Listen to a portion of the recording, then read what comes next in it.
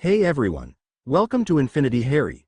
If you're enjoying our unique takes on Harry Potter and want to see more exciting content, don't forget to hit that subscribe button. Today we will see what if Harry Potter and Snape lived the life they were denied. Here is short summary. When a cursed encounter forces Harry and Snape to witness a world where they were family, both must confront the pain of what was, and what could still be. Will the vision break them or bring them closer than ever? But before we start, if you want more stuffs like this, then please support to subscribe this channel and share with your friends. Let's start the video. Harry seemed to hover for a particularly long moment between unconsciousness and wakefulness. A vague soreness pulsated through his limbs along with a frigid dampness on his back. His head and right wrist hurt so much that he barely encoded the anxious, feminine voice speaking above him. With a groan and supreme effort, he opened his eyes. The image he awoke to was not the one he expected. 3 young faces hovered inches above his, blocking out the sunny sky beyond them. "Harry, are you all right?" one of the children asked. She was the oldest of them but still looked a few years younger than Harry. She had long, dark hair, a smattering of freckles on her pale nose and serious, hazel eyes that were crinkled in concern. There was something oddly familiar about her. I think I'm okay," answered Harry shakily, trying to sit up. The pounding in his head made him groan and fall back onto the snow he was lying on. He looked at the children again, gasping when his eyes focused on the little boy. He couldn't have been older than 7, but he looked exactly like a better-dressed Harry did at that age. The only thing missing was the scar. "Who are you?" Harry asked the little boy in awe. Alarm blossomed in the boy's eyes, and he quickly looked to the older girl for direction. The youngest, a preschool-aged girl with an amber bob peeking out from under her white hat and a dripping, red nose, started to cry. "Daddy!" she shrieked, causing Harry's head to feel like a million little explosions had just gone off in his brain. "Grace, don't yell," admonished the older girl before she turned her attention back to Harry. She took his gloved hand in hers. "Don't worry, Harry. You've just hit your head. It'll all be okay." Her face was understanding and kind, and even though she was younger than him, he was inclined to listen to her. Vaguely, Harry heard footsteps through the snow. The other children did too, because their heads snapped up at the sound. The youngest girl jumped to her feet and started to cry in earnest as she ran towards the approaching figure. "What happened?"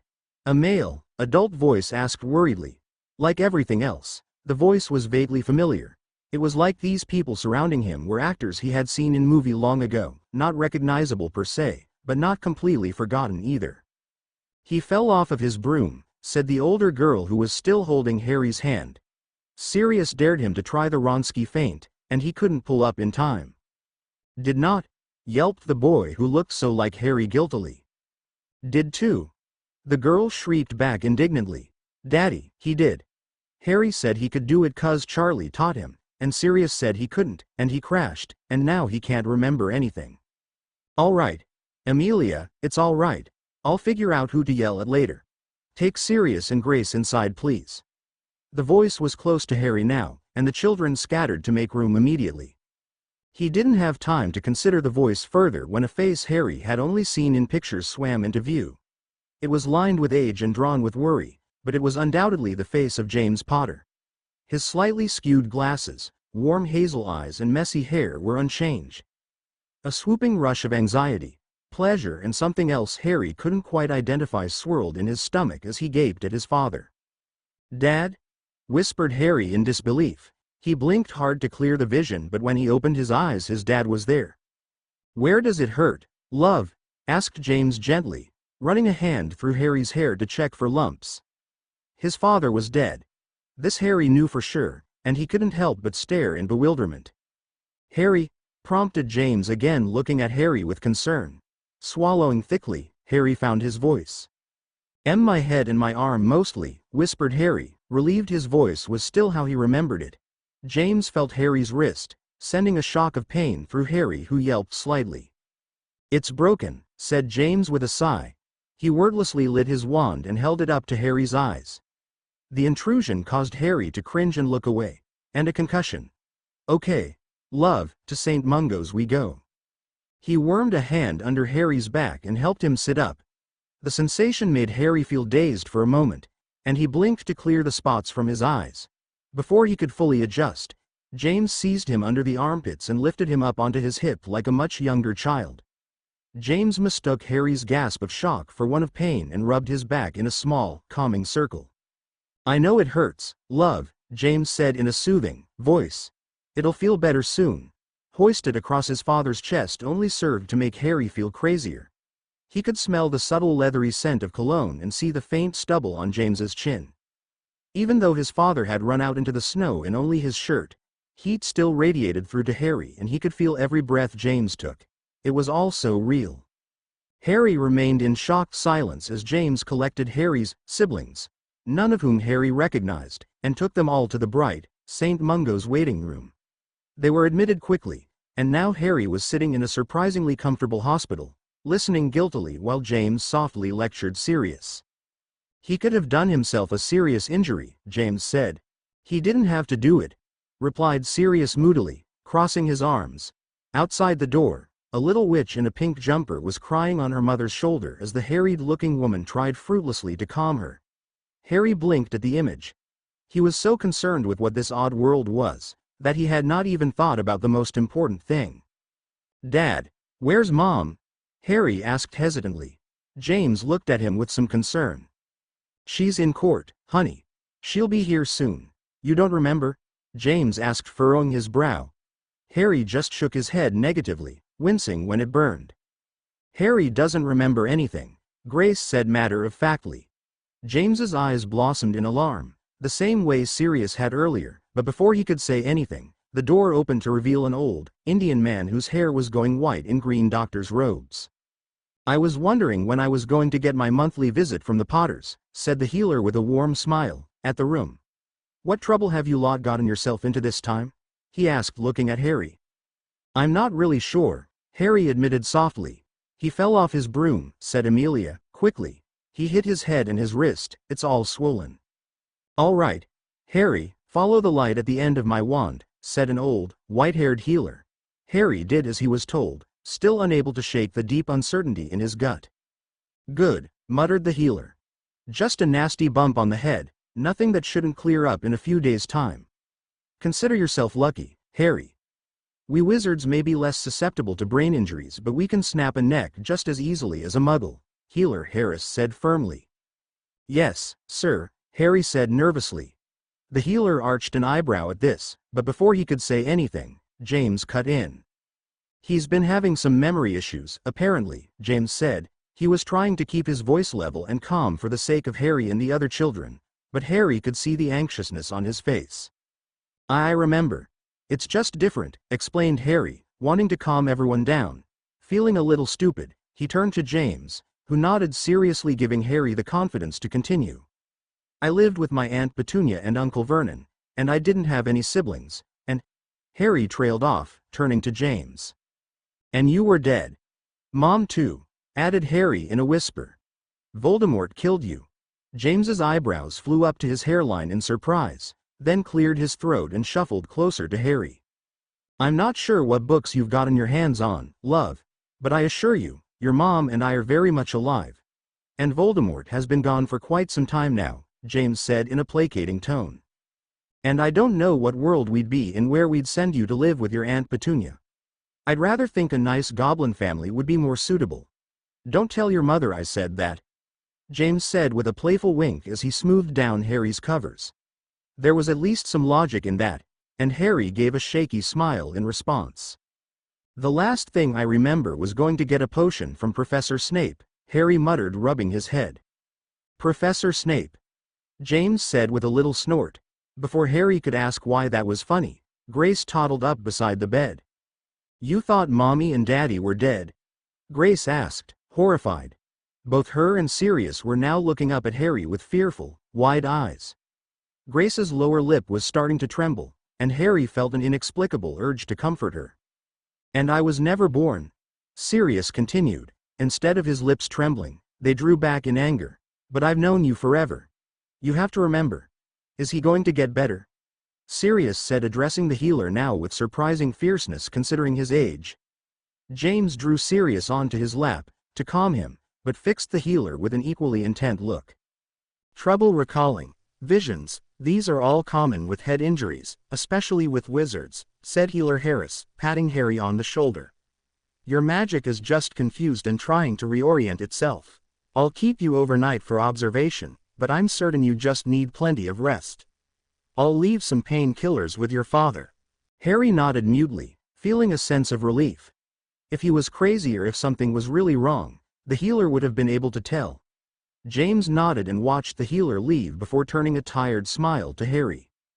Why don't you take one of these now and get some sleep? James said, holding one of the vials out. Harry took it and looked at it hesitantly.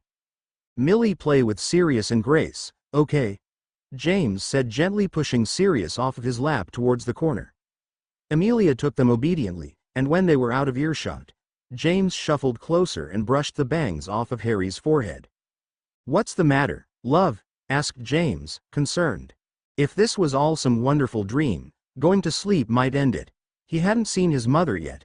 He didn't know his siblings, and all he knew about his father was that the man cared about him and was worried that he was hurting. It was an entirely new experience for Harry. Harry, prompted James. What if I go to sleep, someone makes me go back, and then I won't be here anymore, and I won't see you anymore? Asked Harry. The statement barely made sense even to him, but his father, sensing his anxiety, took it in with due gravitas. You're really worried about that, aren't you, sweetheart? Said James, leaning forward on his chair. Harry glanced over his father's face for a sign he was being mocked, but there was only compassionate concern. After a moment, he nodded. James sighed and scratched the back of his head thoughtfully. All right. James leaned forward and took Harry's hand in his. I promise I'll be right here the whole time you are asleep, and if anyone or anything tries to take you anywhere, I won't let them. Even though Harry knew that James wasn't seriously expecting anything to happen, there was a protective glint in his eyes that put his words beyond suspicion. Harry uncorked the vial, and drank it in a few sips. I'll be right here when you wake up. So will your mom, James said reassuringly. Snuggle in now. The pain reliever cleared up the slight throbbing in Harry's head and made a woozy tiredness surround his brain. He shifted down under the warm covers and smiled when James tucked the blanket more firmly around his shoulders. I love you, kiddo, whispered James, planting a gently key asterisk on Harry's forehead. A suspicious tightness constricted Harry's throat. No one had ever told him that they loved him before. Love you too, Dad, Harry choked out. The last thing he saw before sleep pulled him under was his father staring down at him in concern. A graying monster launched forward towards Harry, seizing him around the throat and throwing him against a wall. Professor Snape was hung up like a graying piece of laundry. Tubing filled with thick, black liquid jutted out of his veins and arms. Pain shot through Harry and he couldn't take a full breath. He tried to scream, but nothing came out. Harry! Harry! Someone called urgently. Harry was still screaming when he dimly came aware of the dark hospital room and the concerned face of his father staring down at him. He breathed rapidly, the vision doing nothing for his fear. The dream was real. Snape was hurt, and if Harry stayed here and didn't get help he'd die. He tried to get out of bed, but James held him down. It's all right, Harry, it was just a dream, he said firmly but gently. No, it's not, said Harry, trying desperately to explain. There was this monster and it got Snape and it made my arm freeze. He's going to die. This isn't my real life. Harry felt his lip quiver ominously at the assertion. There weren't words to describe how much he wished that this was all real, but Harry learned early on that he didn't get his wishes. Oh, love, James whispered, gathering Harry up into his arms. He tried to resist, but the hug was firm. It's all right, everything is all right. Bumps on the head make us think funny things sometimes. James continued in a murmur, rocking Harry slightly. I've been there. Once I took a bludger to the head and couldn't remember Hogwarts or my own name for a week. The certainty Harry felt began to wane and his forehead scrunched in confusion. The dream had seemed so real, but so did this. James's heart beat under Harry's ear, a touch faster than normal, in reaction to Harry's stress. Harry breathed deeply, smelling the woody scent of James's cologne and feeling the warmth of his muscular arms around him. Even in his wildest fantasies, Harry wasn't sure he could create a life this vivid and realistic. A voice in his head reminded him that thoughts of his past life had been vivid too. Then again the past nightmare he had had been choppy and disorganized. Could it all just be in his head? When he was here, being held by his father, hearing his heart thump, it certainly seemed that way. He was almost calm when the door creaked open and Lily stepped through holding 2 coffees, sneakily as though she was worried about waking him. When she saw he was awake, she smiled broadly. Forget his heart racing, it basically stopped as he took in the vision of Mother hungrily. All thoughts of Snape and his dreams simply slid away. "Hi sweetheart," she said, as though he hadn't been dead for 10 years of his life. "How are you feeling? I heard you have had quite the day." I'm good. I feel fine," he whispered. He was so disoriented when he first saw his dad that he couldn't really consider the impression he made. Now he felt a rush of concern that his mother wouldn't like him. "You scared the hell out of me," Lily said, reaching forward and running her thumb over his cheekbone, with an ease of someone who had done that same thing time and time again. "No more brooms. I'm not sure my heart could take it if I get a call like that again," she said fiercely. "Nothing bad is ever supposed to happen to you." "You can't take his broom," James said indigently, his arms still wrapped around Harry's shoulder. Lily rolled her eyes, and handed James the second coffee. No one had ever cared this much about him, Harry abruptly realized. All the times he remembered being sick at the Dursleys, he had been thrown in the cupboard with no comfort or affection. The thought of Uncle Vernon anxiously keeping watch as his father had done was ludicrous. Aunt Petunia had never felt an overwhelming concern for his well-being or any duty to prevent him from being injured as his mother did. Harry decided that there was no way he could imagine being this loved because he had no experience with the feeling. It was all just a stupid bad dream. This was where he belonged. "I'm okay," Harry said, smiling up at Lily. "A little hungry actually." Lily taped Harry's cheek and smiled in approval. "Get some more sleep, and as soon as the healer clears you to go, we'll go home and I'll make you some pancakes," James said, ruffling Harry's thick hair. "Pancakes are my favorite," said Harry smiling between them. "I know," James said with a laugh, squeezing his shoulder. "That's why I'm making them." A few hours later, Healer Harris let Harry go after assuring his parents multiple times that his head was fine and that the memories would return with ample rest and relaxation. They had set him up under a bunch of blankets, on a couch by a roaring fireplace, and even though his head was sore and he felt confused, he never felt more at peace. He had spent most of the day playing with his siblings, sleeping and wandering around the big, old manor. It was old-fashioned, passed down from Harry's grandparents from their grandparents from their grandparents and so on. Harry couldn't help but be savagely pleased that it was so much bigger than Aunt Petunia and Uncle Vernon's house. The best part was that he had, for the first time in his recollection, his own room. It was painted a bright, cheerful blue and had a big bed with a thick striped duvet. One wall was completely covered with a huge bookcase filled with books and trinkets. Across from the bed was a chest of drawers filled with clean, fashionable clothes in his size and covered in pictures. There was one double portrait frame that caught Harry's eye immediately. On the left side, he was a chubby baby, smiling back from Lily's arms as James wrapped an arm around her and dangled his fingers in front of Harry to amuse him. On the other side, a good-looking man with dark, thick hair and gray eyes held Harry on his lap, blew raspberries onto his stomach, then looked up at the camera and laughed heartily. A knock on the door burst Harry out of his reverie. James was standing there smiling at him. "Hey monkey, are you ready for dinner?" he asked. Harry nodded and placed the picture carefully back on the bureau. Even better than having clothes that didn't embarrass him and a kitchen full of food he was welcome to, was having people who actually wanted to share a house with him. A wealth of moving pictures hung on the kitchen wall, and Harry kept glancing at photos of himself holding his siblings as babies, sitting on his father's shoulders in front of the Eiffel Tower and being **ed by his mother, hoping that the memories would come back to him. They didn't. He was so engrossed in examining the pictures and eating the shepherd's pie that he was barely listening as his mom talked about work with his father. "It's nice of the Weasleys to have the whole department. Arthur has always been so generous," said Lily, cutting up the pie on Grace's plate. Harry's head jerked up at the name. "The Weasleys? Ron Weasley?" asked Harry urgently. His mom looked at him, her mouth rounded in shock. "You remember your friend, but not me. Sirius asked indignantly. Amelia hit him on the shoulder and he shrugged. The Weasleys are practically family. Harry's known Ron his whole life. He can't control what he remembers and what he can't. Relief spread through Harry in hearing that Ron was still his best friend. It was a comforting constant to have. They're having a party tomorrow, Harry said quickly, looking between his parents. Can we go? James and Lily exchanged uncertain looks, even as Harry's siblings joined Harry in expressing excitement.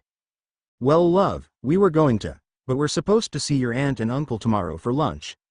I think it might be a little too much excitement for you for one day, said James gently after a moment. Harry felt his face fall. For some reason, finding that constant point with his dream life seemed almost necessary. We can skip lunch, Sirius said, a wide smile, hopeful smile on his face. Amelia and Grace threw hopeful looks at their parents, but quailed at the stern look on Lily's face. Christmas is a time for family, replied Lily tightly, sending the casserole dish sailing across the room into the sink with a little more force than necessary. For once, Harry knew what his siblings were talking about and was able to share in the wordless grimace at the thought of spending Christmas with the Dursleys. Can we go to the Weasleys, just for a while? Harry begged, hating that he was already asking his parents for things. Lily reached forward and cupped Harry's cheek fleetingly. We'll see how you feel tomorrow, sweetheart, she said, ushering them up. Now come on, Harry needs his rest. It's time to get ready for bed. Feel better, Amelia whispered, hugging him carefully around the neck as though she was worried about breaking him. We'll play tomorrow, Sirius said, hugging him as well. Grace *ed Harry wetly on the cheek. Love you, she said sweetly, with a wide smile on her face. You too, he whispered faintly, touching the wet spot on the cheek in a bit of daze. As she smiled and raced up the stairs with the rest of Harry's siblings, he was surprised to find that he meant it. Hours later, light was starting to flit into Harry's room when he was abruptly jerked out of sleep by a sudden shot of anxiety. The ghostly figure of the girl stood over him, her face spread in an ugly smile. She reached out for him. On instinct, Harry gasped and scrambled back on the bed. He blinked and the figure was gone, leaving Harry and his racing heart alone. Breathing heavily, Harry looked around his room. It was just a dream. His father was snoring on the easy chair beside Harry's bed, his glasses still on his face and a book open on his lap. The pit of anxiety in Harry's chest shifted to a warm calm. He was barely surprised his dad had snuck in to watch over him during the night. The idea that he might be able to take stuff like that for granted soothed him even more than the presence in the room. Quietly, Harry slid out of bed to the floor and spread the spare woolen afghan over James's sleeping form. He was about to go back into bed when he heard a crash from downstairs. James grunted and moved his head but continued to snore. Curious, Harry snuck to the door, his heart starting to pound in his chest again. The vague sound of movement downstairs caused Harry to grab his wand off of his dressing table. He looked back to his father, briefly considering waking him, but the sound was likely nothing and he didn't want to be troublesome. Wand firmly in hand, Harry creeped down the stairs past the entrance, through the living room to the kitchen. It was in complete disarray. Every pot, plate and food product was pulled out of the shelves. The fridge stood open, its contents spread all over the stove and countertops. His mother was on the floor, on her hands and knees, scrubbing. She didn't look up at Harry's entrance and seemed to be muttering to herself. Mom? Harry asked, frowning in confusion. A large clock read 5 a.m. Lily jerked her head up from the floor, surprise on her pretty face. Harry, sweetheart, what are you doing up? She got to her feet slowly, as though she had been on her knees for a while. Just woke up and heard something, Harry muttered, looking around the turned-out kitchen. Lily followed Harry's eyeline. Your Aunt Petunia and Uncle Vernon are coming here instead, Lily said by means of explanation, forcing a smile. Won't that be fun? Harry blinked at his clearly frazzled mother, trying to fight the urge to laugh. Harry was certain that, no matter what world he lived in, having Aunt Petunia as a house guest would not be fun. Harry hoped they left Dudley at home, maybe he didn't exist. Dudley too? Asked Harry. Lily flicked her wand at the stove and the oven handle split into two hands. The stove grabbed the dish towel with one of its hands and started to wash itself, humming slightly. She gave Harry a knowing, but slightly warning smile. Yes, love, Dudley too, she said, pouring a glass of water and handing it to him.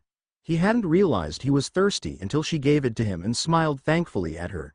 With a tired sigh, she leaned against the cabinet. Are you sure you feel okay? Asked Lily, looking him over critically. Harry nodded and drank his water. They stood in companionable silence for a while, Harry drinking and his mother attempting to decide what part of the kitchen to act on. After a moment, his mother started scrubbing the floor again. Feeling awkward that he wasn't doing anything while she was scrubbing, Harry instinctively started to wipe at the counter. Sweetheart, you don't have to do that. It's early, you should go back to bed and get some rest, said Lily, intently scrubbing a perfectly clean patch on the floor. Harry watched her for a moment. I don't mind, Harry said quietly as he started to organize the wealth of spices laid out on the counter. Lily just continued to scrub. Mom, why are you doing all of this? Lily sighed and sat back on her heels. She gave Harry a wry little smile. One day, love, Grace, or Amelia, or Sirius will come visit you, and you'll want, she trailed off, looking a little lost in thought. She smiled at Harry and crossed her arms. Actually, hopefully you won't care at all what your house looks like when your siblings come to see you. There was a touch of wistfulness in her expression as she went back to scrubbing the floor. He wondered if Aunt Petunia had hated Lily for having magic the entire time they were growing up as well, and felt a swell of camaraderie with his mother. He knew what it was like to crave Aunt Petunia's affection and get nothing in return. As a young child he had done everything he could think of to get on the Dursleys' good side. He did every chore without a word of complaint, gave them every class craft he had made, tried to be polite, loving and non-intrusive. It never worked, they just hit him, yelled at him, or worst of all, ignored him. At around 8, after Vernon had broken his arm, Harry told himself that he no longer cared what the Dursleys thought of him, that they were vile and cruel and beneath him. He told himself that, but he was never able to fully believe it. He had never completely stopped craving their approval. It seemed like his mother had the same fate. Harry grabbed a cloth, knelt down beside Lily and scrubbed the floor. After an hour or so, Harry and Lily had fully scrubbed the kitchen, rearranged the dining room and dusted all the photos and trinkets. James walked down the stairs still in his clothes from last night, his hair strewn everywhere like trampled wildflowers. He rubbed a crink in his neck and blinked tiredly at the sparkling kitchen and nearly immaculate living room, then looked at Lily. I thought we were going there, James said, a slight whine in his voice. Lily walked over to him, a playful smile on her face. I love you, said Lily teasingly. She looped her arms around James's neck and blinked dewishly up at him. The displeasure faded slightly from his face and he leaned down and *ed her. Lily responded enthusiastically. When they pulled apart, James looked over to find Harry watching them. What, no comment? You just gagged in your mouth. You can never have friends over. We're ruining your life, said James, still holding Lily loosely by the waist. Harry offered a crooked smile and shook his head.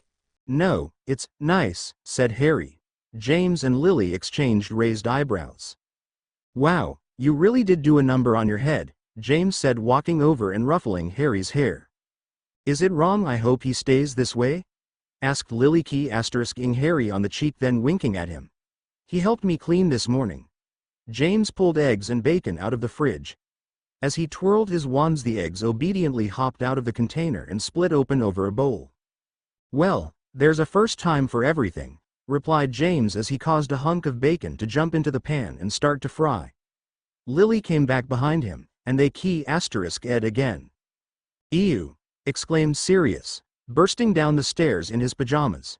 You guys are so gross. Behind him, Grace, still in her nightgown, was watching her parents with a faint look of disgust. James laughed, pulling away from Lily, who rolled her eyes. Lily opened her arms and Sirius decided he wasn't too disgusted to hug her. He wrapped his arms around her fleetingly, then ran into the kitchen. Oh, bacon, he yipped gleefully. Pancakes too? Asked Grace, lifting up her arms. James lifted her onto his hip and walked her over to the table. With happy faces? Yes, love. Sirius, grab the plates, would you, and, hey, don't eat the bacon out of the pan, you'll burn yourself. And where is your, James said, smiling fondly at Amelia, who was already fully dressed in a neat green dress and a sleek ponytail. her nose buried behind her book. Automatically, she sat down at the table with a vague, "Morning." "Sirius is eating all the bacon," Grace hollered indignantly, standing on her chair and pointing at Sirius, who had 2 pieces of bacon hanging out of his mouth. The pancakes were starting to smoke and Lily raced over to flip them as James caused cutlery to fly through the air towards the table, nearly forking her in face. Automatically, Lily ducked, flipping the pancakes with one hand and pulling Sirius away from the bacon with the other. Plates. Table. Now. Harry sat beside Amelia and watched the loud cacophony of morning preparations. Pancake batter now lined the floor, and Sirius seemed to be making as much noise as he possibly could about getting the plates as some form of protest. Lily lectured James about the stupidity of summoning pointy objects, and Grace was loudly demanding that Sirius bacon pilfering be taken into account when determining portion sizes.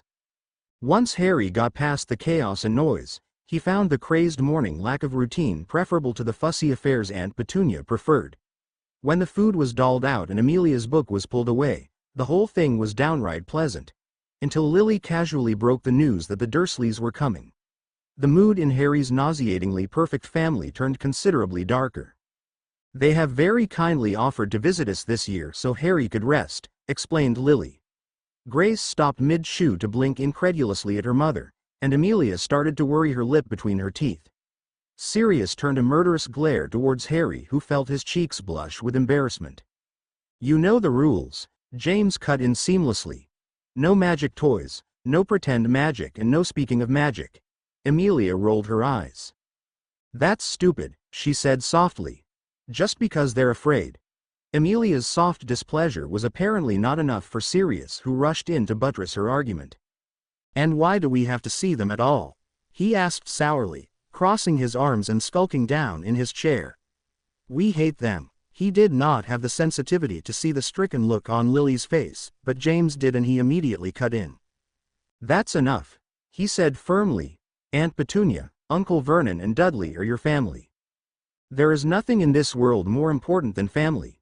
You will all understand that one day when you grow up and have children of your own.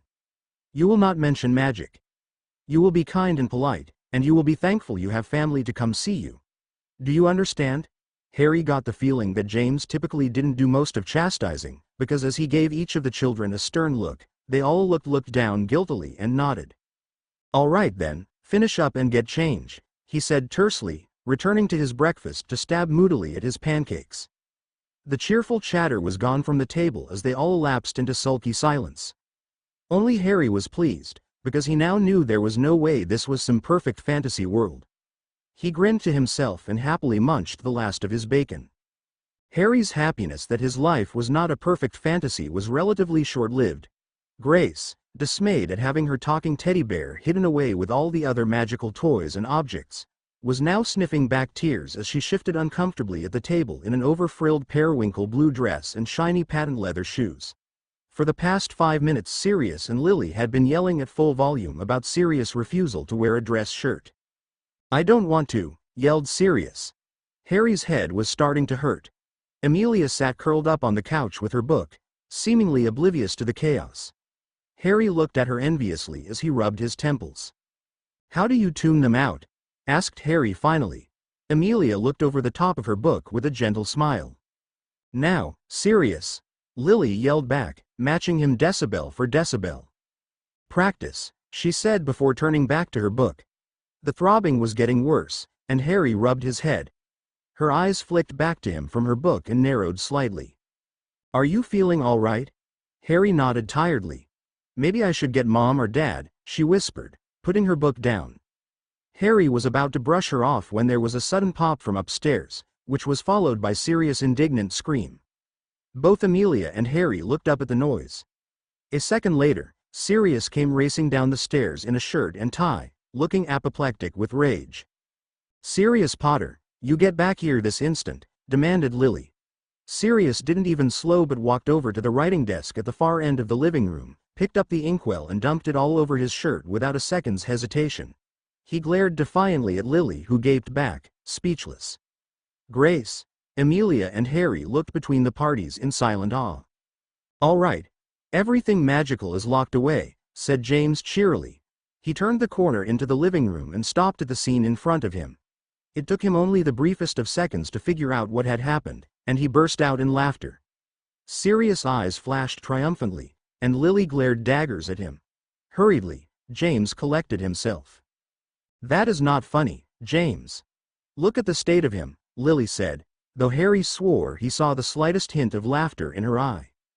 "It's all right," said James. He whipped out his wand and flicked it at Sirius and the carpet. Both were spotless and Sirius looked distinctly grumpy again. "He's just messing around. No harm done." "That's not the point, James," Lily said, taking a step towards him. "He just yelled at me and dumped an inkwell all over his very expensive suit. That behavior is unacceptable. You can't just magic everything away." Harry could tell James wanted to say that apparently he could, but he just put his hands up placatingly. "All right, you're right. But I will talk to him," said James as Lily moved to talk to Sirius again. "Your sister should be at the edge of the wards anytime now." The color drained from Lily's face and she nodded and grabbed her coat from the back of the chair. As soon as she walked out the door, James sighed and walked over to Sirius, who was staring at the ground with his arms crossed defiantly.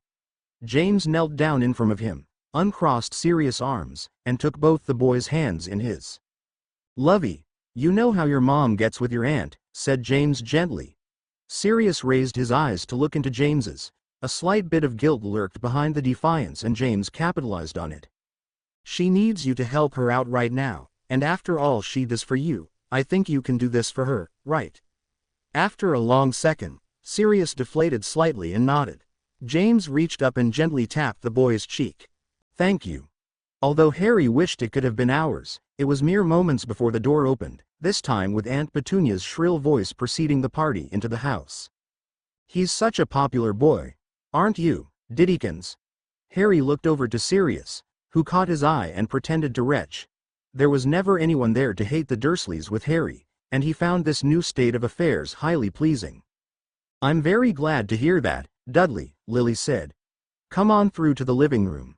At this, Grace popped out of her chair to hide behind James's legs. Sirius fixed a deep scowl on his face, and Amelia closed her book with a sigh.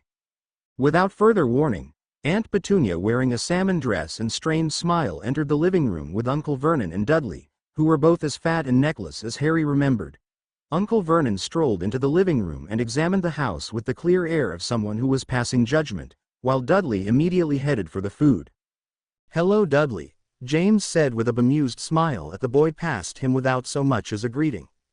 "Vernon." The two men shook hands quickly, then James pecked Aunt Petunia formally on the cheek.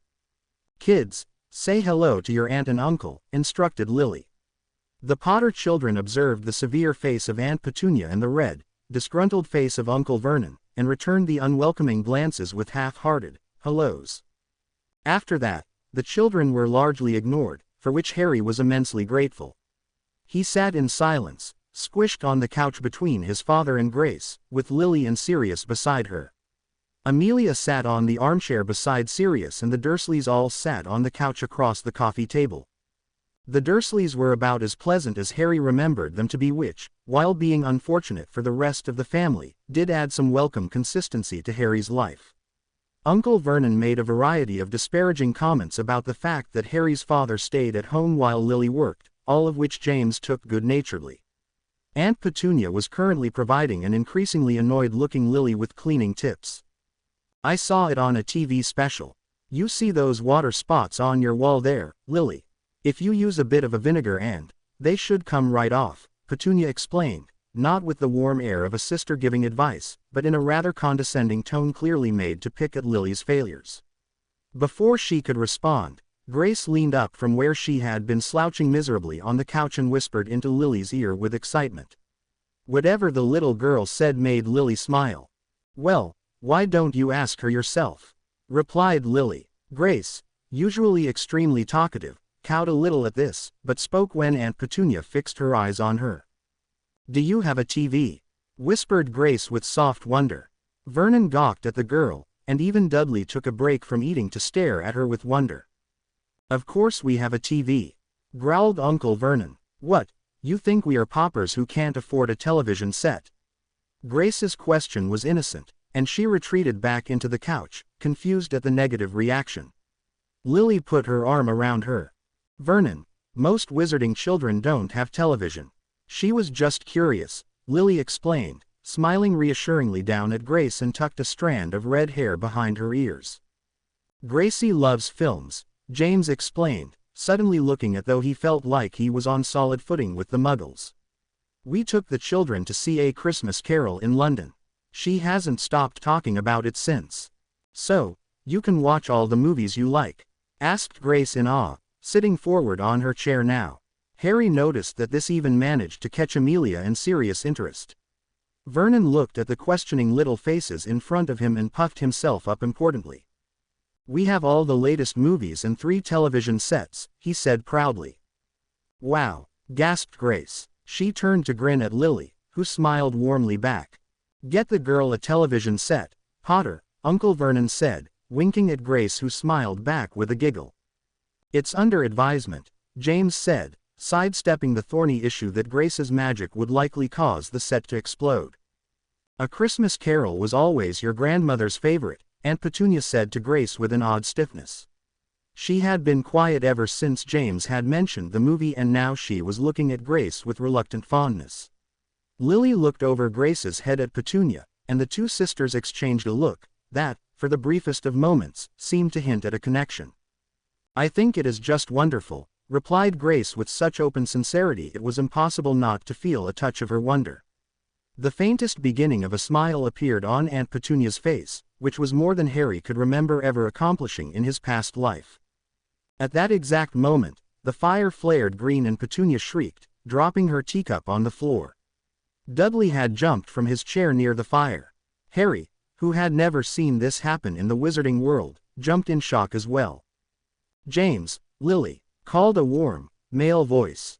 The shadow of a man's face appeared in the fire, which caused Uncle Vernon to jump to his feet and grab Aunt Petunia back from the fireplace. It's like a telephone, explained Lily weakly to her sister, and sure enough, it seemed to be a common enough occurrence because Amelia, Grace and Sirius all sprang out of their seats and ran towards the fire. Uncle Remus, cried Sirius in unrestrained delight. How are you? Before he could answer, Amelia cut him off. You're coming for Christmas, aren't you? She asked hopefully. Hello darlings, replied Remus, voice with a laugh. Not until the new year, I'm afraid. But don't you worry, all your presents are on their way. Is your father around? James was stumbling quickly to the fireplace, throwing apologetic looks at the other adults in the room. Uncle Remus, guess what? Harry fell off his broom and can't remember anything. It's so silly, said Grace with a laugh. At least one of them found the situation amusing. I heard, Pet, how's he do? Remus, it's not a good time, hissed James, looking over his shoulder at the horrified faces of Aunt Petunia and Uncle Vernon. Lily's sister is here. Oh, is she? Replied Remus coolly. I can't believe she hasn't cursed that little bit. Remus, there was a long pause. Sirius, mouth was rounded in shocked laughter, and Amelia clapped her hands to her white face. It only took one look at Lily's horrified face to wipe the smile off of Harry's face. Oh Merlin, they're in the room, aren't they? Lily, I am so sorry. I'll call back later. Give Harry a key from me, said Remus before quickly disappearing from view. James got to his feet to address the gobsmacked crowd in front of him. Harry made a mental note to figure out who the hell this Remus character was. Sorry, he's living in America, right now. He's sore he doesn't get to see the children for Christmas. It's made him downright testy, in fact. James offered awkwardly. Lily put her face in her hands with a little groan. People just barge their heads into your home. That's barbaric, yelped Uncle Vernon. Agreed, said James, raising his hands plaintively, and looking at Lily for guidance.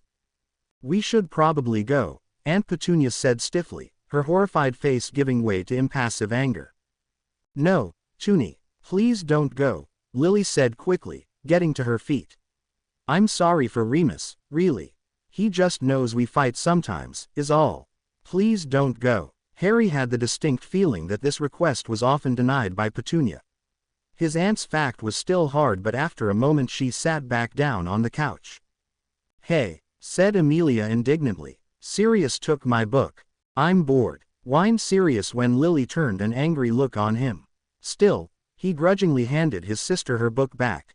Okay, Harry, love, please take your cousin and siblings downstairs, James said, cutting in before Lily and Sirius could fight. Play a game or something, okay? Harry looked at his father skeptically. He had no memory of acting like a big brother and was sure he'd screw it up. Still, he could tell by his father's tense voice that he clearly needed a respite. All right, sure, said Harry, standing up and walking towards the entrance, vaguely unsure of where to go. After a few steps, Grace trotted beside him, put her small hand in his and led him to a door near the back of the house. It opened up to a staircase and they all climbed down into the basement.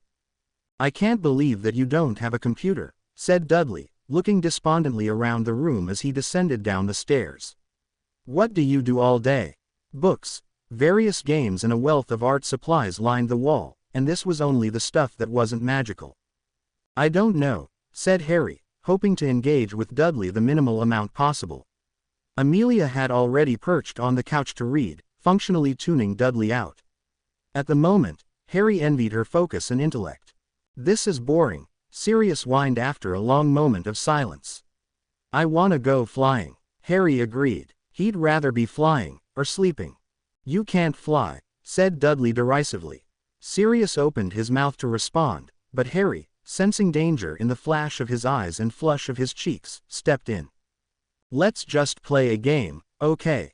Said Harry, giving Sirius a warning look and feeling truly like a big brother for the first time since his head injury. Sirius shrugged with a grumpy expression, but walked over to the cupboard with Harry to choose a game. The relative merits of Monopoly and Scrabble, the only games that had no pieces that moved on their own, barked instructions or danced, were being debated when an indignant, "Hey," got their attention. Dudley was standing over Amelia, holding her book in the air. The least confrontational of all the Potters. She just glowered back at Dudley, her jaw clenched in anger. Give it back, ground out Sirius beside Harry. His fists were clenched in two little balls and he looked moments away from baring his teeth. The effect was almost dog-like. Clearly, any teasing of family members was to be done by Sirius and Sirius alone. That's not nice, whispered Grace. I said give it back. Leave her alone, said Sirius fiercely. Dudley lumbered a few steps towards Sirius, making the hair on the back of Harry's neck stand up. No, he tossed the book carelessly on the floor, causing the pages to crinkle. Sirius, it's all right, Amelia said softly, grabbing the book off of the floor and smoothing the pages back. She watched the growing fight with wide eyes. At 11, Dudley loomed large over both Harry and Amelia but was positively beast-like compared with the 7-year-old Sirius. In Harry's recollection, he never had any problem hitting those who were smaller than him. Dudley, stop it, Harry said, finally stepping beside his brother. The air was starting to crackle dangerously, and Harry could feel magic pulsing off of Sirius. Make me, said Dudley, taking a threatening step towards Sirius. This was the wrong tact for Dudley to take. The words were barely out of his mouth before Sirius threw himself at the larger boy, ineffectually hitting him around the stomach. Dudley threw him to the ground and pummeled him in the face. Grace screamed and ran to kick Dudley in the ribs. Sirius, yelped Amelia. Harry rushed forward to yank Dudley off of the smaller boy, but before he could, a huge, invisible force caused Dudley to fly backwards and be jerked up into the air. As though he was some stage actor on cables, Dudley remained suspended near the basement ceiling, revolving in a slow circle, screaming. The door at the top of the stairs swung open and the adults peered down at them in various states of distress. Aunt Petunia saw Dudley and screamed.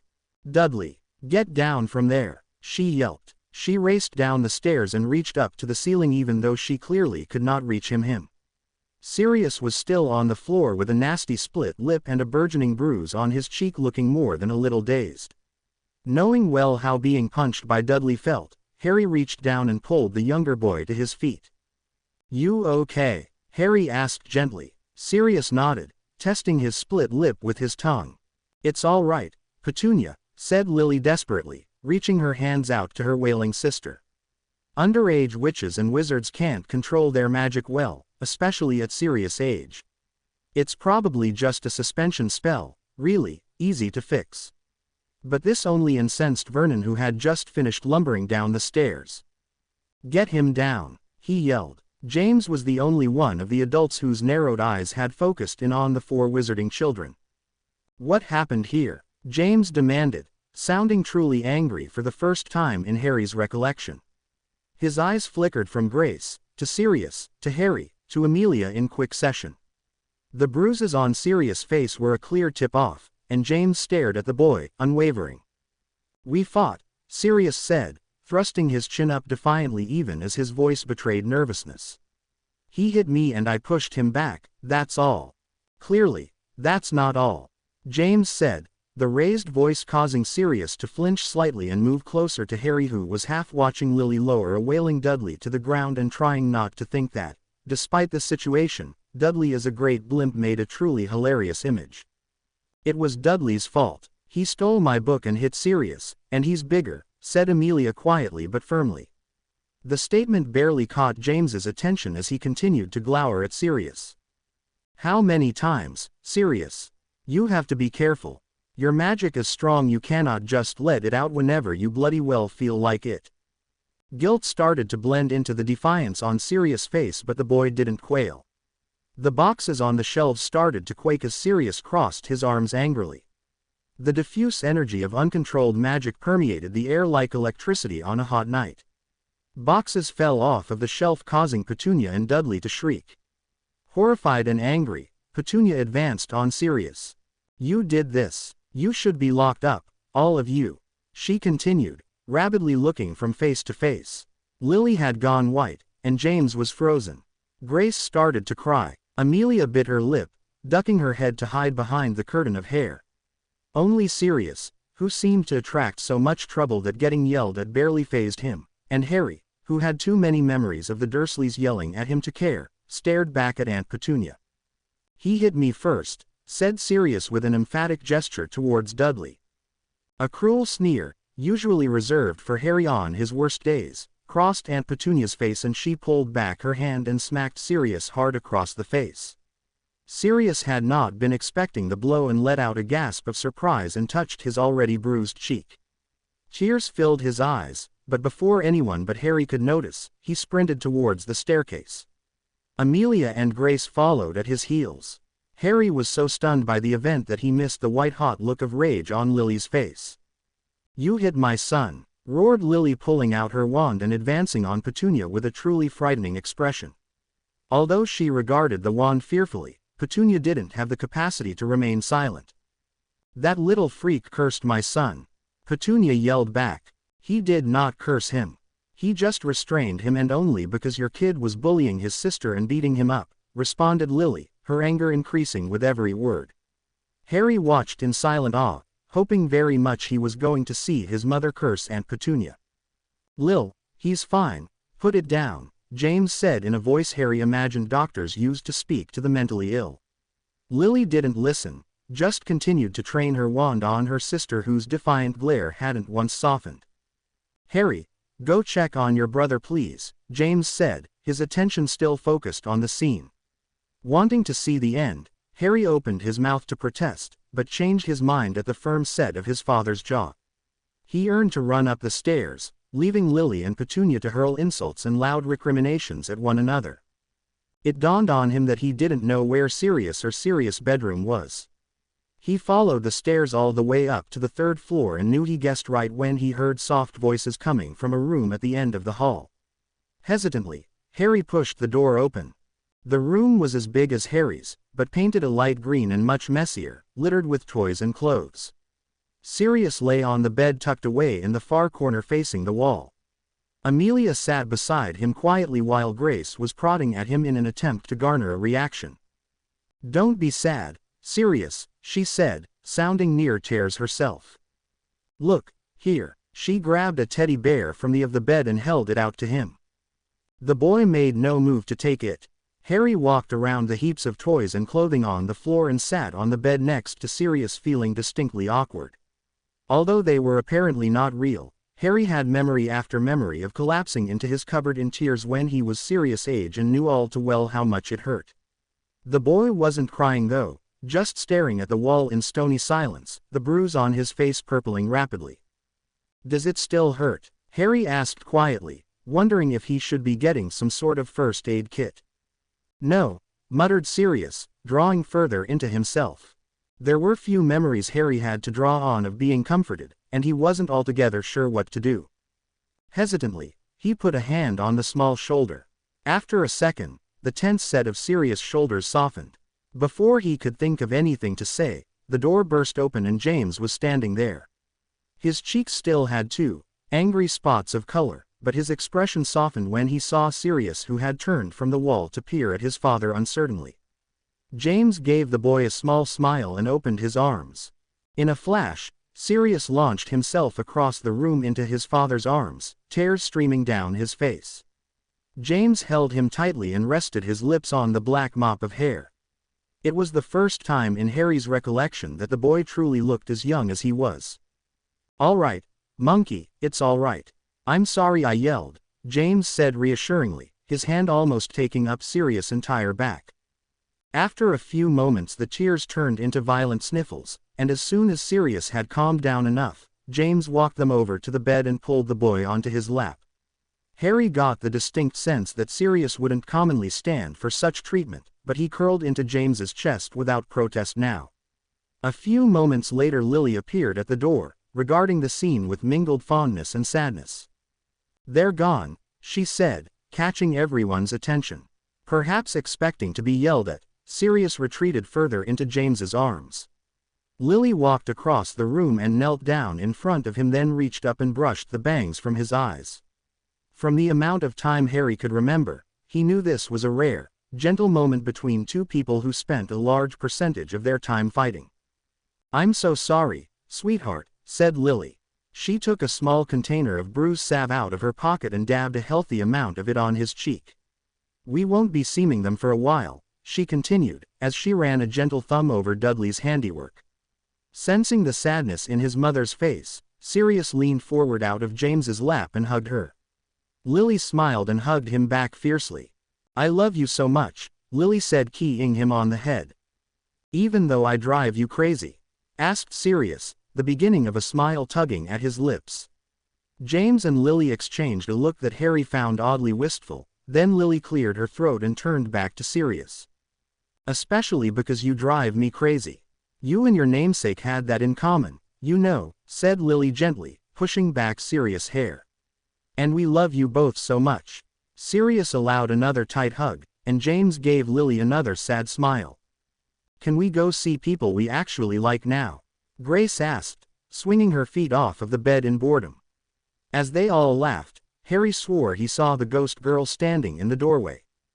Grace had abandoned her stiff, blue party dress for a soft, tartan one and a white headband. Sirius' bad attitude evaporated when Lily allowed him to change out of his collared shirt into a thick knit sweater, and Amelia's book had been restored to its rightful place in front of her nose. Harry was even able to ignore the building pain behind his eyeballs as he stepped into the fire and flew into the Weasleys' fireplace.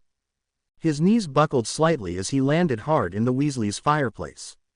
He looked around, confused. The pictures Ron had of the burrow showed a well-worn, small living room. Harry was looking at a large living room that had been emptied of furniture and replaced with a few luxurious-looking armchairs and a large banquet table covered with food. Many important-looking witches and wizards milled around, and Harry blinked in confusion. "Harry!" cried Molly Weasley, racing towards him with her hands outstretched. She had the same kind face she had when she told Harry how to get onto platform 9 3/4, but her face was less lined, her hair was pulled back in a neat bun, and she was less plump than Harry remembered. Before Harry had a chance to contemplate that, she swept him up into a big, warm hug. "Arthur, the Potters are here," she said, pulling a ward from him and brushing the bangs out of his eyes. "How's your head, dear?" "Better, thanks," said Harry uncertainly. Behind Mrs. Weasley's head, a chocolate fountain, nearly the size of a wardrobe, bubbled happily and flutes of champagne sailed through the air. "Oh, and how are my little ones? Come here." Mrs. Weasley said enthusiastically, scooping up the remaining Potter children a large embrace. They all hugged her back, and Sirius didn't even protest being called a little one. "Hello, Potters," boomed Arthur, walking across the room. Harry had only seen pictures of Ron's father, but barely recognized the man in front of him. He was wearing serious but well-cut navy robes and his hair wasn't nearly as thin. "Arthur," Lily said, stepping forward and hugging him like a grandfather, as Molly pinched James's cheek. "Lily pet, I'm sorry to do this to you right now, but we've just gotten word from the Canadian delegation and—" Molly put her hands on her hips and glowered at Arthur, causing the man to stop mid-sentence. "Arthur, this is a party. You can leave the Canadians until Monday," said Molly in a tone that clearly indicated this was an ongoing problem. Arthur smiled a little hesitantly. "Well, you see, dear, it was just frightfully hard to get them on board." Molly rolled her eyes. "Oh, go on," she said finally. Arthur nodded and put a hand on Lily's back to guide her through the crowd to a private room. Molly rolled her eyes and then gave Harry another peck on the cheek. "Everyone's in the living room. Lovely to see you, dears." "Dad, what does Mr. Weasley do?" asked Harry after the woman had moved out of earshot. "He works with your mom," said James, hanging up his cloak on an overloaded coat rack. "He heads up the Department of Muggle Relations at the International Wizarding Federation. He basically creates international standards for magical Muggle cooperation, integration and protection. Or at least that's what your mother tells me. Come on, love, Ron and Hermione should be upstairs." Harry dodged the crowd and charged up the stairs. "Honestly, Ronald, haven't you read any of the material for next semester?" said Hermione, her voice floating from around the corner. "No, it's Christmas," protested Ron indignantly. Harry felt his face split into a huge smile at the familiar sounds of their voices. They were standing nose to nose, fully engaged in their bantering, just like they would have been in Harry's memories. "Hey guys," said Harry. They turned to him and smiled broadly. Hermione was the same, slightly buck-toothed and frizzy-haired with warm brown eyes that glittered with joy at seeing him. Ron as well had his freckles and red hair, but there was something slightly different about him, just as there was with the rest of the Weasleys. His clothes were newer, and he stood a little taller. Still, he gave Harry the same beaming grin he always did and ran over to hug him. "Happy Christmas, Harry," he said. Harry hugged him a little tighter than he normally would have and did the same for Hermione. "We have presents for you. Here," Hermione said, thrusting a few packages his way. Hesitantly, Harry accepted them. "I'm sorry, I haven't got you anything yet," admitted Harry sheepishly.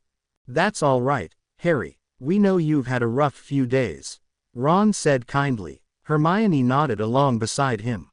"Besides," said Hermione, smiling as he handed a box to Ron, "this is kind of like the start of a tradition. We have many more Christmases ahead of us." With that, Harry, Ron and Hermione tore into their Christmas presents. Ron had gotten Hermione a pretty necklace that had a tiny star hanging off the end of it. This delighted Hermione, who put it on immediately and could not stop fiddling with it. Hermione had gotten Ron a large box of chocolates and Chudley Cannon's poster that Ron could not stop beaming at. "Wow, Ron, these are great," Harry said, pulling out a pair of thin black gloves whose palms were covered in grips. "This way you won't drop the snitch," explained Ron as he stuffed his face with one of his chocolates. "All the pro teams use them." Gently, Harry placed the gloves back in the box and opened Hermione's gift, unique and unusual potions for the unique and unusual. He blinked at her for a moment, surprised, but not wanting to seem remotely ungrateful. He turned to Hermione with a broad smile. "Thanks, Hermione," he said. The slightly nervous looking dissipated from her face and she beamed back. They stayed in Ron's room talking about Hogwarts and Quidditch, both subjects Harry was thankfully able to contribute to, and Harry was almost able to forget the pain in his head until Hermione looked at him suddenly. "Are you all right, Harry?" she asked suddenly, a little alarmed. Harry nodded, but this didn't mollify Hermione, who scooted closer to him and touched his forehead with her icy hand. "Harry, you're burning up," she said suddenly, cupping his cheek. It was rather hot in the room. He was just about to open his mouth to tell Hermione he felt fine when Hermione's face warped and transformed into the skeletal, Asian girl in front of him. She smiled viciously and carded a hand through his hair. Harry yelped and tried to scoot out of her grasp, but it was too tight, and he fell backwards into blackness. Harry woke up to the feel of fingers running through his hair. The first thing he noticed was his father, sitting on the chair beside his bed watching him worriedly, his head resting on steepled fingers. The second thing he noticed was that the hand belonged to his mother, who was sitting on Ron's bed beside him. He blinked repeatedly, trying to ease the building pain behind his eyes. "Harry," said his father, sitting forward in his chair. "How are you feeling, kiddo?" "All right," whispered Harry, not knowing if it was true or not. His eyes felt heavy and drifted shut again.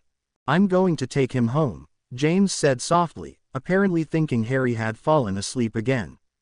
"I'll come," Lily replied, her hand stilling on Harry's forehead.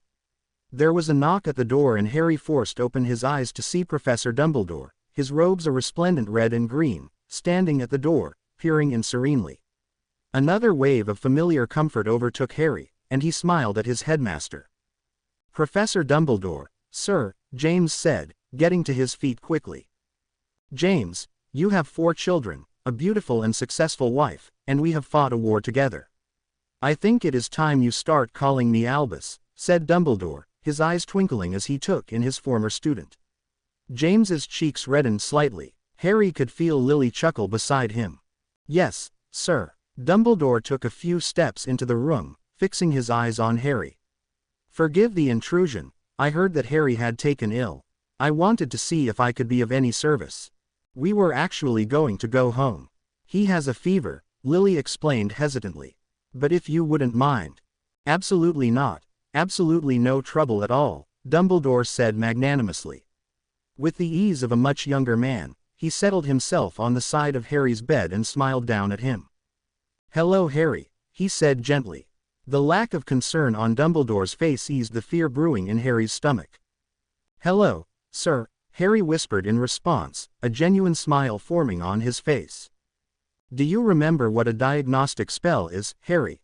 Feeling more than a little embarrassed that he didn't, Harry turned his head slightly to look away from Dumbledore's eyes to the wall and shook his head. His mother started to card her fingers through his hair again. "It won't hurt, you'll just feel a little warm," Dumbledore said kindly, reaching out and tapping Harry's cheek gently with his wand before there was even a moment for resistance. Harry felt warm, and then oddly cold. Dumbledore smiled warmly at Lily. "It seems Harry has a case of the flu. Unfortunate timing with his injuries, but 'tis the season," said Dumbledore, getting a relieved laugh from Lily. "Tuck him into bed and he'll be fine in a few days. If you want to say goodbye to Molly and get your other little ones, I can sit here with him." Lily and James left with assurances they would be back quickly. The flu. Harry knew this was not the flu. He kept seeing that face from his dreams everywhere. Maybe he was wrong in believing this was the right world. Harry looked up to find Dumbledore watching him with concern. "I find the beginning is usually the best place to start," said Dumbledore helpfully after a few moments. Dumbledore listened silently as Harry explained the whole story, and his confusion, the sage, pensive look never leaving his face. "So you see, sir, I need a way to find out which reality is real," finished Harry, feeling suddenly young and awkward under the stare. He was ready to be laughed off, but when Dumbledore spoke, there was not a hint of amusement in his voice. "That must be very troubling for you indeed, Harry," said Dumbledore. "But I am afraid I can't help you." Harry felt his face fall and Dumbledore continued. "It's not that I do not want to ease your burden, I truly do, but this is something that you must know in yourself. If it is any consolation to you, Harry, knowing your good heart and strong mind, I have no doubt you will end up where you belong." He gave Harry a conciliatory pat on the hand. Harry closed his eyes against the splitting of his forehead, and drifted off to sleep. Hours later, Harry awoke to the feel of his bed dipping. He could smell the subtle, warm vanilla scent of his mother's perfume. "Mom," muttered Harry. He forced his eyes open to blink blearily up at her. Her red hair was bound up in a braid and the room was black, though Harry could tell it was his room at his home. He must have been asleep for a while. "Shish," Drink this, lovey, whispered Lily. Harry obeyed and swallowed the thick potion she held to his lips without question. It tasted like the dirty dishwater Aunt Petunia held his head under once. Harry grimaced and stuck out his tongue. He was rewarded with a soft chuckle. I know, it's gross, soothed Lily, pushing the hair out of his eyes and holding out a water glass for him to drink from. Harry did so gratefully, then fell back on the pillow. Close your eyes, she whispered gently, continuing to gently stroke his hair. It was soothing and made Harry feel deeply tired. Time Zeit? Asked Harry sleepily, allowing his eyes to close. Late, whispered Lily. It's Christmas. This, Harry realized, was his first good Christmas memory. I like spending Christmas with you, muttered Harry, turning over a little in his covers. Just as Harry teetered on the edge of sleep, Lily stopped stroking his hair and stretched out on the bed beside him, laying her arm over his shoulder. A moment later, Harry heard his bedroom door creak open. Isn't he getting a little big for this? James whispered from the doorway, a thread of laughter in his voice. No, Lily muttered into Harry's hair. There was a sigh from the doorway, then footsteps, and moments later, Harry felt the bed dip as James lay out beside him. His father's chest was right by his nose, and when James wrapped his arm around both him and Lily, Harry took advantage of being presumed asleep and snuggled under his father's chin. The heartbeat thumped reassuringly under his ear. You're right, said James sleepily, laying a quick key on the crown of Harry's head. This is perfect. Harry smiled to himself and allowed the steady thump, thump, thump of his father's heartbeat to pull him into sleep. Before Harry woke later Christmas morning, he felt the distinct uncomfortable sensation of being very carefully watched.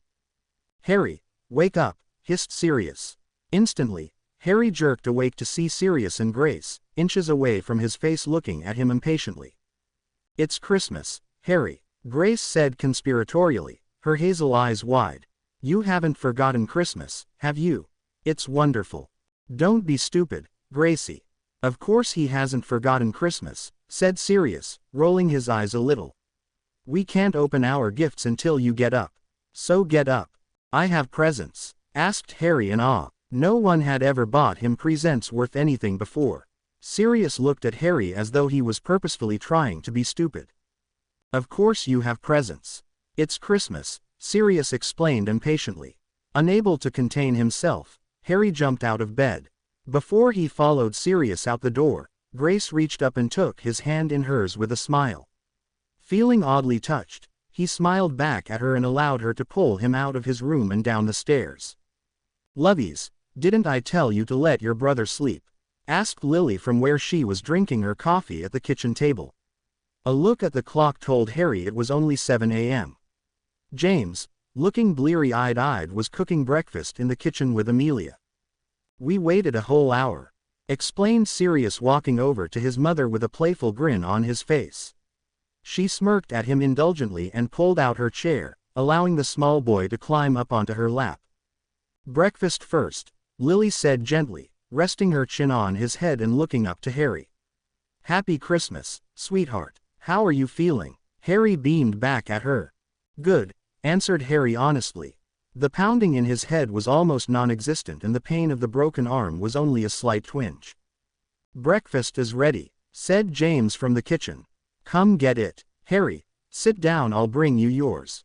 Harry slid into the seat beside Lily's abandoned one and watched as James scooped out servings of breakfast strata and sausages onto the various plates being held out to him. After he scooped the last of the breakfast onto Lily's plate, he leaned over and keyed him deeply. Grace's plate tipped dangerously towards the floor, and James quickly broke off the key. Sirius, mind your sister, James said absently, before keying Lily again. Sirius gave them a look of disgust, but obediently took Grace's plate out of her hand and ushered her to the table. When all the children had been seated and their parents still continued to key asterisk, Amelia coughed loudly. Mom, Harry's going to starve, she said diplomatically. Reluctantly James pulled apart from Lily and whispered something in her ear that made her giggle and blush. Daddy, whined Grace, getting laughs from James and Lily. All right, James said, walking over and placing Harry's well-filled plate in front of him. Happy Christmas, love, he said, dropping a key on Harry's head. They ate quickly, at the instance of Sirius, who had to be continually coerced into taking one more bite. Finally, Lily was satisfied that he had eaten enough to run into the living room and start tearing apart his stocking. Harry's eyes nearly bulged out of his head at the sight of the living room. There were so many presents underneath the tree that the bottom branches were getting tangled up in them. James flicked his wand at the tree and little fairies making the tree light up started to change color and circle the tree. 6 large stockings sat under the tree, each with a present under them. Gracie and Sirius were already attacking their stockings. Amelia politely looked to her parents for permission. "Go on, monkey," said James, smiling fondly as he watched her run headlong for the stockings in a rare display of giddiness. "She's so sweet," whispered James thoughtfully. "I'm not so sure she's mine." Lily winked rather saucily at James, then wrapped her arm around Harry. "Harry, come on, stockings," Sirius called. Harry obediently took his place between his siblings, reached out and pulled out a red stocking with a hand-stitched Harry on it. He ran a hand over the stitching, feeling an embarrassing prickle of emotion. "You're supposed to open it," Amelia explained kindly. "Thanks," said Harry, a touch sharper than he meant to. He judiciously pulled out a mandarin orange, a variety of candies and chocolates, some new socks, underwear and a few other knickknacks. Underneath the stocking was a brightly wrapped package from Santa. Following Sirius' lead, Harry tore it open to find a brand new firebolt under the wrappings. "Wow," yelped Sirius, abandoning his present halfway through opening it to look at Harry's broomstick. "Can I ride it?" "Absolutely not. Given recent events, I have half a mind to return that and let Harry stick with his clean sweep," said James from the couch, running a hand up and down Lily's arm as she curled up against his side. Professor McGonagall, however, insists that would be overly harsh for the youngest Quidditch player in a century. There was a glow of pride on James's face that made Harry grin. "Thank you," Harry said, running a hand over the broomstick in awe. "It's from Santa, remember," Grace said, hugging the large pink unicorn she just unwrapped. "Cool, thanks Santa," said Sirius, holding up an extremely potent-looking potion set. "You are only allowed to use that with me, your mother or your uncle." "Got it," said James. Sirius nodded distractedly and started to riffle through the kit. "Mommy, Santa forgot magic," yelled Grace, holding out the large pink unicorn she had gotten. "Bring it here then." Lily touched the unicorn with her wand and it sprung to life, running excited circles around a delighted Grace. Silently, Amelia pored over instructions for her brand new camera, carefully reading every word. "Can we do one more?" begged Sirius, with the air of someone who already knew their request was no good. "Not until everyone arrives," said James, firmly standing up and stretching. "They should be here soon. Go get changed, I'll start the cooking." With that, he picked Sirius and Gracie up with either arm and walked them over to the stairs. "Are you going to help me, pet?" James asked Amelia. She nodded eagerly and bolted back towards the kitchen. "And you just stay there," James said with a smile to Lily, who raised her cup of coffee in acknowledgement and settled back on the couch with a contented sigh. Almost 2 hours later, while Harry was surprisingly enjoying himself with Grace and her unicorn, there was a sharp knock at the door. "They're here," Grace squealed in pleasure, leaving Harry alone with the large, pink unicorn. Sirius and Amelia were mere steps behind her. Vaguely, Harry wondered who the new arrival was as the group disappeared into the entrance. "Uncle Severus!" shrieked Grace. Harry's jaw dropped to the floor comically, even though there was no one around to see it. Uncle Severus. Maybe Severus was a common name in the wizarding world. That had to be it. "What are you doing opening the door without knowing who it is?" asked Snape in his unmistakable silky voice. This should have sent Grace running for cover, but instead she giggled. James strode out of the kitchen across the living room to the entrance, wearing a large smile. "I knew it was you," she replied. "We did," insisted Sirius. "Did you now? Well, you'd better come give me a hug then," replied Snape with a little laugh. This surprised Harry to the point that he actually got up off the living room floor and snuck up against the wall to peer at the entrance the moment his father passed. "Happy Christmas, Snapes," boomed James. In the doorway, a beautiful, small-featured Asian woman, slim but for her heavily pregnant belly, was holding a large bag of gifts and hugging Amelia. "Happy Christmas, Potter," said Snape with an easy smile as he embraced James. More surprising than the fact that Snape was hugging Harry's father like an old friend, was that he was doing so while holding a small boy who must have been only a few months younger than Grace. "And how are you, Mikey?" James asked, taking the small boy out of Snape's arms. "Have you gotten tons of presents from Santa?" Michael smiled shyly at James and nodded, as Severus watched him fondly. "Brilliant," exclaimed James, turning to hug the unknown woman. "Hello. How are you, Polly?"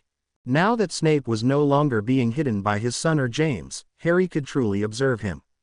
He looked different. His hair was shorter but not dramatically so, though it was noticeably less greasy. He wore a green sweater and dark jeans under a thick black cloak he was currently taking off. Most striking was the fact that he was smiling and talking casually, giving him a sociable air that the Snape Harry remembered so obviously lacked. There was a cacophony of different conversations, bursts of laughs and loud noises as hugs and greetings were exchanged so enthusiastically that Harry could barely make out the separate conversations. It wasn't until Grace had pulled a giggling Michael past Harry into the living room with Amelia to shake all their new presents, that Harry was able to make out the remaining conversations. Sirius was jumping around Snape like a jackhammer, explaining with great excitement and detail the chemistry set Santa had brought him. The Snape Harry knew would have torn the child's head off instantly, but this Snape was watching Sirius with an amused, almost fond smile on his face. "And then, you have to teach me what ingredients to put together so I can make the biggest explosion ever," said Sirius, his eyes glistening with unbridled joy. "That sounds like a fantastic idea, love," Severus said, his lips twitching from holding back laughter. "Why don't you go show me what you've got in there and we'll figure it out?"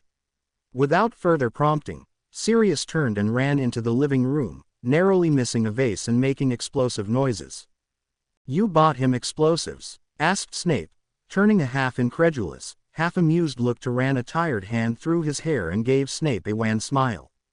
"He's been asking for it all year. Lily caved after Petunia slapped him," explained James. Snape adopted an expression much more suited to the Snape Harry was familiar with, and Polly gasped in outrage. "She slapped him," she hissed. James opened his mouth to respond, but Sirius tore back into the entrance towards Snape, holding up his new chemistry set. With the air of someone much practiced, Severus scooped the boy up onto his hip with one arm. Harry didn't miss the way the man's eyes went to examine Sirius' flushed pink cheek, nor the quick but uncharacteristically gentle key he planted on it. Not having heard the comments about Aunt Petunia, Sirius simply beamed at the attention and held the kid up for Snape to see. After a moment of reading, Snape snorted and looked at James. "You deserve the trouble you get yourself into, Potter," Severus said before smiling at Sirius. "I think we can make something suitably destructive with all this." There were no other words Sirius would have rather heard, and he pumped his fist in the air triumphantly. "Ahem, you can all come into the kitchen and say hello to me," called Lily unexpectedly from the kitchen. "All right, you heard your mother," Severus said, setting the boy down and swatting him playfully on the butt. Sirius galloped past Harry to his mother. "You will make sure he doesn't blow up my house, won't you, Sev?"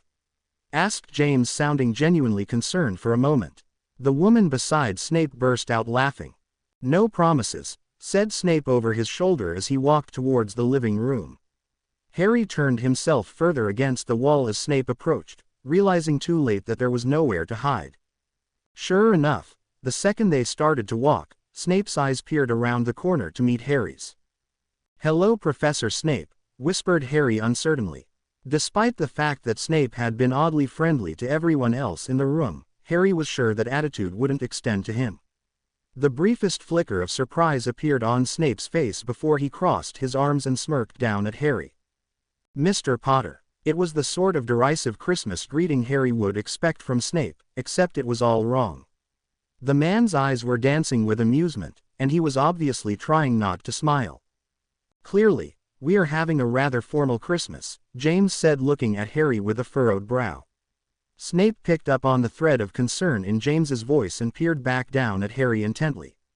Surprisingly, the man knelt down so he was at Harry's eye level and smiled. "I heard about your little adventure," said Snape. He reached up and cupped Harry's cheek, and it took all of his effort not to flinch away from the hand. You Potters and your broomsticks, I'll never get it.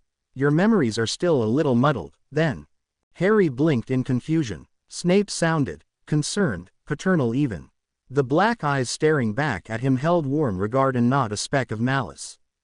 A little, sir, whispered Harry, needing to say something. Severus jerked a little in surprise at this and withdrew his hand, looking Harry up and down in overt appraisal. Well, I'm sure you'll be just fine soon, Polly cut in, wrapping an almost protective arm around Harry and giving Snape a firm look that clearly told him to back off. She turned back to Harry with a smile that was so wide and reassuring, it was hard not to feel calmed. Now, I assume you remember what Christmas presents are. Harry nodded numbly up at her, still perturbed by the calculating expression on Severus' face. Polly smiled her approval. Well, that's all you need to know. You have lots, and they are fabulous. With that, she steered Harry away from the entrance and into the living room. The Christmases Harry remembered usually involved him being shut away in a cupboard while he listened to Dudley screech for more sweets and presents. Once, Dudley had pushed Aunt Petunia's carefully decorated Christmas tree through the living room window because they had run out of shortbread cookies. In order to calm him, Petunia had made Harry walk to the nearest open Waitrose to get more. The lady working the cash register had, though he was such a dear for running errands for his family on Christmas, that she had given him a free pack of Christmas sweets. Harry had eaten them all in his cupboard while reading Dudley's discarded copy of The Lion, the Witch and the Wardrobe. It was the best Christmas he had until now. The two families fit seamlessly together with an ease that only could have come from frequent exposure. Michael and Grace were instantly attached at the hip, whispering, giggling and playing. The shy little boy happily took part in whatever game or girly activity she wanted to partake in. Sirius, rather surprisingly, seemed to have staked himself out as the boy's protector and was always quick to snap at Grace for being too pushy or bossy. Even Amelia had abandoned her book to play. Harry had no idea how Snape managed to get a woman like Polly to marry him. She was nearly as funny as she was kind and was currently loudly debating baby names with James in the living room amidst torrents of laughter from both sides. Snape and Lily were in deep conversation as they prepared appetizers in the kitchen. Curious as to what Snape possibly could be talking to Lily about, Harry tiptoed from the living room to the door of the kitchen to listen. I'm just saying, we would have come back early if you had told me how bad it was, Severus said to Lily, sounding annoyed. And that's precisely why I didn't tell you, Lily said lightly. Severus scowled at her, and her face softened. Sev, there was nothing you could have done, and you needed a vacation. He'll be fine in a few days. They were talking about him, Harry realized abruptly. Severus stopped suddenly, and turned around looking directly to where Harry was hiding at the doorway. Before he could get mad, Harry ran into the safety of the living room and sat beside his father. Uncle James, Michael asked, running up to Harry's father. What is it, monkey? Can we go flying in the snow again? The boy asked, crawling onto James's lap. He lay his head on James's shoulder and brought a thumb to his mouth that was gently pushed away by James. Me too, said Grace, sitting on the couch beside James. I don't see why not, unless you are too sleepy, James teased. I'm not tired, the little boy protested as his eyes drooped heavily. James smirked at Polly and settled the boy more comfortably against him. I think flying is the best thing in the world, Michael muttered contentedly. At that, James perked up and grinned broadly at Snape, who was shaking his head back and forth as he levitated a large tray of eggnog into the living room. Do my ears deceive me, or is it true that a Snape enjoys, nay, loves flying? Asked James triumphantly. Snape looked like he just swallowed something rather sour. Michael, you've been spending too much time with your Uncle James, replied Severus. James grinned triumphantly at the little boy, who grinned back and gave him a high five. Come on, you need a nap or you won't be worth anything in a few hours, said Severus, reaching his arms out for Michael, who yawned widely and allowed himself to be lifted up. You too, Gracie Belle, said Lily, starting to stand up. But Mom, she whined, stomping her foot. I've got her, said Snape. He waved Lily down and reached his hand out to Grace, who took it with a particularly grumpy expression on her face. Can we have a story? Asked Grace, knowing she was going to lose the larger nap argument. As many as you'd like, Snape promised. As the night wore on, Harry continued to observe Snape from the corner of his eye. The man joked with his father, helped his mother in the kitchen and constantly brought his wife hors d'oeuvres and non-alcoholic drinks. Clearly Snape took the whole fatherhood thing seriously too. He doted on his son and read him and Gracie childish stories about Santa and elves and the meaning of Christmas. Harry wasn't overly surprised that Snape liked the company of Amelia, who appreciated silence almost as much as Snape himself did, but he was surprised that he allowed her to cuddle up onto his shoulder. Even more surprising was that Snape seemed to adore Sirius, whose loud, defiant personality Harry assumed Snape would have found off-putting. Instead, Snape laughed loudly at every joke and was currently explaining to Sirius why Moonstone increased the intensity of explosions. Still, despite the fact this new Snape apparently loved Harry's family and was kind and surprisingly funny, his senses were still as sharp as always. Throughout the appetizers and large turkey dinner, whenever Harry snuck a look at Snape, moments later, Harry would feel Snape's eyes on him from the other end of the table. "Can we open presents now?" Grace asked after everyone scraped the last of Pauline's pecan pie off of their plates. Sirius, Amelia and Michael turned identical beseeching looks to their parents. "All right, you've all been patient enough," Lily said, picking up a few of the dishes. The children did not need to be told twice, and they all bolted out of the kitchen into the living room. Harry took up some of the plates and brought them to the counter. "You're not running for presents?" asked Snape. Harry froze, all the hair on the back of his neck standing up. Aside from observing Snape from the corner of his eye all night, he had purposefully avoided his least favorite professor throughout the evening. Reluctantly, he turned to face the man. "No, sir," Harry replied at nearly a whisper. Both of his parents were helping Michael and Grace dig presents out from the back of the tree, and neither Sirius or Amelia were focused on him. Snape took a step towards him. "You know, you usually don't call me sir," Snape said, his voice kind but a little concerned as he studied Harry's face. The pensive, almost stern look was something Harry was a little more used to, and he took a step back. "Sorry," Harry said, looking away from Snape's intense eyes to the carpet. This reaction seemed to legitimately worry Snape, and he stepped back to leave more distance between them. "That's all right, Hair Bear, you can call me whatever you like," Snape replied. Harry's eyes snapped back to Snape's face as he observed the man incredulously. A small smirk crossed Snape's face.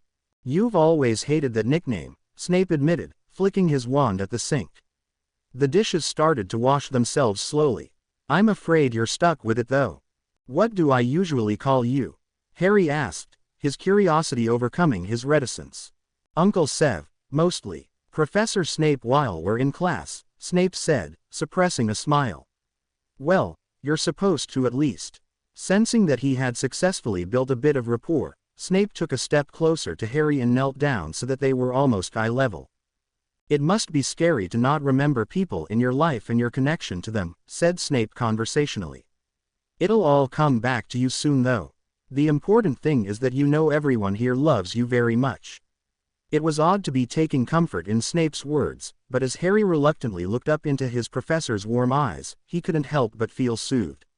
A small smile made its way across Harry's face and Snape beamed at him. "A smile, now that's a sight for sore eyes," he said approvingly. "You should be sitting down. Let's go into the living room and open some presents, shall we?"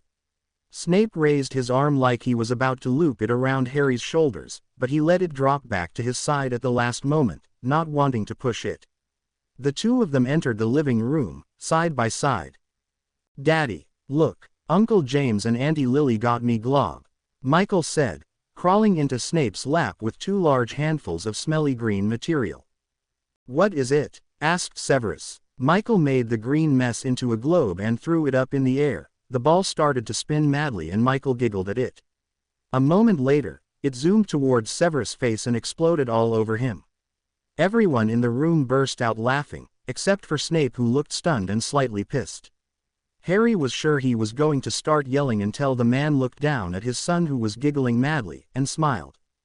"That's for the drum set Sirius got for his last birthday," James said with a smirk to Snape, who now laughed outright, and tapped his wand to his face, siphoned the green goo back into a ball and handed it back to Michael. The little boy smiled gleefully and continued to toss it up and down. For the next 30 minutes, Harry was almost able to forget about his headache and Snape. It was like he had been dropped into a scene from a Christmas movie. His father gave his mother a delicate diamond necklace, which had pleased her so much that they were having a hard time keeping their hands off of each other. Harry had gotten his first array of Christmas presents ever. He had gotten new clothes, a wide array of joke products from Zonko's, and more sweets than he could ever dream of eating. The joy of the day, the large meal and the lightly throbbing headache was making Harry tired, and he was starting to doze off with his head on his mother's lap. "Harry, this one is for you," said Grace, holding a package out to him. Harry opened his eyes fully, sat up and took it. "Another one?" asked Harry, looking down at the package. "To Herr Bear. Make sure you don't go showing this to Hagrid. I wouldn't want him to get any ideas. All the love in the word. Uncle Sev, Aunt Polly and Michael." Harry looked up at Snape, who smiled at him from behind Michael's head, then hesitantly tore open the paper wrappings to reveal a thick book, Creatures Too Dark to Dwell in the Light. "Cool," said Harry, genuinely opening the book and flipping through it. "You're going to give him nightmares, Sev," Lily said, looking over Harry's shoulder to the pictures of a vampire with large, hideous teeth. "Oh, nonsense," Snape said. "Harry's a natural at defense." Harry couldn't help but look up and smirk at Snape. It was odd to be complimented by the man. "Thanks, Aunt Polly. Uncle Sev," said Harry after a moment of hesitation. His Aunt Polly smiled broadly at him, and the look of concern that had clouded Snape's face dissipated slightly. Harry continued to thumb through the book, barely listening to the conversation the adults were having. An image popped out at Harry like an unwelcome, intrusive memory. A ghost-like girl with a terrifying scream on her face stared back at Harry with mad eyes. He felt his heart speed up in his chest, and he raised a shaky finger over the description. "Gonzo is a rare, but powerful, Chinese genie. The Gonzo provides its victim with a highly realistic dreamscape wherein one sees exactly what their life would have been like, but for a certain event. While the victim engages in their dream, the Gonzo drains the victim of its blood and replaces the blood supply with a potentially lethal toxin. Almost all who face a Gonzo die, as the only way to escape its grasp is for the victim to recognize the dream as a dream and kill themselves. Most individuals are too seduced by the realistic visions to commit the act. The Gonzo have been known to be so accurate that their venom has been used in criminal trials to prove an individual's guilt." A cold sweat broke out over Harry's skin and he felt his heart race. Trying to get a hold on himself, he squeezed his eyes shut and forced himself to remember falling off the broom. He remembered the sweetly concerned looks of his siblings as they stared down at him, and the way his heart had dropped to his stomach when his dad picked him up and held him close. Everything before that was dark. The vision of a stone wall swam in front of Harry's eyes. A horrid, painful jarring swept through his brain. He saw Snape hanging from the ceiling and felt the cold of the dungeon. "Mommy, I want a hot chocolate, please," Gracie said, crawling up on Lily's lap. "I'll get it," said James, moving to get up. Sirius was on his lap, half asleep, wrapped in Afghan, and nestled further into James's chest as protest. "Oh, don't be silly," said Pauline, flourishing her wand and causing a set of mugs, hot chocolate mix, marshmallows and a kettle to sail over and land on the coffee table. With a groan of relief, James relaxed back into the chair, pulling Sirius closer to him and closing his eyes contentedly. "This is my favorite book," Amelia said softly, coming to sit closer to Snape. "It was mine as well at your age," Severus said, wrapping an arm around the little girl. "You're the only child I know who reads as much as I did." Amelia smiled and blushed a little before burying her nose back behind her book. It felt harder to breathe. It was all fake. Grace kicked her feet on Harry's shoulder and smiled toothily at him, her thumb in her mouth. Harry stared back at her. The little girl sitting in front of him, who Harry had come to love and care for as though he had known her his whole life, wasn't real. Harry's parents had died before they had ever had a chance to even think of having more children. As far as Harry knew, Snape didn't even know a woman named Pauline, and whatever had happened to make Snape a kind, lovable family man certainly had not happened in real life. Pain seared through Harry's brain. "Harry, sweetheart, are you all right?" Lily asked above him from concern. A swell of nausea coursed through Harry. "Fine, I'm fine," Harry lied, standing up quickly. There was no time to perceive the looks on his parents' faces, and he couldn't stand to look his siblings, knowing he was responsible for the fact that they never existed. He grabbed the book, turned and bolted up the staircase. Harry ran the final steps up to his room and flopped down on his bed. He should have known better than to believe this life was real. Nothing good or normal ever happened to him. He hadn't just been unfamiliar with the details of his family life, he had completely not understood what it was like to be loved, to be a part of a family. That was not the sort of thing one forgets with a head injury. A quiet knock at the door broke Harry's reverie. "Harry," called Snape for the other side of the door. "Can I come in?" Harry shut his eyes fiercely. Snape was the last person on the planet Harry wanted to see right now. His mother and father would have cared for him and loved him in real life, but Snape. The real Snape hated him. Still, even in Dream World Harry didn't have the guts to tell Snape to piss off, and the man took silence as assent. The door opened and the floorboards creaked as Snape crossed the room. Harry buried his head petulantly in his pillow when he felt the bed dip beside him. "What's wrong, love? Is it your head?" A hand settled gently between Harry's shoulder blades. "I have a pain reliever." The offer of a pain reliever was tempting enough to get Harry to reluctantly turn his head sideways on the pillow to look at Snape. There was a gentle smile on Snape's face that looked completely out of place. "Come on, sit up and drink this," said Snape. He held a small vial out to Harry. Reluctantly, Harry sat himself up and took the vial out of Snape's hand. It tasted like dirty socks, but Harry choked it all down efficiently. Without a moment's hesitation, Snape laid a hand on Harry's forehead and frowned. "You still feel a little warm. Maybe I should get your mother to flow a healer," Snape muttered, more to himself than to Harry. No, really I'm fine," Harry said quickly. Snape looked down at him skeptically and Harry gave him his most beseeching look. "I became immune to those eyes long ago, Harry," said Snape, but he still remained seated on the bed. "I suppose there is not much that a healer could tell you. You've had a big day and need some rest. Go on, snuggle in." Harry scrambled under the covers and reluctantly allowed Snape to smooth them out around his shoulders. Harry observed this dream Snape for a moment, wondering, not for the first time, how Snape could have turned out so differently. Clearly it had something to do with Harry's parents being alive, but Snape hadn't mentioned Harry's parents once during their entire time at Hogwarts. "Do you ever think about how life would be different if one thing changed?" asked Harry slowly, feeling nervous butterflies in his stomach at the thought of asking his scariest professor such an intimate question. Somehow, he knew this Snape wouldn't yell at him. Sure enough, he simply looked shrewdly at Harry for a moment. "Of course, I think everyone does sometimes. I try not to too much," Snape admitted, a dark flash of emotion crossing his face. "What if you knew everything was fake, your life, your family, everything like a fantasy, and you know you could bring back reality, but reality was so much worse? What would you do?" Snape's eyes narrowed a little in concern. "Why do you ask that? I just have to know Pr. Uncle Sev, please," Harry responded, suddenly feeling desperate for advice. For a moment, Snape hesitated, then leaned over and brushed Harry's fringe out of his eyes. "No matter how lovely a dream is, it's just a dream. What's happening in reality, the good and the bad, that is what makes up your life," Snape said softly. A weight settled on Harry's chest.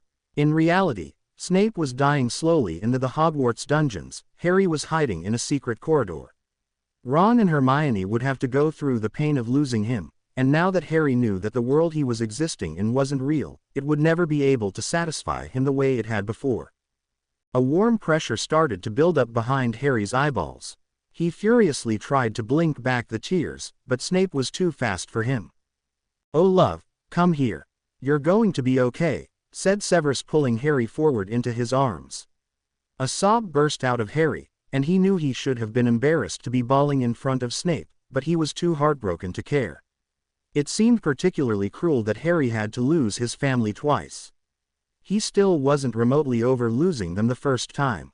Snape rubbed his back and hushed him with the ease of someone who had considerable practice soothing not just children in general, but Harry in particular. The real-life Snape wouldn't have this skill. There was no one in his life, and for the first time Harry realized just how lonely Snape must feel. At least Harry was going back to his friends. He was sending Snape back from having a loving family to bitterly roaming the dungeons of Hogwarts alone. Sick with sympathy, Harry reached up and wrapped his arms around Snape's neck. "I'm sorry," Harry choked out. "Whatever for," muttered Snape as he rocked Harry gently, almost unconsciously, in an attempt to soothe him, but Harry was fast approaching inconsolable. "You'll hate me," whispered Harry. At that, Snape pulled back and frowned down at Harry. "I could never hate you, Harry," said Snape, sounding genuinely aghast. "I love you." Harry let out a choked sob at that. He realized that when he got back to Hogwarts, no one was going to tell him that they loved him anymore. "What's happened that upset you so much?" asked Snape softly. Harry looked hesitantly up at Snape, who smiled at him. "You can tell me anything, that's the point of having a godparent." "Nothing, I'm fine," Harry said, brushing the tears from his face. "Love, clearly you're not fine," Snape said. I'm just confused," lied Harry, wishing it was the truth. Snape's eyes softened, and he gently reached up and patted Harry's cheek. I know it's hard," Snape said. "Everything will make sense soon, all right." He pulled the covers up over Harry's shoulders and looked down at him in concern. "Do you want me to stay with you?" asked Snape in a voice far too tender to have ever been real. Harry shook his head no. "Okay, get some sleep, monkey. Things will look better in the morning." "I love you," Snape said before keying him on the forehead as though he had tucked Harry in many times before. Harry took a deep breath. He knew what he had to do. As soon as it was late enough that the footsteps had all gone away, Harry pulled himself out of his bed, out of his perfect room, and padded down the steps to the kitchen. Quietly, as possible, he riffled through the drawers until he found a thin, silver knife. "Hair Bear, what are you doing up? Is everything okay?" James asked. Harry nearly jumped out of his skin as he whirled around to face his dad, Lily, Pauline and Snape, all of whom clearly had been drinking in the living room. "Yeah, what is this?" asked James curiously, looking at the book Harry had brought down with him. "A gonzo." Harry looked between them for a moment, but there wasn't much point in trying to hide it, he'd be gone soon anyways. "This is why I have no memories. It wasn't the head injury. I was touched by a gonzo," Harry explained, looking desperately from one adult to another. Pauline raised her eyebrow skeptically. "Harry, those are very rare," said Severus slowly, now looking at Harry with concern. "Sev, I warned you about that book," Lily said, coming to put her arm around Harry. "All right, you're right," replied Severus, putting his hands up in a gesture of surrender. "Harry, sweetheart," started Lily, her voice trying to be soothing and reasonable, even though he could hear a clear thread of worry. It was too much for Harry, who cut her off. "No, I know, I saw her," said Harry emphatically. There was a moment of stunned silence as the adults tried to process what Harry said. "Mom, can I have some water, please?" said Sirius, poking his head in, clearly having just woken up. All the adults turned to blink at the intruder, and he retreated slightly from the doorway, confused. "What's wrong?" he asked, looking over the scene critically. "Nothing's wrong. Come on, sweetie, I'll get you some water," Polly said, heaving her pregnant belly up out of the chair. She hurried Sirius away from the doorway, and Harry watched them go with a deep pang of longing.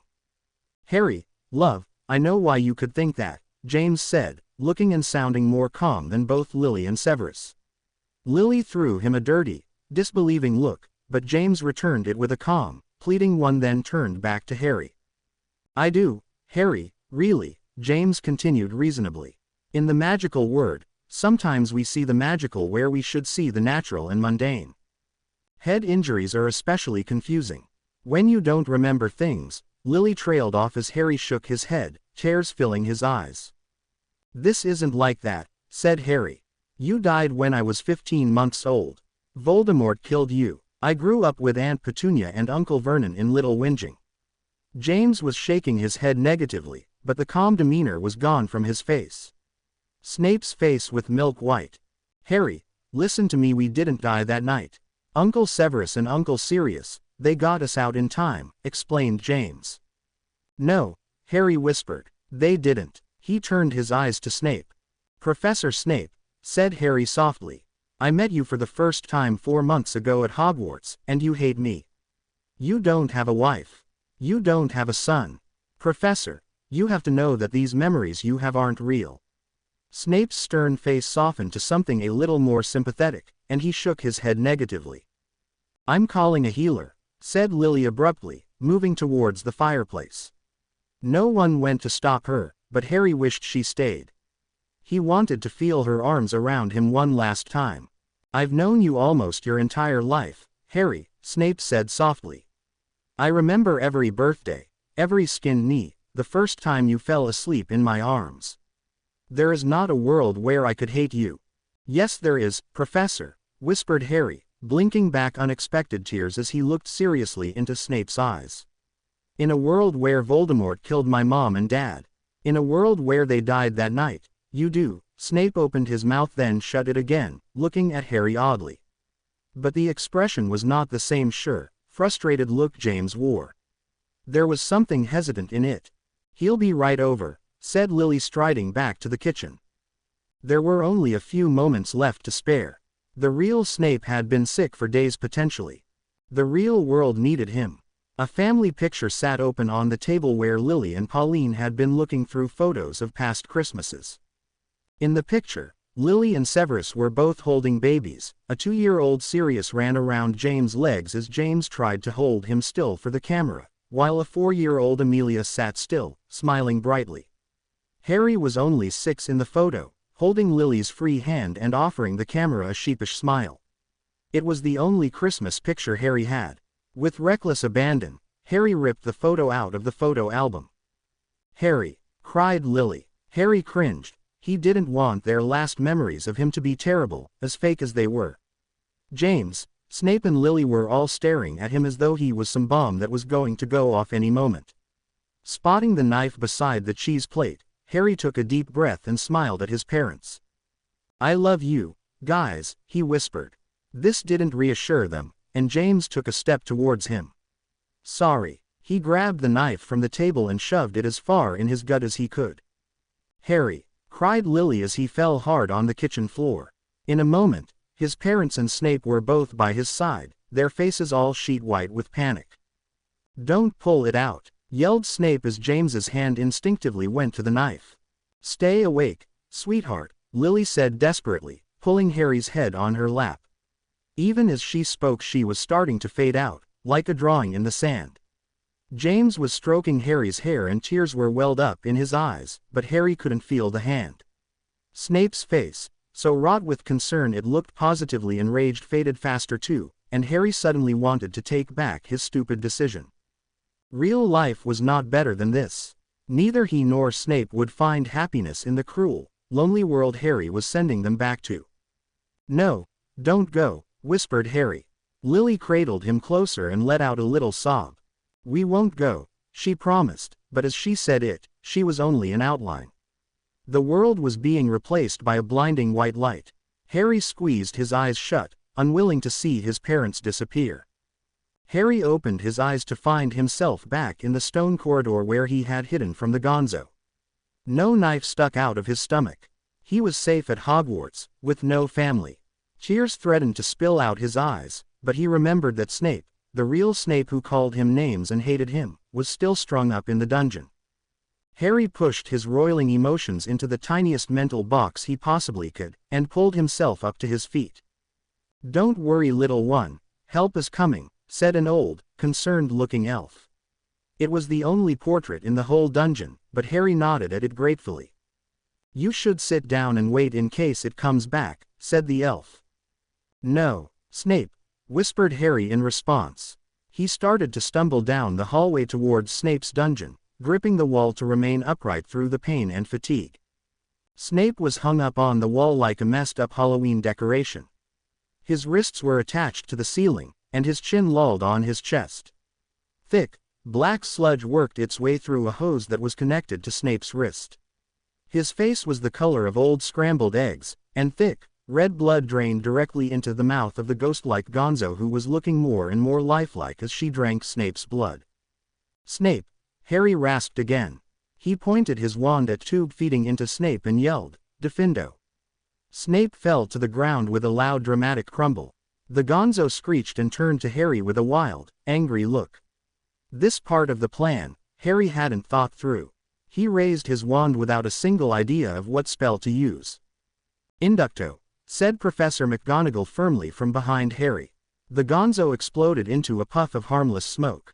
Without the goal of having to save Snape's life, he was overwhelmed by a desperate sadness that zapped his muscles of any strength. He crashed heavily to his knees onto the rubble. "Potter! Severus!" yelped McGonagall with uncharacteristic anxiety. "Oh, Poppy, good. Severus is unconscious." There were footsteps crunching over the debris of the classroom, and Harry could see Madame Pomfrey kneel by Snape's hair through the slits in his eyes. Harry felt in his pocket for the picture he had tried to bring back, but like everything else, it had vanished. In fact, it never had existed at all. He closed his eyes tightly. "Potter, are you all right?" asked McGonagall, sitting behind him. A hand settled softly on his back. "Yes," whispered Harry, using every muscle in his throat to keep his voice from cracking. His hand gripped some of the fallen debris in an attempt to steady his emotions. With a gentleness Harry wouldn't have credited her with, she pulled his shoulders backwards until he was slumped against her chest. Despite his embarrassment, Harry couldn't stem the tears streaming down his face. Her arms encircled him firmly. "All right, Potter, it's okay," she said softly. It wasn't like being held by his mother or father, but it was real, and the speck of compassion felt like a haven in a storm. One of her arms ghosted over him, checking him over for injuries, and he gasped when she touched his broken wrist. "Oh Potter," she whispered, rubbing his arm up and down and pulling him tighter to her. He hadn't realized he was freezing until that moment. "Poppy," she called out. His teeth chattered as he continued to sob, and he abruptly realized how ridiculous he must look. "Is Professor Snape okay?" asked Harry, trying not to sound like a child. "He'll be just fine, dear," replied Poppy as she fussed over his neck. For a moment, Harry remembered the Snape that had told him he loved him and held him close while he cried, and felt a pang of relief. "Good," he whispered, wiping a hand over his face to dry his tears. "Drink this, dear. You'll feel better soon," she soothed. "No," Potter said emphatically, pushing the vial away. "I don't want to dream. I can't." The image of his parents' faces flashed in his head again, and he squeezed his eyes shut and turned his head further into McGonagall's robes, beyond caring about how childish he looked. She brushed a hand through his hair. "Do you have any dreamless sleep?" McGonagall said at almost a whisper. There was the sound of a vial being opened, and then McGonagall rubbed his arm again. "Here, Potter," said McGonagall gently, "drink this, it's dreamless sleep. You don't have to dream." Reluctantly, Potter took the vial and tossed it down his throat. The last thing he remembered was being pulled close as the world folded into black. "Absolutely not," yelled Snape, sounding more irate than Harry had ever heard him. Vaguely, Harry realized he was lying down in a bed covered in a thick blanket. Fingers grazed his shoulder, and for the briefest moment, he thought he might be back at home with his mom and dad. "Severus, you're going to wake Harry," McGonagall hissed harshly near Harry's ear. "Not home then." He opened his eyes and saw the bright, white walls of the hospital wing. "Oh, I'm so very concerned. None of this would have happened if it wasn't for that boy," replied Snape, the usual rancor in his voice ratcheted up to levels Harry did not believe were possible. There was a vague pain in Harry's body, as though had just recovered from a bad case of the chills. "Severus, please, let's be reasonable. You've just had an enormous shock," said Dumbledore, waking Harry up further. Not fully thinking the action through, Harry propped himself up on his shoulders and craned his neck to look up at the scene. Snape was wearing a gray nightshirt, and his long, hairy, thin legs ended in thick, white socks. It would have been funny, but not even spidery legs and a nightshirt could make Snape look anything less than terrifying. Especially not when he was wearing the expression of pure loathing that he currently was. He pushed past Dumbledore, in a furious rampage. "Severus," called Dumbledore, sounding genuinely concerned. Snape slowed only to look at Harry. There had been many times Snape had looked after Harry with rage or hatred, but nothing compared to the white fury currently painted on Snape's face. A blue vein throbbed madly at his temple, and for a moment Harry was legitimately afraid the man was going to lunge at him. Then, the look was gone, and Snape's face was completely impassive. He turned away from Harry and stalked out of the hospital wing without a backwards glance. "He's angry," Harry whispered to McGonagall as they watched him stalk out. McGonagall's lips thinned, and she turned back to Harry with a reassuring half-smile. "Don't worry about Professor Snape, Potter. He just needs some time to calm down," she said. "Minerva, I wonder if I may have a word with Harry," asked Dumbledore, looking at Harry over the foot of his bed with a gentle twinkle. "Of course," McGonagall said, getting to her feet and brushing off her robes. She turned back to look at Harry and he saw a glimmer of something kind and warm in her stern eyes. She brushed his shoulder gently with the tips of her fingers again, then walked away from his bed. It was oddly lonely now that she was gone. Dumbledore slipped into her spare seat. "Harry, you have had quite the Christmas break," Dumbledore said softly. His twinkling eyes were kind, but penetrating as he observed Harry over his glasses. "Why don't you tell me what happened?" Trying to keep his voice steady, and tears out of his eyes, he muttered through the explanation of the flickering ghost in the doorway, the perfect world he had fallen into, Snape's family. His voice cracked as he recalled the look of horror and concern on his parents' faces after he had stabbed himself. Was any of it real? Harry asked, a little hopefully. Maybe he really did get to see his parents in some wonderful alternate dimension. He was not sure if that would make it better or worse, but at least the words, the love he had felt, the acceptance, would all have been real. Dumbledore sighed and looked at Harry carefully over his glasses. "Yes, and no," he said enigmatically. "The Gongzu's gift is its ability to show true alternate realities, incredible creatures. Should your parents have survived that night so many years ago, that is the life you would have experienced. So in a way it's real. But the entire time you were still sitting in the corner of the dungeon, and your parents, of course, remained at rest. So too, it is not real. Do you understand?" Harry nodded, forcing down any emotion. But Professor Snape, he wasn't confused at all. He was so certain, Harry asked, more to distract himself from his emotions than because he was interested.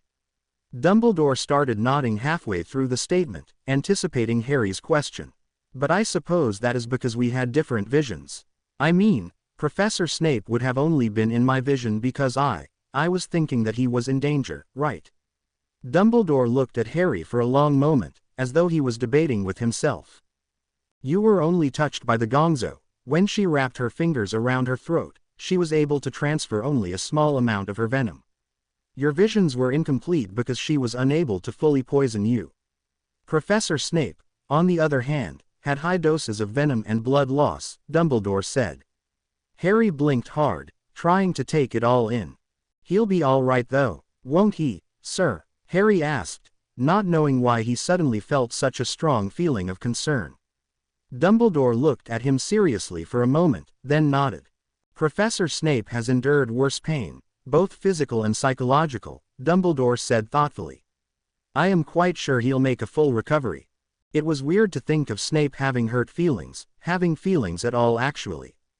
Harry kind of imagined Snape to be this ace***ual blob that did not eat, drink or love. Imagining him depressed in the dungeon made Harry feeling oddly curious. "As for your second question, I firmly believe, you and Professor Snape shared that same vision," Dumbledore said quietly after a moment. Harry frowned at that. "But sir, if the Gongzo shows us our biggest wish or regret or whatever, why would Snape be having the same fantasy as me?" Harry asked, starting to feel a little foolish. "Pure coincidence. You both have the same wish," Dumbledore said. Harry's head began to swim again. "But, sir, why would my parents surviving be Professor Snape's biggest wish?" Harry asked in confusion. There was an almost impish twinkle in Dumbledore's eyes as he looked down at Harry. Our deepest desires and most painful regrets are highly personal matters, Harry. That information has to come from Professor Snape himself, not from me, Dumbledore said sagely, getting to his feet. This answer was not good enough for Harry. But sir, how could he hate me so much here, if he, Harry trailed off. The only adjective that was appropriate to describe how the gonzo Snape felt about him was love, but Harry didn't dare use it. Only one thing changed. One thing can change a man profoundly, Harry, Dumbledore said, the twinkle in his eye a little lower. Get some rest, you've had a long day. It was long past time for Severus to be asleep. The students were in bed, and night had fallen outside the window of his dungeon, making the entire room gloomy and black. Still, he could not face returning to his bare apartment, not when he could imagine it so clearly in his head, warm and well decorated with Pauline and Michael. He frowned and pushed the thought away, scratching at his forehead as he did so. He added a little more holly to the cauldron and watching the bubbles pop and boil, mentally chastising himself. He had promised never to think of that bizarre world again. Severus, Dumbledore said softly from the entrance of the dungeon. Severus, back stiffened, he had been so deep in thought that he missed the sounds of Dumbledore's footsteps. You should be off your feet, said Dumbledore when Severus refused to acknowledge him. Severus knew that gentle, understanding tone well. He had heard it in his worst, mostly embarrassingly emotional moments and had no desire to hear it now. Severus, it's 11:30. You've had a long, trying day. I'm afraid if you don't sit down you will make me exceedingly anxious, continued Dumbledore. Severus' mouth tightened. There were times where Dumbledore's seemingly oblivious attempts at developing a bond, or friendship, with Severus were accepted, welcomed even. Severus had even gotten used to sharing the odd cup of tea and long conversation and reluctantly considered Dumbledore to be a sort of mentor. Right now though, all Severus wanted was to be left alone. I'm fine, he said curtly. Dumbledore didn't insist, but he also didn't leave, and after a few moments of silence, a kettle started to whistle. Come have some tea, Severus, said Dumbledore in that same tone. Severus tried not to think about how the kettle sounded exactly the same as when his fake wife made him fake cups of tea before bed in their fake little home. Not hungry, Severus responded acerbically, adding a sprig of holly to the cauldron. You have to eat, Severus, said Dumbledore. Humor me. Severus ran a hand through his hair and sighed.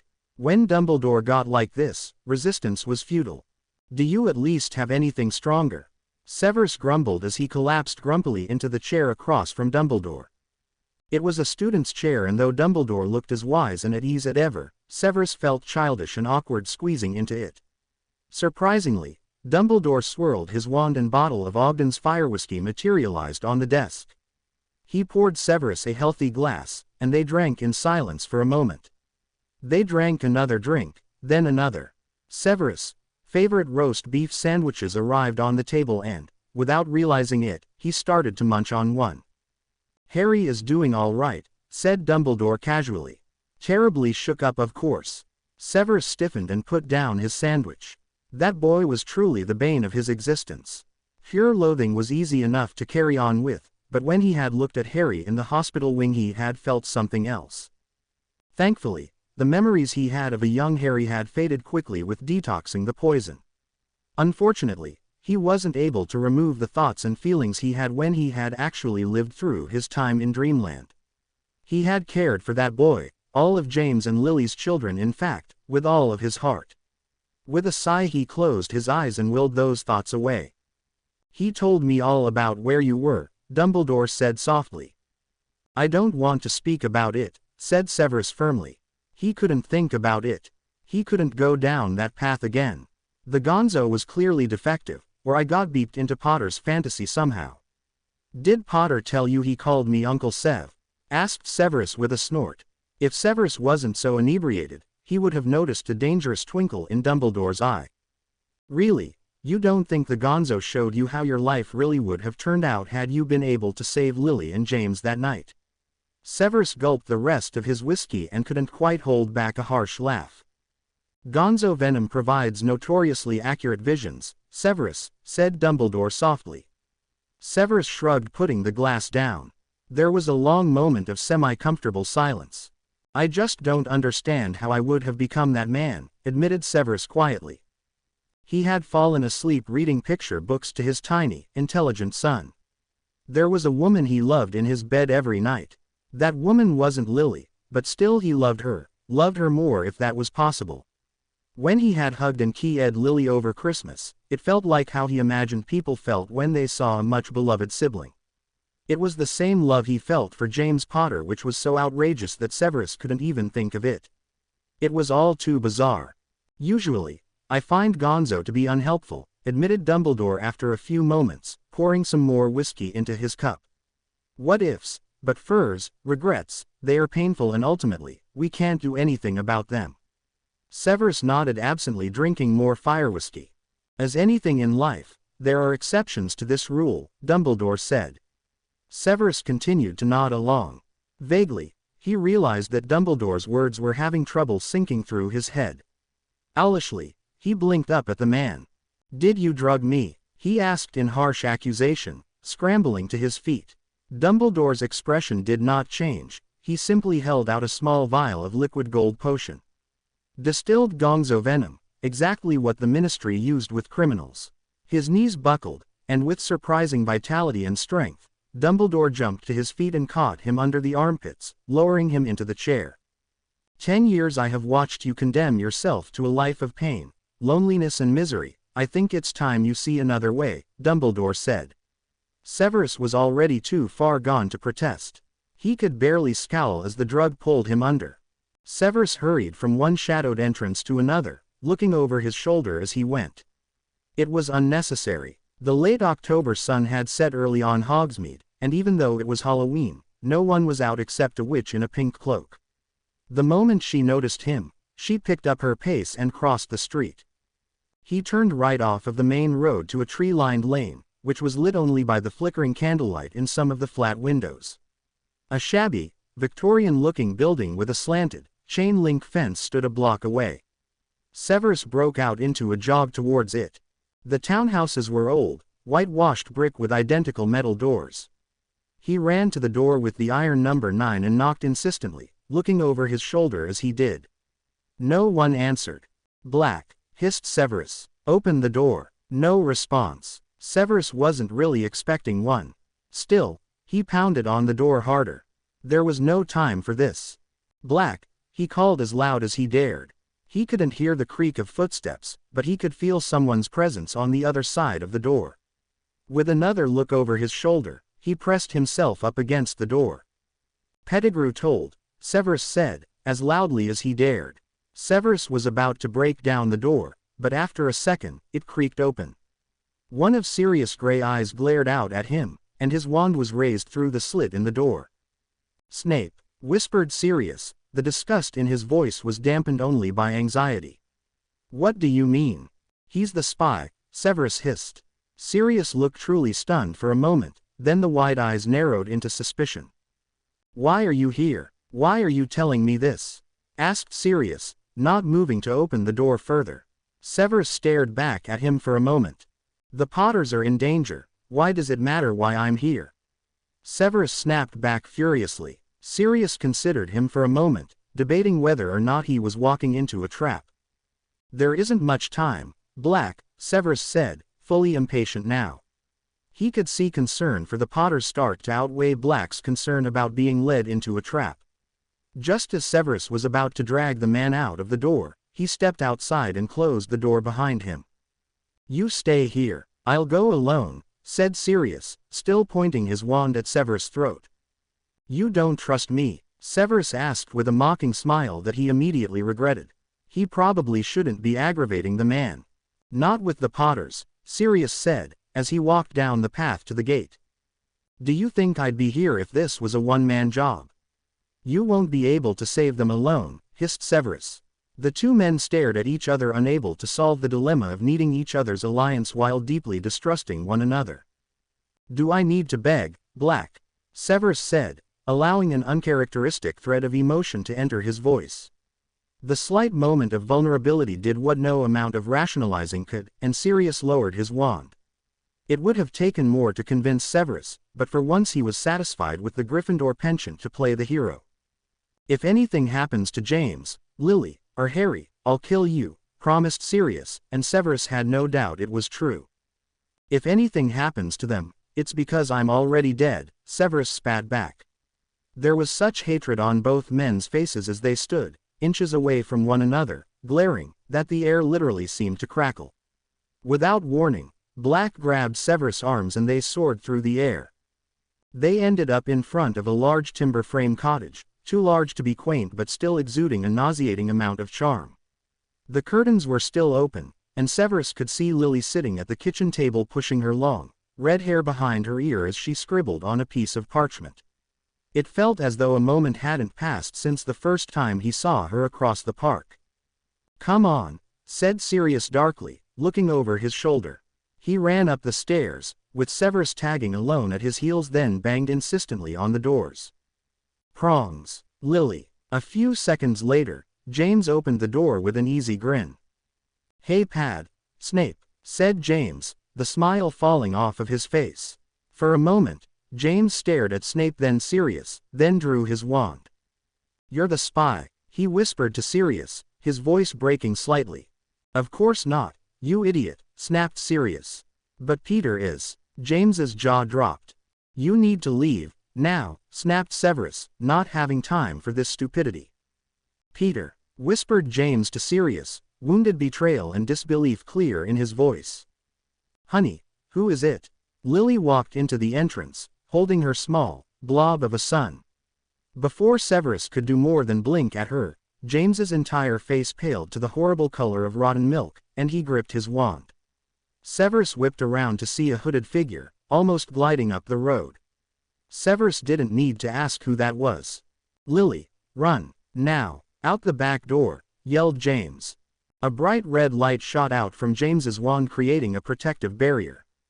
It wasn't much, but it bought the precious seconds Lily needed to sprint for the back door. The sound of her scream bounced around Severus' head horribly as he ran backwards, casting every protective curse he could think of along with James and Sirius. Severus could see Voldemort behind their protective curses and was feeling momentarily relieved until the monster suddenly materialized between Lily and the back door, wand raised. She screamed and turned around, hiding Harry with her body. A cold dread filled Severus. "Flippendo," he yelled without thinking, and Voldemort, who was so obsessed with killing the child in Lily's arms that he wasn't paying attention to the three formidable wizards behind him, fell backwards. "Petrificus totalis," James yelled before Voldemort could get up, making him go rigid. Ropes sprang around Voldemort's limbs from the end of Sirius' wand. Briefly, Severus considered casting the killing curse, but Dumbledore had told them all long ago it would not have the same effect on the monster. Regardless, they were out of time. 3 black figures appeared onto the lawn that stretched out behind the Potter's cabin. A jet of light went to Sirius' back and he crumpled to the ground.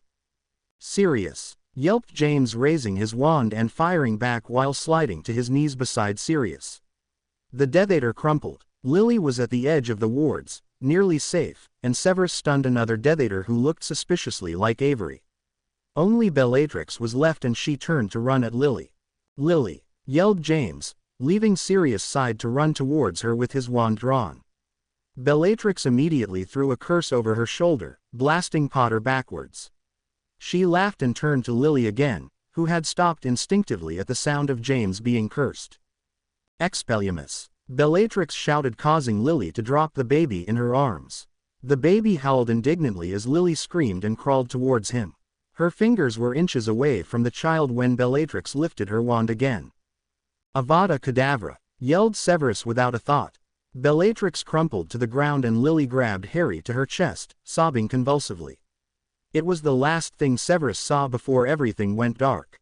A white-hot pain unlike anything Severus had felt before overtook his mind and body. It felt like the muscle was being pulled off of his bones, and he couldn't think of anything beyond the pain.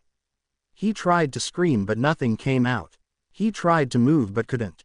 Everything was black. Panic started to bleed into the pain.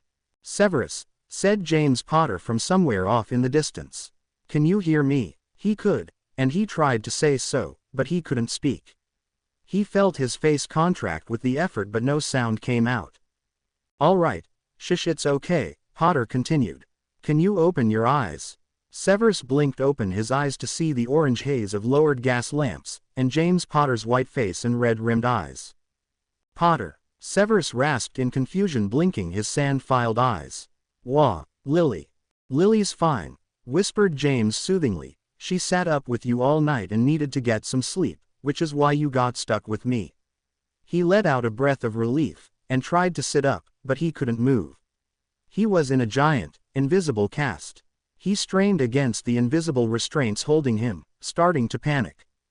"Can't move," slurred Severus, trying to explain his predicament. "I know, you will be able to soon," James said. "It was Dolohov. He got you from behind. By the time Lily and I could get to you," James trailed off, then forced the semblance of a comforting smile on his face. "The point is you're going to be fine. You've broken a lot of bones, the healers had to regrow some of your nerves, and there has been some spinal damage, which is why you're in a full-body bind. But, again, you're going to be fine." The only thing more terrifying than waking up paralyzed was waking up paralyzed with James Potter and in a whole lot of pain. He strained again against his lack of movement and felt himself start to hyperventilate. "Severus," said James insistently, sitting down on the side of the bed Severus was lying on. "It's okay. You're safe. Just breathe, all right." With only a moment's hesitation, James reached out and settled his hand on Severus' sternum. Shocked at the contact, Severus' panicked eyes instinctively met James' steady hazel ones. He took a deep breath, then another. "Good," said James gently. Apparently deciding Severus was relaxed enough, James pressed a vial to Severus' lips. Severus grunted in displeasure and closed his mouth stubbornly. Am I," muttered Severus, turning his head away from the foreign potion bottle. "My parents' old house," James explained. "It's well warded. You're safe here." He raised the vial to Snape's lips again. "Come on, it'll help with the pain," soothed James, as though he was speaking to a small child. That was too good an offer to refuse. Reluctantly, Severus drank it down. "Thank you, Severus," the man whispered, as the potion started to pull Severus under. "Thank you for my family." Severus forced his eyes back open and took in the bedraggled man in front of him with his errant hair, crooked glasses and pale face. The stupid idiot that Lily married, who Severus had now saved along with their stupid son. "Just go," croaked Severus, with the last of his energy. James removed his hand, looking a little uncertain about leaving. Still, after a moment, he nodded his acquiescence and stood up. "Lily will be here soon," James promised softly, just as Severus closed his eyes and drifted off to sleep. Something was very wrong. Pain was shooting from Severus' insides all the way out to his skin. Loudly, he screamed as the cramping in his stomach made his body want to contort in agony, but he couldn't. He was still held in the body bind and couldn't move. The effect was like being burned alive. "Remus, Remus," yelled James. "Get Dumbledore, now." Severus clenched his eyes shut and ground his teeth together. "Severus, look at me," instructed James urgently. "Look at me." A cold hand lightly settled on Severus' forehead, bringing him back to earth. He groaned and opened his eyes to see James's face swim in front of him. His eyes were wide and worried. "Hold on," said James firmly. "You're going to be fine." Footsteps ran into the room and vaguely Severus encoded someone tearing open his robes and heard Dumbledore's firm in control voice. "We should have seen this before. He's been cursed. We need to cauterize those boils now." "Wait. You're going to knock him out first, aren't you?" hissed James near his ear. There was a hysterical tint to James's voice that mirrored Severus' emotions. "We can't," Dumbledore said firmly. "He has too many potions and spells in his system as is. We're risking permanent damage already." James had nothing to say to that. Severus started to shake his head. He would not be tied down and cut open. "No," he moaned, turning away as much as he could.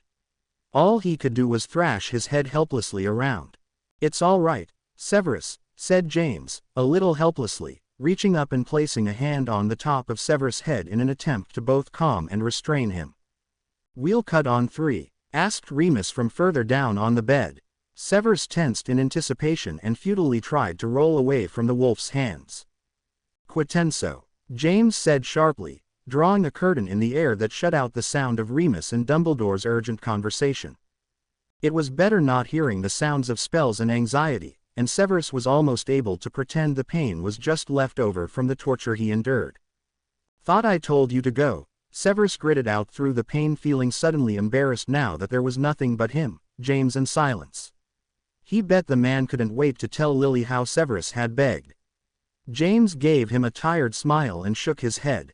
"I was just outside your room." Severus blinked at James in confusion. "Why?" he asked. Before James could answer, something burning hot touched his insides and he let out a blood-curdling scream of pain and terror. He tried to move away but then realized he couldn't. He was completely paralyzed, helpless. No, stop, please, stop, Severus begged. James was practically standing over him speaking urgently, but Severus couldn't hear him over the blood in his ears. The pain receded slightly, and he began to slowly come back to himself. James was looking down at him in horror. Severus was in so much pain he didn't care. "Finite," whispered James softly, drawing a line from Severus' hand to his wrist. A tingle pulsed through Severus' fingers, and he looked at James in confusion. Before he had a chance to comment, the same white-hot pain came, but this time, a calloused hand came into his and unconsciously, Severus gripped it tightly, trying to transfer all the tension from his body to the hand. "You're almost done. It's going to be okay," a soothing voice whispered. It was the same voice that had pulled him out of the painful darkness the first time, and he remembered with horror that the voice was James's. The burst of pain receded, and when he opened his eyes, James was staring back down at him, whole and uninjured, a perfect look of concern on his face. Why did he always get to play the hero? Severus dropped the man's hand, disgusted with himself. It didn't matter if he was getting tortured, he was not going to hold James's hand. "Get out," Severus said angrily, enough in his head to feel embarrassed. James pursed his lips, looking momentarily like Lily, then making decision, reached forward and took Severus' hand. "You saved my life, my family's lives. You're part of this family now, whether you like it or not, and I'm not leaving you." Severus would have responded, but another wound was cauterized. The pain from the other wounds were still dully throbbing, and the feeling of burning barely receded this time when the spell was taken off. Everything was getting steadily worse and more painful. He didn't even realize was begging for it to stop until James's voice, assuring him it was all going to be okay, filtered through his consciousness. It kept going until so many of the wounds had been cauterized that Severus' stomach felt as though someone had laid burning hot coals on his exposed organs. There was no moments of relief anymore, just a hand that Severus couldn't stop gripping. Bellatrix's face swam in front of his. Filthy half-blood, Severus was bound up against the wall. He blinked in confusion. Wasn't he at the Potters? Bellatrix raised her wand and fire ran through him, dragging out the cries. "You're almost done. I promise you're almost done," said the voice, almost begging. One hand was holding, the other was wiping his face with a wonderfully cool towel. The image was fuzzy, but it looked like a very worried James Potter. He smiled down weakly at Severus. But then it wasn't James. As soon as the image came into focus, Severus could see clearly that it was Voldemort inches from his face. "Tell me where the Potters are." A hot white heat came from Voldemort's wand to Severus' stomach. He felt the urge to vomit rise through him, but Voldemort didn't let up, and neither would Severus. "Tell me." The pain increased and Severus was unable to keep himself from vomiting blood and bile everywhere. Feeling minutely better, he took in a deep breath. "Won't tell. I won't tell," repeated Severus. Something cool was wiping his face, making the foul smell of bile go away. That was odd for Voldemort to do. "Won't tell. Potter's safe. I won't tell." One hand was being held fiercely. "I know you won't," soothed the voice, sounding upset. "You don't have to do anything. It's done. It's over. You're safe." Severus looked around for the owner of the voice and found James again. The man had puke trailing down his robes, and Severus belatedly realized he must have hurled all over him. Good. Pain was beginning to make Severus' eyes swim. He didn't know why he kept being sent back to Voldemort, but he couldn't do it again. I don't want to go, muttered Severus. James looked confused and Severus remembered that they were at the Potter house. Somehow getting transferred back to Voldemort. It didn't make sense really, but it sort of did. Severus wasn't sure. He was confused, but it couldn't happen again. When James was there, Voldemort wasn't. I don't want to go, he explained again, more urgently this time. He had to make him understand. Okay, James said absently, pressing the back of his spare hand to Severus' forehead. You don't have to go anywhere. He clutched the man's hand harder for emphasis, trying to get across how important it was. The strength of the grip surprised James, who quickly looked back into Severus' dark, fear-filled eyes. A flicker of understanding passed over the man's face. I'm here, he said lowly, clutching Severus' hand back with equal strength. I won't go. James had responded to the request that Severus would never dared to have made and that made him feel vulnerable and exposed. He turned away from the man to stare at the wall, but still James made no move to let go, and Severus couldn't bear losing his tether to the non-Voldemort world. The weight on his eyelids was getting heavier and heavier, and blinking took more and more effort each time. Finally, his eyes blinked shut and stayed that way, and his breaths deepened into sleep. Severus started waking up the next morning with the taste of cotton in his mouth and a dull pain radiating through him. It was the sort of pain he experienced after Voldemort was displeased with his reports. With a sigh, he scrunched his forehead and tried to shuffle to get more comfortable. Sev? Asked a soft feminine voice. It sounded so like Lily. Figuring he must have been dreaming about her again, he tried to roll over. Sharp pain blasted through him like the physical equivalent of a fire alarm. He snapped his eyes open, gasped and instinctively grabbed the sheets under him with his hand. Shish, it's okay. Try to relax, said Lily's voice gently. It wasn't just her voice. He could smell the warm, vanilla perfume she had worn since 5th year. When he opened his eyes, she was there, sitting beside him, looking exactly the same as the day he last saw her at Hogwarts graduation. She was wearing sweatpants and a large, Gryffindor sweater. Her red hair was bound up in a ponytail, and her pretty, green eyes were crinkled in concern. Lily, rasped Severus in disbelief, hating the tight emotion and pain in his voice. He cleared his dry throat. Briefly, he wondered if she was there to tear him a new one for delivering the prophecy and placing her family in danger. She smiled. There you are, she said in an oddly gentle voice. You need to drink this. She uncorked a small vial of pain reliever. What? Where? He started in confusion, looking around him. He wasn't in his room. The walls around him were a bright, happy blue. Sun streamed in through the open window and he was tucked into a white bed that was considerably larger and more comfortable than his own. Drink this first, all right, Lily said softly, bringing the vial to his lips. He was so confused that he drank down the pain reliever without comment. Almost as soon as he drank it down, the tight pain in his legs and chest dissipated. He blinked and sighed. When he opened his eyes again, Lily was still there. Better? She asked kindly. He swallowed thickly, and nodded, still confused about why she was here. Perhaps he was dying and this was some vision his mind made up to comfort him. She reached forward and pushed his errant bangs off of his forehead. His heart leapt at her touch, definitely a vision.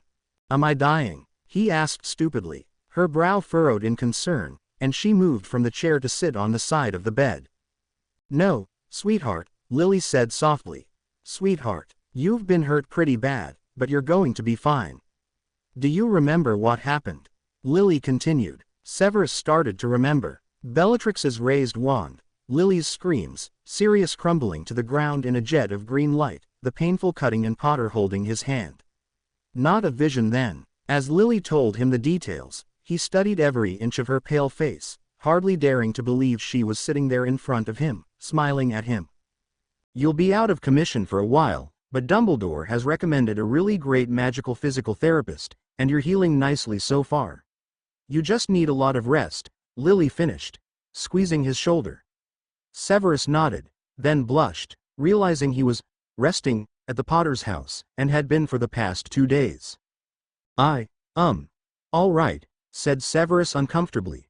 I should go. He moved to sit up, and a fresh explosion of cramping pain went through him, causing him to crash back on the pillows. Try to stay still, sweetheart, Lily said softly, placing a hand on his shoulder. You're not going to be able to move around for a while. Severus blinked up at the ceiling, feeling a slow panic build. He was completely helpless. There was no way he could get out of bed, let alone feed himself or protect himself.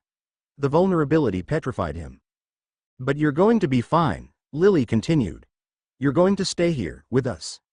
Severus was about to open his mouth to protest. There was no way he was staying with the Potters and certainly no way James would allow that, but was interrupted by the door swinging open. Mama. A small, black-haired baby walked unsteadily into the room, dragging a stuffed lion. Hair Bear, Lily said with a big smile. Where's Daddy? She got out of her chair and picked the baby up. I'm sorry.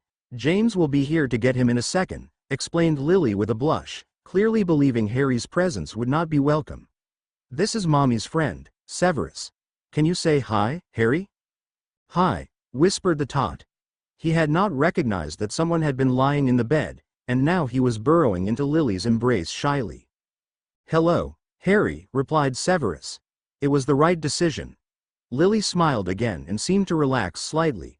Still an awkward silence stretched out between the two of them, and Lily looked down to focus on studiously rearranging Harry's messy hair. Mama, owie? Asked the tiny child on her lap, pointing at Severus.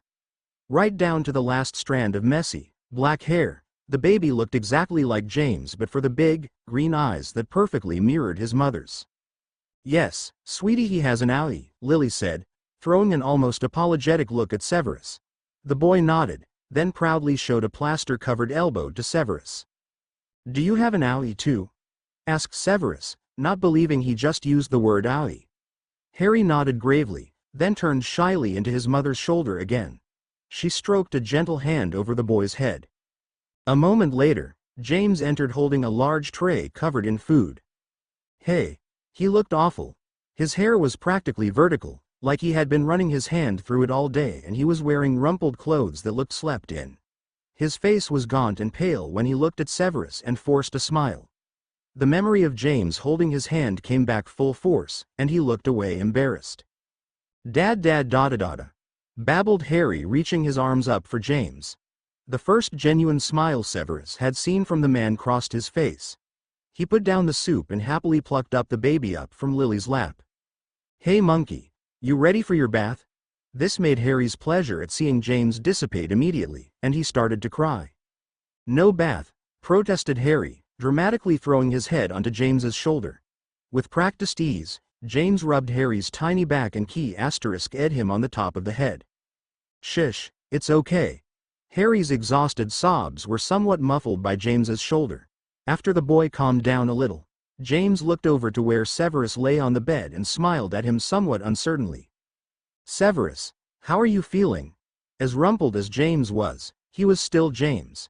Annoyingly attractive and good with that bloody shrieking baby. At that moment, he didn't want James or Lily there, he just wanted to be left alone to stew in his own misery. Fine, he grunted, trying not to show his embarrassment over the fact that James just comforted a baby the same way he had comforted Severus earlier. James seemed to expect no greater greeting and nodded. Glad to hear it, said James genuinely. Severus, who didn't really know how to handle that, nodded stiffly and looked away. Let me know if you need anything. Come on, Hair Bear, say bye-bye. Bye-bye, whispered Harry, his chubby face wet with tears and his eyes drooping with tiredness. Severus had to admit that as far as little blobs went, this one was pretty cute. Lily pointed her wand at the bed and it slowly raised up. Come, you should try and eat something, Lily said softly. She raised a spoon filled with soup to his lips. I can feed myself, he said testily. She gave him a look, but placed the tray and soup over his lap, and pointed the spoon towards him. Clumsily, Severus reached for the spoon. He managed to get it halfway to his mouth before he dropped it, sending the soup everywhere. Well, that was close, said Lily. When he looked over to scowl at her, her eyes were dancing with amusement, and she was clearly trying hard not to giggle. She had always been the only person to be able to tease him and get away with it. The laughter in her eyes made her even more beautiful. Are you laughing at me? Asked Severus. You can't laugh at an invalid. She swirled her wand at his chest and the soup stain disappeared. With a smirk she raised a spoonful of chicken soup. "Come on," she said, holding it out to him. "Do I need to make airplane noises?" she asked when he kept his mouth firmly shut. His lips quirked a little at that, and he allowed her to feed him the soup. She stopped after a few more spoonfuls, and looked at him with a deep, warm look that he couldn't quite identify. "I've missed you, you know," she said. He looked into her eyes for any hint that he was being mocked, but she blinked back at him with complete sincerity. "Me too," he whispered, clearing his throat. The soup made him feel warm and fuzzy, and he had a sneaking suspicion someone had snuck a painkiller or calming draft into it. Lily's eyes flooded with tears, and she looked down, pressing her shaking hand to her mouth. "Lily?" whispered Severus. He hated to see her cry. She pitched forward onto his shoulder, and he tensed in shock, holding his arms out like useless branches of a tree. Her hair was under his nose and she smelled like warm vanilla. He swallowed thickly, and even though it was painful, he hesitantly wrapped an arm around her shuddering shoulders. "Oh Sev, it's all so screwed up," Lily burst out unexpectedly. Voldemort's after Harry. He's just a little boy, and James and I haven't been able to do anything for the Order. You're hurt. Sirius is. She burst into a fresh batch of tears and buried herself further into his chest. Sirius was dead. That explained James's pale face and red eyes. Guided by some instinct, Severus didn't even know he reached up and ran a hand over her long, red hair. "It's going to be okay," he whispered. She sniffed loudly into his shirt and pulled away. Frantically, she wiped at her face. I should be telling you that," she said with a watery smile, pressing the heels of her hands to her eyes. No, it's okay." He blushed and looked away, realizing he had said that 2 times in a row.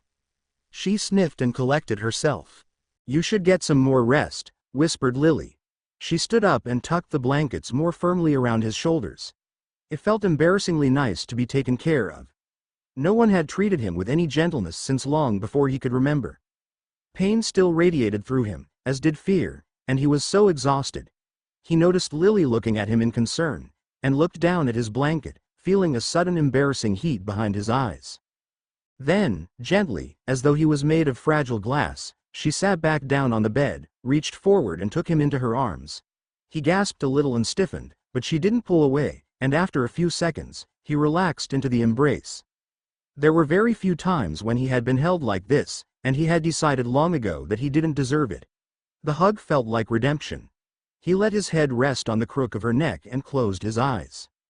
Severus had been 3 long weeks at the Potter estate, feeling very much like a homeless man in a busy train station. Everything around him moved quickly. The Order still had no idea how to kill Voldemort or track down his followers, and both James and Lily were pressed into service night after night. When Lily wasn't fighting, she was running in and out of the ministry trying to pass Muggle protection legislation, while James holed up with Dumbledore working on war strategy. They had to do all this while taking care of a baby and moving into the Potter estate, which hadn't been lived in 5 years.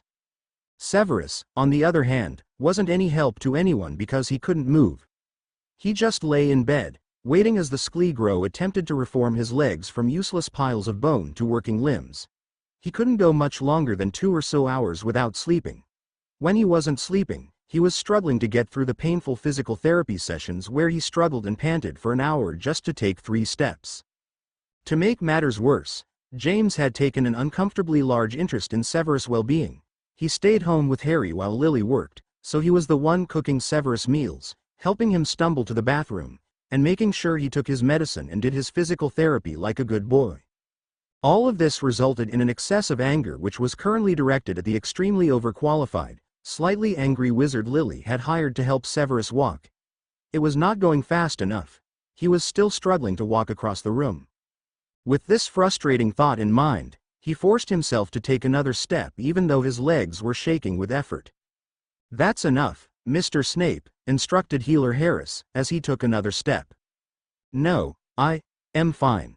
Severus, James stood up beside him, hovering like some mother goose. "I'm fine, Potter," snapped Severus, taking another step even though he felt as though his legs were made of splinters. His knees gave out. Before he hit the ground, James caught him. "All right, it's okay," James whispered near Severus' ear, as though he was trying to protect Severus' pride. "I'm fine," he snapped through his ragged breaths, even though he couldn't get up. Without giving Snape a chance to protest, James heaved him up onto the bed. "Mr. Snape, the bones in both your legs have been pulverized, as have many of the nerves. That curse on your stomach which gave you boils still leaves you at risk for severe abdominal pain and nausea. You have sustained severe bruising to your spinal cord, and I had to regrow both your left and right ulna. You face a very long, very painful recovery. With the leg injuries alone, you won't be able to walk confidently for weeks.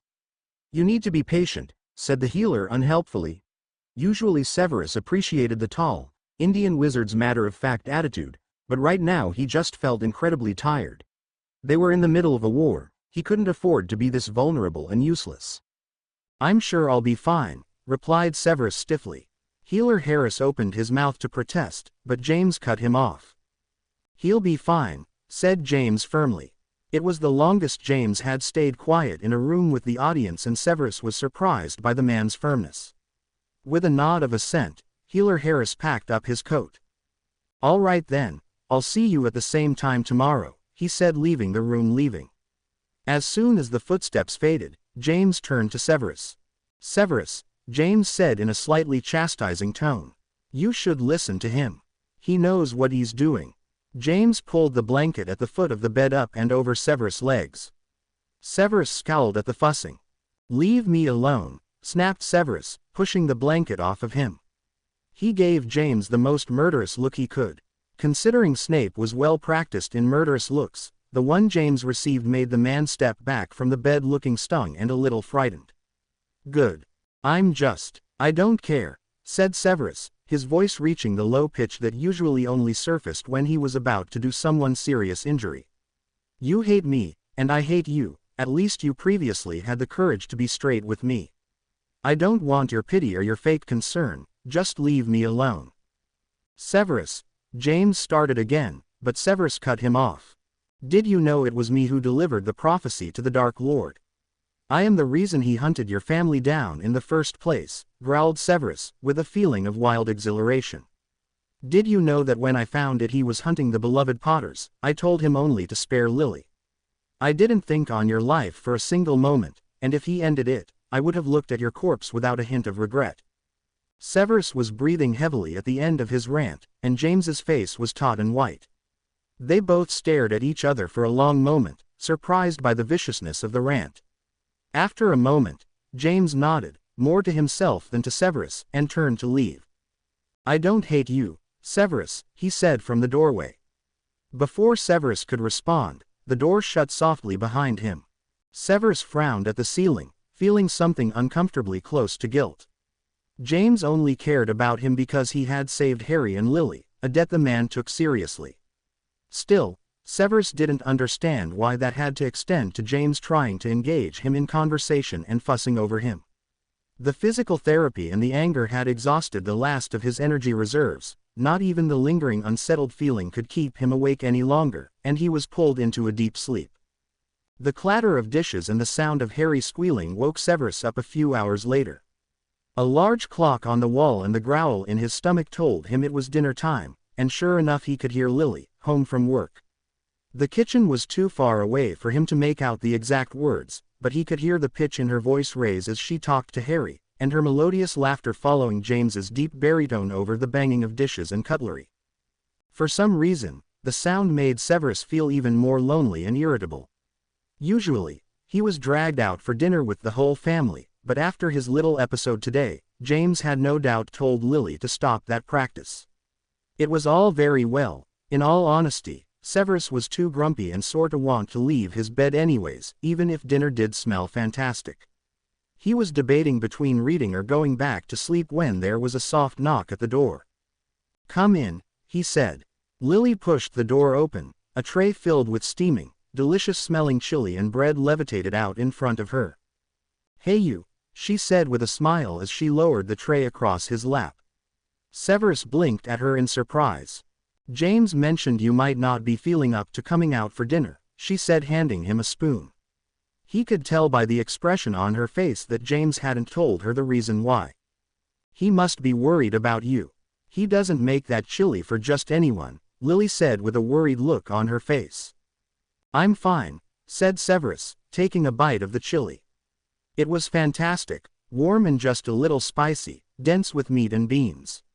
Comfort in a bowl, that was an odd thing for James to give him after the words they had exchanged. Briefly, he wondered if it was poisonous. Lily gave him a searching look, but finally nodded her head in acceptance of his words. You know everything is going to be fine, right? She said softly. You're getting better every day, and there's no need to rush anything. You've always got a home here. Bitterly, Severus realized that it was only a matter of days or hours until James told her what he had said. She certainly wasn't going to be bringing him chili and keeping him in her guest bedroom when he found out what he had done. It was a realization not even chili could fix, and he poked and he prodded the bowl as Lily talked to her about her day in the war. Dumbledore had ascertained that Voldemort was using Horcruxes, and if they could destroy all of them before his followers had a chance to resurrect him, he'd be dead. Are you sure you're feeling all right, sweetheart? I'm sorry, this war talk probably isn't helping, Lily said, noticing his picked-over bowl of chili. Just tired, he whispered. It was half the truth. She frowned and pressed the back of her hand to his head. He couldn't stop himself from closing her eyes at the brief touch. For that moment, he briefly considered telling her what he had done. If she heard it from him, perhaps she'd understand. That you were willing to let her child die, a traitorous voice whispered in his head. One thing had been clear during his time with the Potters: Lily loved that little boy with her whole soul. Even if she wanted to forgive him, he didn't think she'd be able to. All right, I'll let you rest then, she said, taking the tray back from him. Let me know if you need anything. She smiled her glorious smile, and Severus' throat felt sore. He drifted off to sleep with a ball of anxiety in chest. He awoke hours later with a chalk-dry mouth and pain shooting up and down his legs. With a groan, he rolled over under the mound of covers to feel around the side table, but all he found was an empty vial where the pain reliever used to be in a glass with only a few drops of water. He sighed and leaned back on the pillows. The potions cupboard had anti-summoning charms on it so that the baby wouldn't accidentally get into them, and he certainly wasn't going to call for Lily or James. He'd have to walk. He lay there for a few minutes debating the merits of getting up. The potions were stored in the kitchen, which was about 20 feet down the hall. He grabbed his wand off of the side table and transfigured the book on his side table into a thin cane. The walk to the kitchen was slow and agonizing, and by the time he started to walk across the tile, he was sweating bullets and clenching his teeth together in pain. The potions cupboard was on top of an old 60s-style refrigerator that Lily had outfitted with preservative charms. Mentally, Severus cursed the stupid little baby who made the Potters store their potions so carefully and strained to reach the cupboard door with his wand. It opened with a touch of his wand, the wizard version of child-proofing, but his fingers could just barely graze the vial of brown liquid. He just had it in his hands when his knees buckled, and he crashed loudly onto the ground.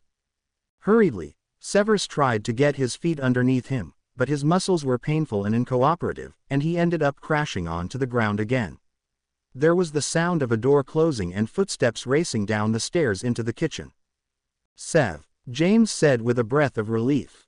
You scared the crap out of me. Are you all right? James came to Severus, sighed and moved to help him sit up. Trying to preserve what little dignity he had left, Severus did the majority of the work of sitting himself up against the cupboard.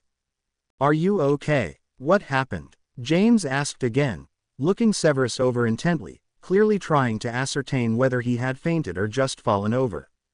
I'm fine, he snapped, closing his eyes against the swell of pain that made him feel nauseous. He couldn't hear anything, and for a moment he thought that James had returned to his bedroom. Here, James said, handing out the pain reliever Severus had been after. I'm sorry, I should have made sure you had an extra. With the air of a man burdened with one too many problems, James slunk down the wall across from him and ran a hand through his hair, making it stand on end. Severus was being unreasonable, he knew that, and felt a quick rush of shame at his immaturity. Severus took the potion, but stared at it. Severus, I swear if you drink that potion, I won't think your hatred of me has diminished in the least, James said with a quirk of his lips. With a scowl, Severus drank the potion down. The pain receded so much that he audibly sighed in relief, a fact James thankfully didn't make mention of. "So how long do I have until you explain everything to Lily?" asked Severus sourly after a few moments, feeling suddenly defensive. James looked up from his lap, gave Severus the barest hint of a smile and cocked his head. "She already knows, Sev," James said gently. "Though she didn't have the advantage of your theatrical delivery. Dumbledore told us when you were unconscious." It felt like his world had shifted painfully on his axis. He was so shocked at the revelation that he felt a little dizzy as he blinked back at entire time. James and Lily knew that he had nearly killed them and their son. Yet they hadn't done anything about it. There was no tears, anger, or vengeance. For a brief moment, Severus wondered if they were long-gaming him. "I was a Death Eater," said Severus silkily. "I nearly got you killed, to say nothing of your wife and child. You turned to the light at great risk to yourself, and you saved my family," James said slowly after a moment of consideration. "I'm the reason Black is dead," said Severus tartly. He had no idea why he was pressing a spot he knew to be sore, or why he needed James's validation at all. James' eyes widened, and he looked away to concentrate on the floor. He pursed his lips and Severus had the sudden impression he might be holding back tears. "No, Black died because I was too slow to whip out an unforgivable," said James softly before turning back to Severus. There was no possible reply he could think of, so Severus stayed quiet. "Look, Severus, I know you don't like me, and for good reason, and maybe too much has happened for us to ever be good friends, but you and I, we're on the same team. We're going to be living together for a while at least. The way I see it, we can hate each other and be miserable, or we can accept that mistakes were made and move on." From the look on James's face, Severus knew the man wasn't just talking about the war and Death Eaters, he was talking about Hogwarts. "For what it's worth, I am sorry for being a prat at school. I have no excuse other than being 15, James said after a moment. "That's completely unnecessary, Potter," Severus grumbled. James looked like he was going to protest, but after a moment he simply nodded his head. "Either way, I'm not leaving you here on the ground," James said, looping an arm under Severus' armpit. "Come on." Because there wasn't much he could do, Severus allowed James to pull him up to his feet. "Easy," muttered James, as he half-dragged him across the hallway to the bedroom. By the time James dumped him on the bed, his legs were burning, and his limbs were almost jelly. He was too tired and sore to complain when James pulled the covers up over him. Severus blinked his eyes open. "Do you need anything?" James asked softly, filling the glass on Severus' bedside with a swish of his wand. Severus shook his head and shifted uncomfortably under the covers. There was an annoying look of sympathy on James's face as he watched him settle in. "You'll be able to move around soon," James said in almost a soothing tone. "Things won't seem so bad then, all right." Severus blinked up at James, surprised at the attempt at comfort, and nodded. "All right then, good night," James said softly, turning back towards the door. As he did so, Severus felt a deep, guilty feeling rise through him. It had been years since graduating from Hogwarts. James was right, they would never be friends. Severus didn't need or want any friends other than Lily. Perhaps though, there could be civility, if only for Lily's sake. "Potter," Severus said, just as the man reached the door. James turned around, startled. "Thank you." James's eyes widened in response. For once in his life, he refrained from making a quip. He simply nodded, a small smile coming across his face. "Anytime, Severus," he said. Severus just nodded tightly back and James shut the door behind him. Voldemort had not died that night at the Potters. He was currently in Azkaban, his soul beeped out by the Dementors. The only problem was that the moment the Dementors performed the key asterisk, it was clear that something was wrong. Voldemort only had part of his soul. The fact that Voldemort had used Horcruxes caused a flurry of panic among the light, and a slight resurgence in the dark who were now determined to bring back their Dark Lord. Still, Christmas had come and went with little fanfare. Dumbledore reluctantly told the Potters that they were as safe to leave the house as they'd ever be. Lily was back at work full-time at the Ministry. Severus could mostly walk again, and Harry now walked with surprising confidence and was even starting to talk semi-coherently. Severus had even been in such a good mood about being able to walk again, that he had held Harry up to put the star on top of the Christmas tree in a spurt of goodwill. He and James even tolerated each other, meaning that Severus tolerated James, and James continued with his amiable friendliness as though he genuinely liked Severus. Life just went on, and it was surprisingly enjoyable. Despite the calm, the Order still met regularly to attempt to help in the rounding up of the rest of Horcruxes, and to prevent the few Death Eaters that remained from gathering around a new leader. The Aurors were working full-time tracking down Horcruxes, and mostly, the whole thing was just an excuse for old friends to get together and for James to make pot roast, which he was doing in the kitchen right now with Severus and Remus. "I have some news," Remus said hesitantly, over his bottle of butter beer, drawing Severus out of his reverie. James looked casually over from the kitchen. "Oh yeah," James said, pointing his wand at a pot of water and causing it to jump to a boil. "I've been hired on as an executive at an independent publishing house," said Remus. James smiled broadly and clapped him on the back, but Severus couldn't help but notice the smile on Remus' face didn't quite reach his eyes. "That's great, Mooney," James said, not quite noticing Remus' face. "It's in New York, James," said Remus seriously after a moment. The smile came off of James's face as quickly as it came and was replaced with a wounded look. But James stopped his protest before it could become any more unseemly. "Werewolves aren't restricted from working in the Muggle world there," Remus explained gently. "I'll be able to have a job, money. I'll be able to pay you back for." "Don't you dare," James said shortly. "And if that is all this is, you know I am more than happy to keep." "I know, James, I know," Remus cut in quickly, giving James a gentle smile. "It's not about the money. I need to be somewhere where I can make a life and follow my passions. Right now, that's not England." James' face was frozen in a sort of a painful grimace, caught somewhere between wanting to be compassionate while also wanting to express his extreme displeasure with the idea. Finally, he settled on happiness, and forced a smile at Remus. "All right," James said, reaching up and hugging Remus around the shoulders. "Come here. Congratulations, buddy." "Congratulations," Severus added, feeling slightly like an outsider in the interaction, but Remus turned to him with a beaming smile as well. "Thank you," said Remus, accepting Severus' outstretched hand and shaking it heartily. The rest of the Order started to file into the kitchen, accepting the pieces of pot roast and laughing loudly. Lily was talking to Remus, and Severus could tell by her wide smile and furrowed brow that Remus has told her about his plans to move to New York. Dumbledore entered, and at the serious expression on his face, the conversation quelled, and everyone turned their attention to him. "We have a problem," he started. James's brow furrowed in concern, and Lily stiffened beside Severus. "According to one of our sources, the Death Eaters are redoubling their efforts at recruitment. Hogwarts, as always, is being used as prime recruiting ground. But our most pressing concern is that we have reason to believe that this group of Death Eaters knows where this house is located." A cold shiver went through Severus' spine.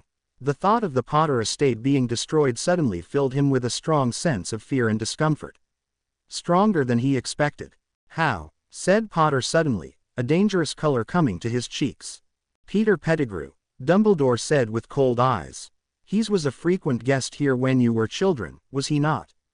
James's face was absolutely murderous. "Are you telling me that this house, my parents' house that has been in my family for generations, that Sev, my wife, my son are all in danger right now?" James asked, the pitch of his voice rising. "Because of him, again." James hadn't spoken Peter's name since the first attack months ago. Dumbledore didn't have to answer, his face said it all. "Not immediately. The house is still impeccably well warded, and my source assures me they're months away from staging an attack," Dumbledore said gravely. James ran a hand over his mouth, and Severus knew they were both thinking the same thing. The careful normalcy they had created, the comfort and happiness was suddenly shattered. "Okay, Lily, let's get Harry's things," he said. "Sev, we've gotta go." Lily was already standing up. "I think that we should look at the positives here," said Dumbledore, getting incredulous looks from everyone else around the table. This time we are ahead of them.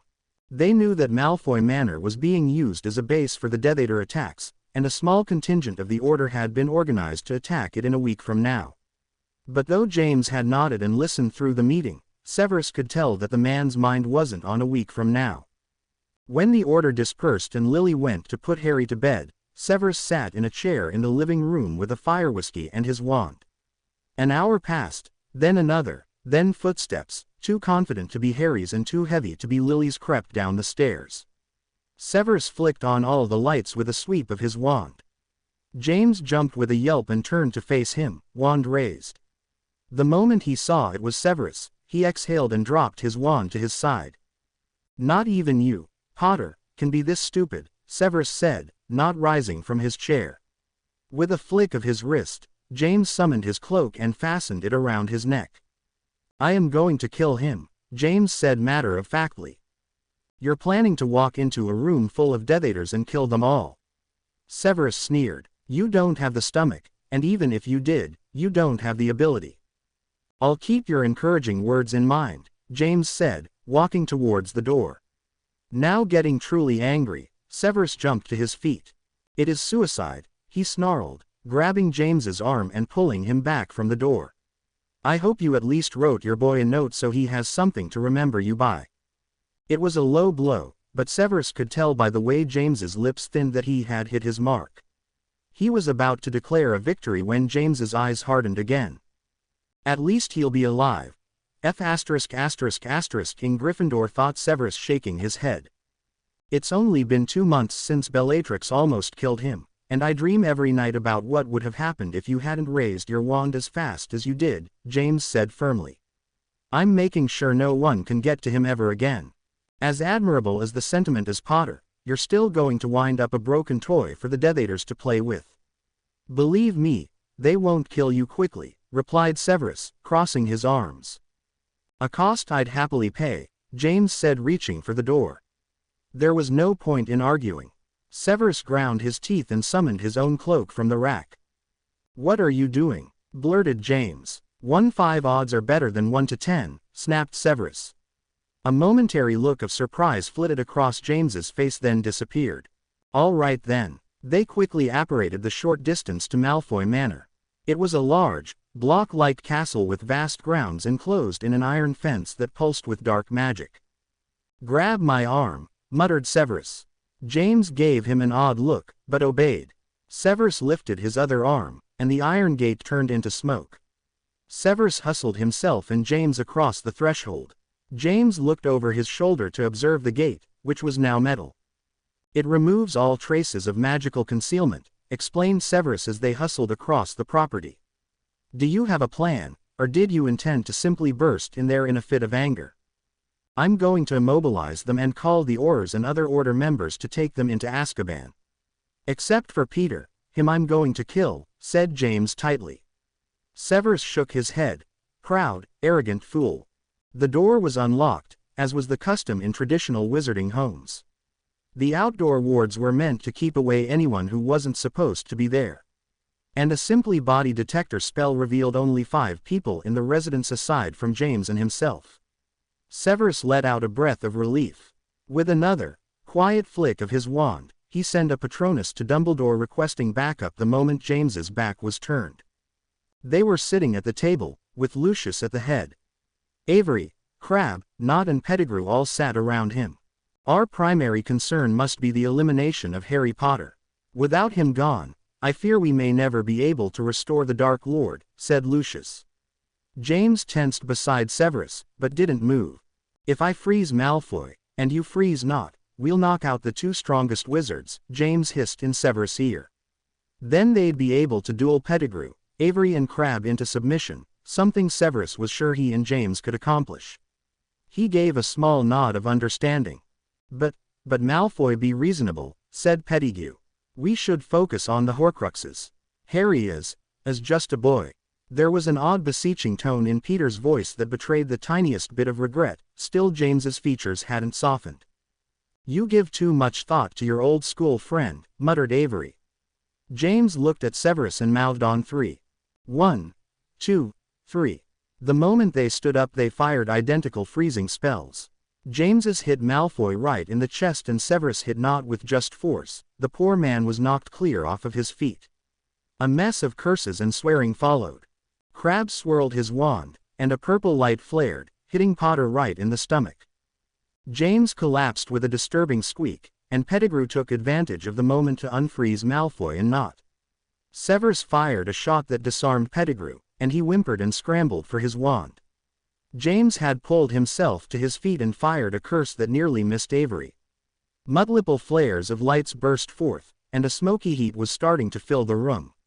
One of Crabbe's curses rebounded off of the wall and hit Pettigrew, causing the man to collapse onto his stomach.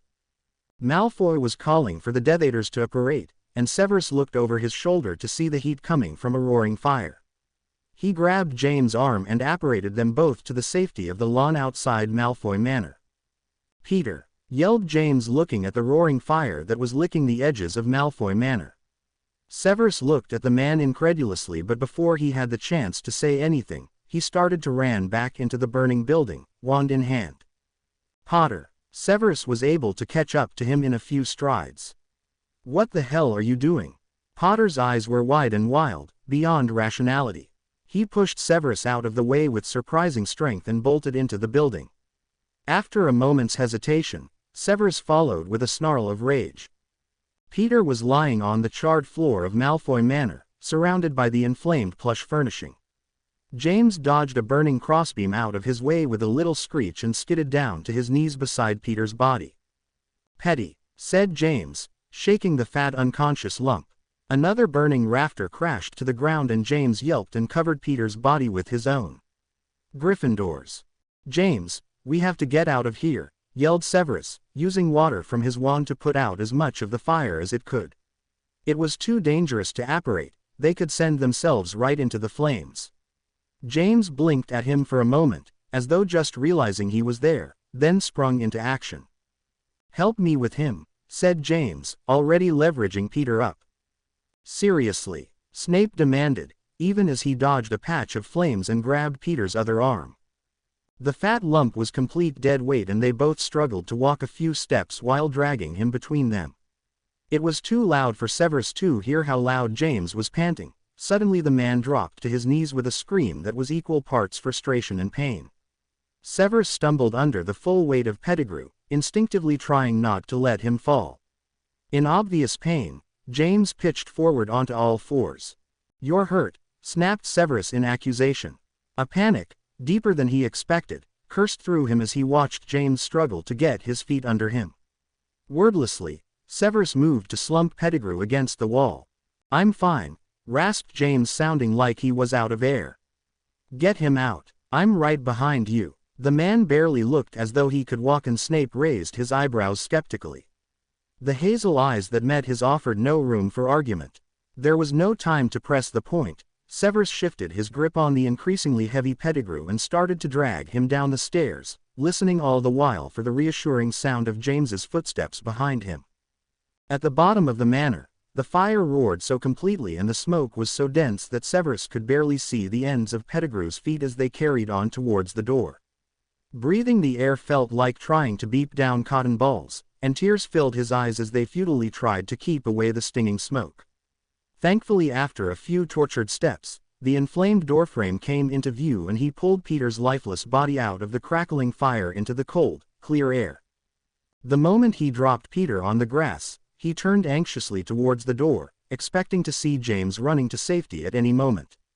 The man didn't appear. 3 seconds turned into 5 and though the blazing fire made Severus' face hot, his stomach was cold with dread.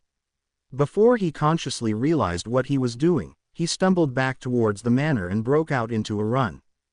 "Potter!" bellowed Severus, stumbling back through the house's entrance and halfway up the stairs.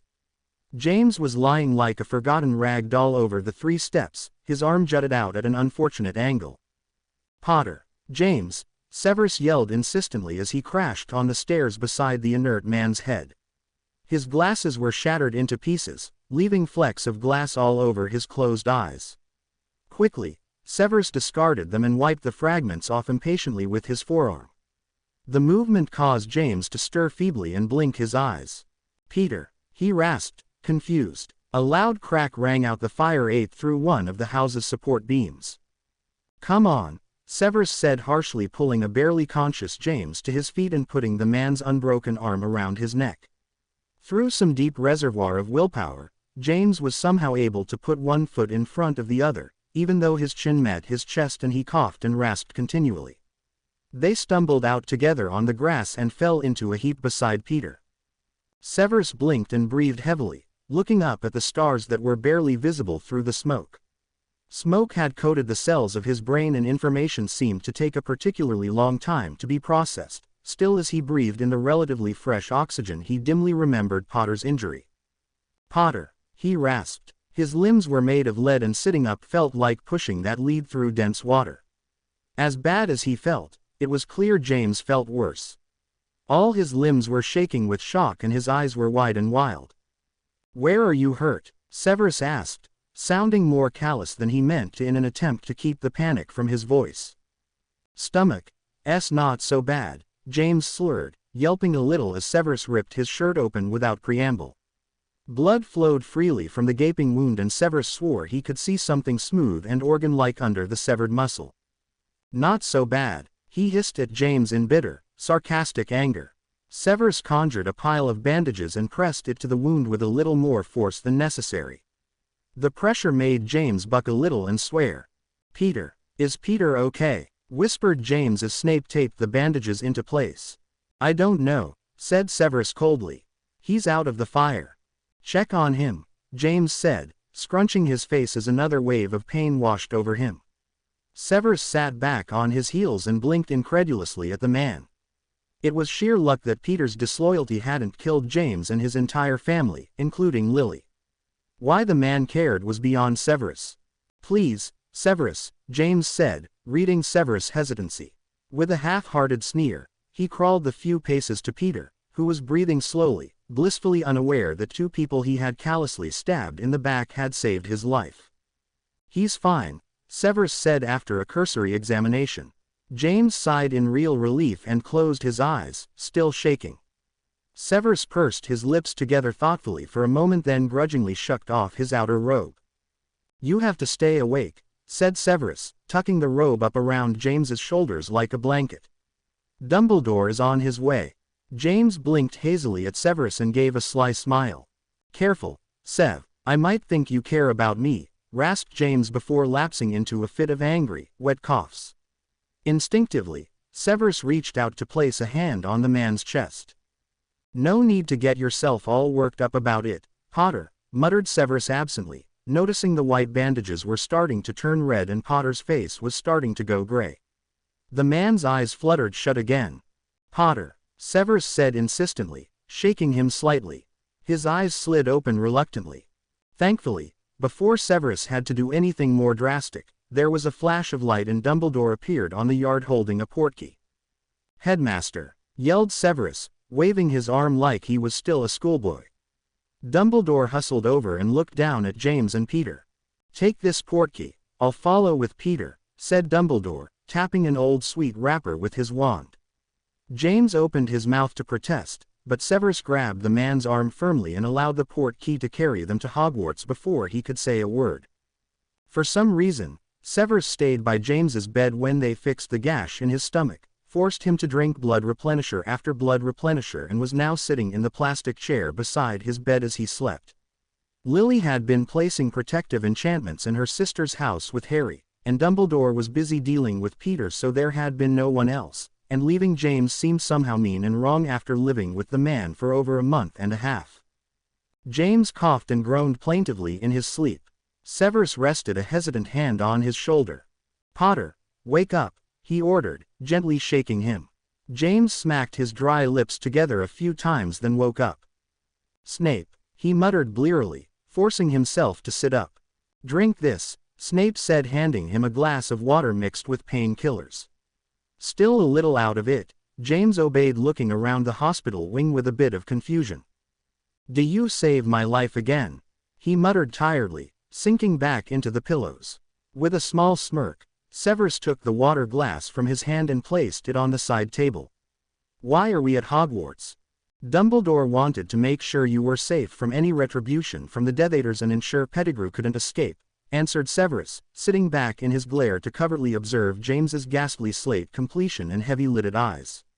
At the mention of Pettigrew, James sat up alertly, and his eyes focused on the lump in the bed across from his. With a surprising amount of vigor, James swung his legs over the side of the bed and landed heavily on the floor. "What are you doing?" snapped Severus, getting to his feet and reaching his hands out instinctively to stop the man or hold him up. "Do you always have to go to the angry place?" James said with the shadow of a smile that made him look somehow less happy than he did previously. Slowly, he crossed the hospital wing and sank into the chair next to Pettigrew's bed.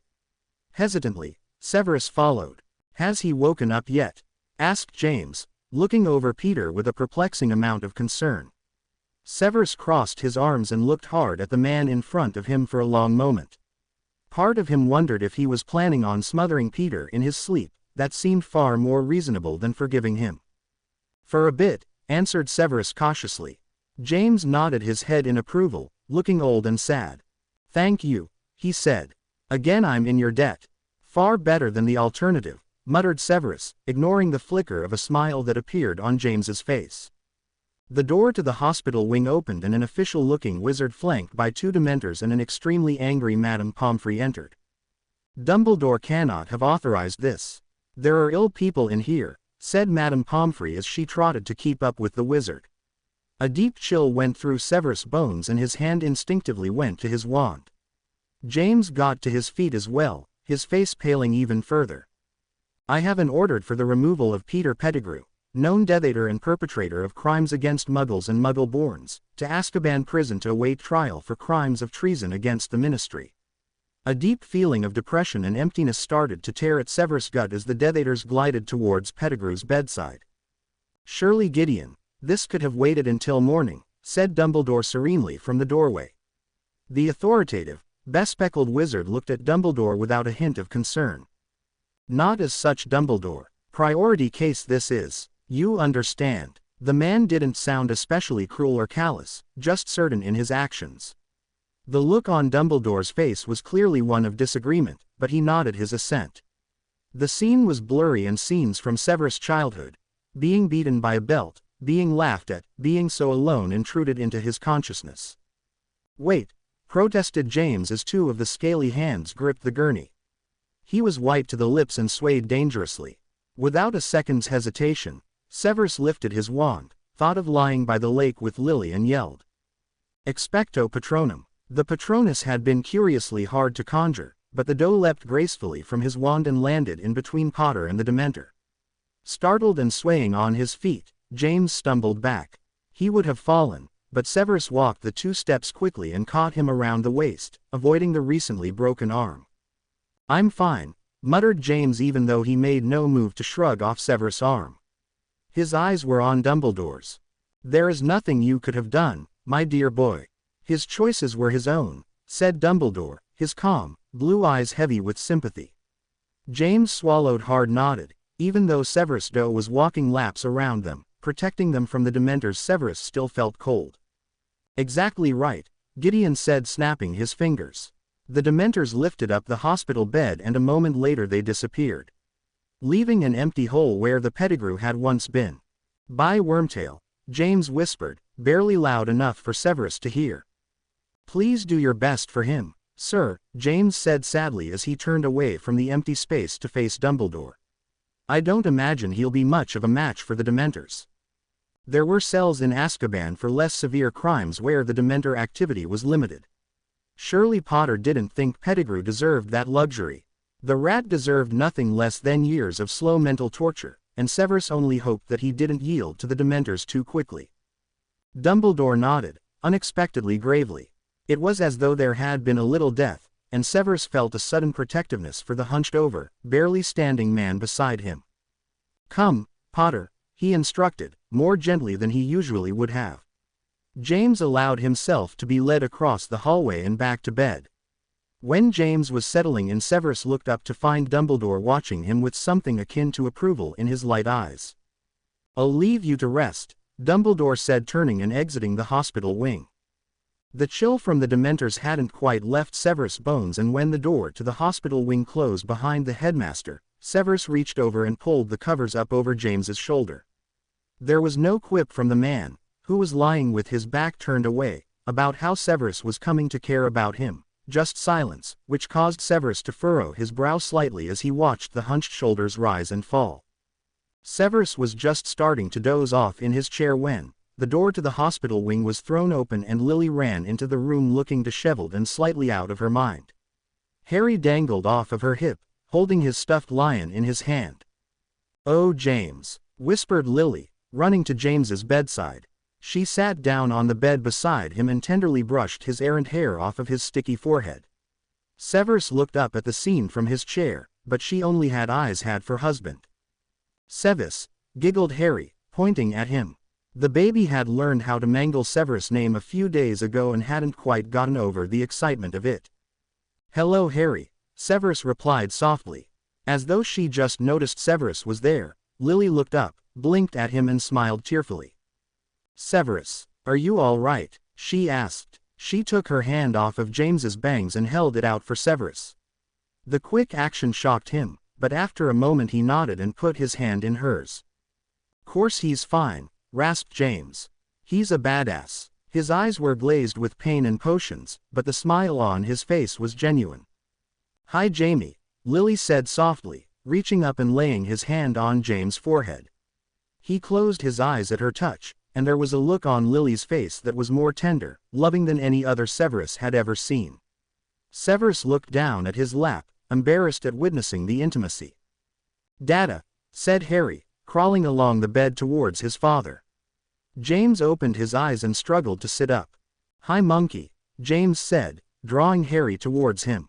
"Honey, be careful," said Lily, equally to James and Harry as the little boy snuggled tightly into his father's stomach.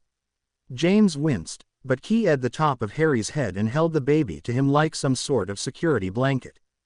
"I'm going to go," Severus said, standing up quickly and earning surprised looks from Lily, James and even Harry.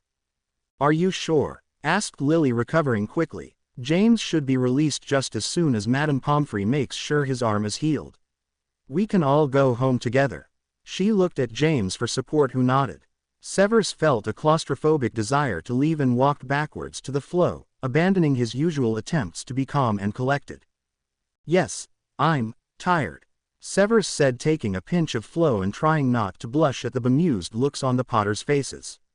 Lily opened her mouth to speak, but before she could say anything, Severus threw the Flo powder into the fire and flew into the Potters' living room.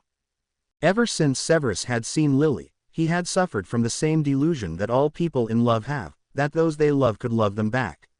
Even though he knows she married James and had a child with him and that the marriage was happy, he hadn't realized how much she loved James until he saw her reaction to him being injured. She had looked at James as though he was her entire existence, as though his pain bled into her body. Severus knew at that moment, with devastating certainty, that she would never be with him. She had given her whole heart to someone else and, regardless, Severus wasn't sure he was even capable of eliciting such love in others. His own parents has barely tolerated his existence. The best he could hope for from Lily was mild affection. The realization was painful, but like a cauterized wound it provided abrupt closure. He was doomed to be unloved, family-less, but he could still be a favored decoration on the mantelpiece of Lily's life. It was more than he had before.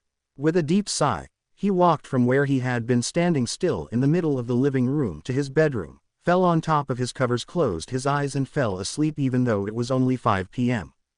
Severus typically didn't sleep for long and woke up abruptly at 1 a.m. The first thing he noticed was that someone had come into his room to cover him with a duvet and take off his shoes. The second thing he noticed was that he was starving. Disoriented, he changed out of his robes into pajamas, grabbed his robe and shuffled into the dark hallway with a yawn. He stopped in his tracks, noticing the bright light coming from the kitchen. Lily always ensured that the lights were off before going to bed. His heart thumped loudly as he raised his wand and continued slowly to the kitchen's opening. With a deep breath he spun around the corner and pointed his wand at James Potter, who was peeling the label off a half-empty bottle of fire whiskey lethargically. "Potter," asked Severus in surprise even though it was the man's house. Snape, replied James without looking up or betraying the slightest hint of surprise. He took another drink of his fire. What are you doing? Asked Severus, immediately starting to sound angry, even though there was no reason to. It's 1 a.m., you should be sleeping. James nodded, resting his head on his hand tiredly. You must be hungry, said James, whipping out his wand and swirling it carelessly over his shoulder to the kitchen cabinets. A plate full of chicken, potatoes and vegetables soared across the air and landed on the table in front of Severus with a loud clang. A glass tumbler followed and landed beside the plate. Ever since he had woken up in the Potter's house the morning after Voldemort's capture, the man had been a virtual vaunt of energy and annoying positivism. This morose James was odd and slightly disquieting. Severus watched as James drained his newly filled glass with a frown. Drinking alone now, Potter. A little maudlin for you, isn't it? Asked Severus. With a smirk, James dumped more fire whiskey in Severus' glass. Now I'm not, James said with a tired, forced smile. Severus nodded in assent and took a sip of the fire whiskey. After a moment, James started to laugh in a harsh way that made all the hair on the back of Severus' neck stand up. You know what's funny? That we're drinking together, said James almost bitterly. Severus raised his eyebrows. The two of them were far from being friends, but James tended to refrain from mentioning their previous enmity. I'll leave you to pursue alcoholism solo then, said Severus, tightly, getting to his feet. No, said James, his traditional levity coming back into his voice. That's not what I meant. Sit down. Finish your dinner. He raised his eyebrows but sat back down at the table. It was weird being back in Hogwarts, wasn't it? James said quietly. Severus shrugged noncommittally and started to drink his alcohol with more speed. If they were going to start talking about Hogwarts, he was going to have to catch up. Did you ever think about how much things could change in a few years? Continued James. Things have taken a turn, I suppose. James burst out laughing. You certainly have a talent for the understatement, he replied. He looked thoughtful for a moment then smiled. Do you remember in second year, when you put something in Sirius potions and James devolved into laughter. Got explosive diarrhea, finished Severus when James was laughing too hard to continue. James nodded, still in a fit of laughter. Severus felt his own lips start to twitch. Yes, oh man, he was so pissed, James said, recovering enough to get some words out, and wiping his eyes. I do think he appreciated your artistry. Severus grunted in acknowledgement. It was my finest moment, he conceded. I don't know, James said pensively, pouring them both more alcohol. There was the great transfiguration incident of 5th year. They went on discussing old pranks for about 2 more bottles of scotch, both avoiding the crueler of the pranks and anything to do with Pettigrew by unspoken agreement. It was a surprisingly enjoyable conversation, made more so with each gulp of alcohol. I never did understand where you got all those spells from, James said. You made them up. I feel like that's cheating. Cheating, Severus said with fake indignity. Just cause you didn't have the intellectual prowess. Intellectual prowess, said James with a snort. Wanna see something? Severus nodded enthusiastically, and James stumbled up to his feet. His drunken face scrunched in confusion, then he spun around and turned into a large stag. Severus nearly jumped off of his chair in shock. Holy! The stag pranced around the kitchen for a moment, clearly showing off, then butt his large head against Severus' shoulder insistently. With a laugh Severus petted the stag, who he was trying not to think of as James, on the head. The stag turned back to James and Severus almost started to pet the man's hair. He pushed him away with a laugh. We did that at 15. How is that for intellectual prowess? Asked James smugly, sitting back in his chair. Severus was drunk, so he was much more impressed with the accomplishment than he normally would have been, plus it answered a lot of questions. Why? Severus asked. James's broad smile started to fade and he looked back at his beer bottle. To keep Remus company when he transformed, said James softly, running a hand through his long hair. It was serious idea. James said the last part so quietly that Severus almost didn't hear it. The copious amounts of alcohol had made his head so fuzzy and the change in emotion had been so fast that Severus could barely keep up. Tears welled in James's eyes. "Are you crying?" Severus blurted out before he could think better of it.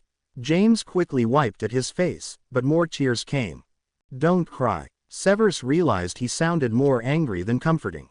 Feeling bad, he awkwardly reached out and patted James on the shoulder stiffly. "I've been so mad at Peter, but really it's all my fault," James said with a touch of a drunken slur. "Peter was so scared, and he tried to tell me, and I never listened. We basically forced him to join the order. Then Sirius gets killed 'cause I couldn't protect my own damn family, and it's all my fault."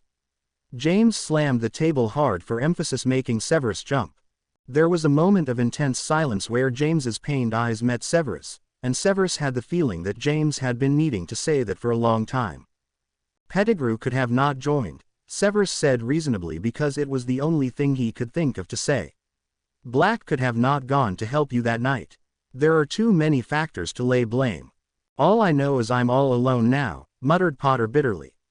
Severus felt a swoop of indignation at that. "All alone? You have a family. Remus, Harry, Lily. You have people who love you. You have no idea what it means to be alone." The bitterness in Snape's voice was even more revealing than his words, which were already plenty revealing. Only the alcohol could have made him speak so freely, and he turned away from James's eyes, which now held concern instead of self-pity. "You're right," said James softly. "I'm not alone. You aren't either." Severus snorted and looked away, but made no move to leave. "I'll never have what you have," Severus said finally, after a long silence, realizing vaguely that he was going to hate himself in the morning for speaking. Still, he had been silent for so long he enjoyed the way the bitter words tasted on his lips. "Severus, that's not true, not if you want it," James said softly, so gently concerned it enraged Severus even further by serving to mentally highlight all of his deficiencies. "Really, what insane person would want to be part of my life?" asked Severus bitterly, on a roll now. "I was a Death Eater. I watched people die. I killed people. I'm not exactly lovable." He looked away from James's pale face, suddenly feeling horribly exposed. "Hey," James said, causing Severus to look back at him. "You are not some piece of shit Death Eater. I want to be a part of your life." "You don't know anything about me," Severus snapped, feeling suddenly defensive in the face of James's comfort. The thought that the man might think that he actually needed to hear words of comfort was enough to make Severus' cheeks pink with humiliation. "I know enough, Severus. You're a good man. A little prickly maybe, but a good man. Regardless of whatever darkness you have or think you have, we are family. That's unconditional love." "You take this life-death thing way too seriously," Severus said dryly, distinctly uncomfortable with the direction the conversation was taking. "You've saved my life twice. You saved my wife, my kid, and I've saved your life as well. We've fought battles together. If all that doesn't create love, doesn't make us family, then I don't know what family is for." Severus blinked at James, not knowing how to respond to that. James' face was kind even if flushed with alcohol. "You don't get to choose your family, Severus. I'm afraid you're stuck with us and your wife and kids will be stuck with us." "I don't think you'll have to worry about that," said Severus with a snort. James looked at Severus shrewdly, then leaned forward. "Severus, Lily is not the only woman who is going to be able to see your worth." Severus looked up at James with a swoop of horror, but James met his gaze calmly. "You know," sputtered Severus indignantly. "Of course, I've always known. Why do you think I used to give you such a hard time?" asked James, waving off the point. "There is a woman out there who is going to see everything I see in you, everything Lily sees in you, and more. And I am going to help you find her. I am going to be your wingman," James said with a broad smile, clearly finding this prospect exciting. Severus shook his head with a roll of his eyes and finished his fire whiskey. Severus lived with the Potters for nearly 4 months. When he tried to move out the moment he could walk, Lily had called him absurd and looked so legitimately offended that he agreed to stay, for a little while. Death Eaters had torn his house apart looking for him, and finding a new place to live, buying new furniture, it all seemed like a lot of work, and so the weeks and months just kept rolling until it felt like routine. Truthfully, though he'd never admit it, he liked living with the Potters. He had fallen into his old rapport with Lily, and he enjoyed sharing meals with her and hearing about her day at the ministry every night. After the Great Fire Whiskey incident, he even liked spending time with James. Severus had found the idea of living off of the Potters laughable, but both James and Lily had flat-out refused rent. And although Severus' pride twinged slightly because of it, it did allow both him and James to be exceptionally useful to the Order, and while they weren't working for the Order, Severus was busy carefully crafting a book on basic defense. Still, Severus recognized he was an interloper and did his best to help out. So when Molly Weasley couldn't watch Harry for Lily and James, Severus had reluctantly offered to watch the baby so that they could have a date night. The whole thing was supposed to be easy. James had given Harry a bath and put on his pajamas. Lily had tucked him in and read him a story, which he fell asleep halfway through. They had left for the night, and Severus was very contentedly reading by a roaring fireplace, almost forgetting that the little child in question existed. The relative solitude was nice, and Severus was considering offering to make this babysitting a regular thing when he heard the baby start to cry. Severus looked up from his book not quite knowing what to do. Letting the child cry it out, the option that meant he didn't have to leave his chair or interact with the baby, was the infinitely preferable option. So he sat in the chair and waited, holding his breath while mentally willing the crying to stop. It didn't. "Mama!" yelled the child through a barrage of tears. "Daddy!" Reluctantly, Severus put the book down and climbed the stairs to Harry's room. "Harry!" whispered Severus, pushing open the door. Harry was sitting on the end of his toddler bed looking absolutely miserable. Severus frowned. It was rare for Harry to cry so profusely, and he almost always slept through the night. "What's the matter?" asked Severus diplomatically before realizing that he might be overestimating the child's language skills. Rapidly, he tried to summon every bit of knowledge he had relating to 19-month-old baby care. Harry looked up at him with wet, surprised eyes. Clearly, he had expected someone else to come running. "Mommy?" he asked shyly, running his forearm across his dripping nose. Harry was happy to toddle around Severus when his parents were right beside him. Severus had picked the boy up a few times and even shot bouncing balls out of his wand for Harry to chase, but really their relationship had been one of tolerating each other's existence.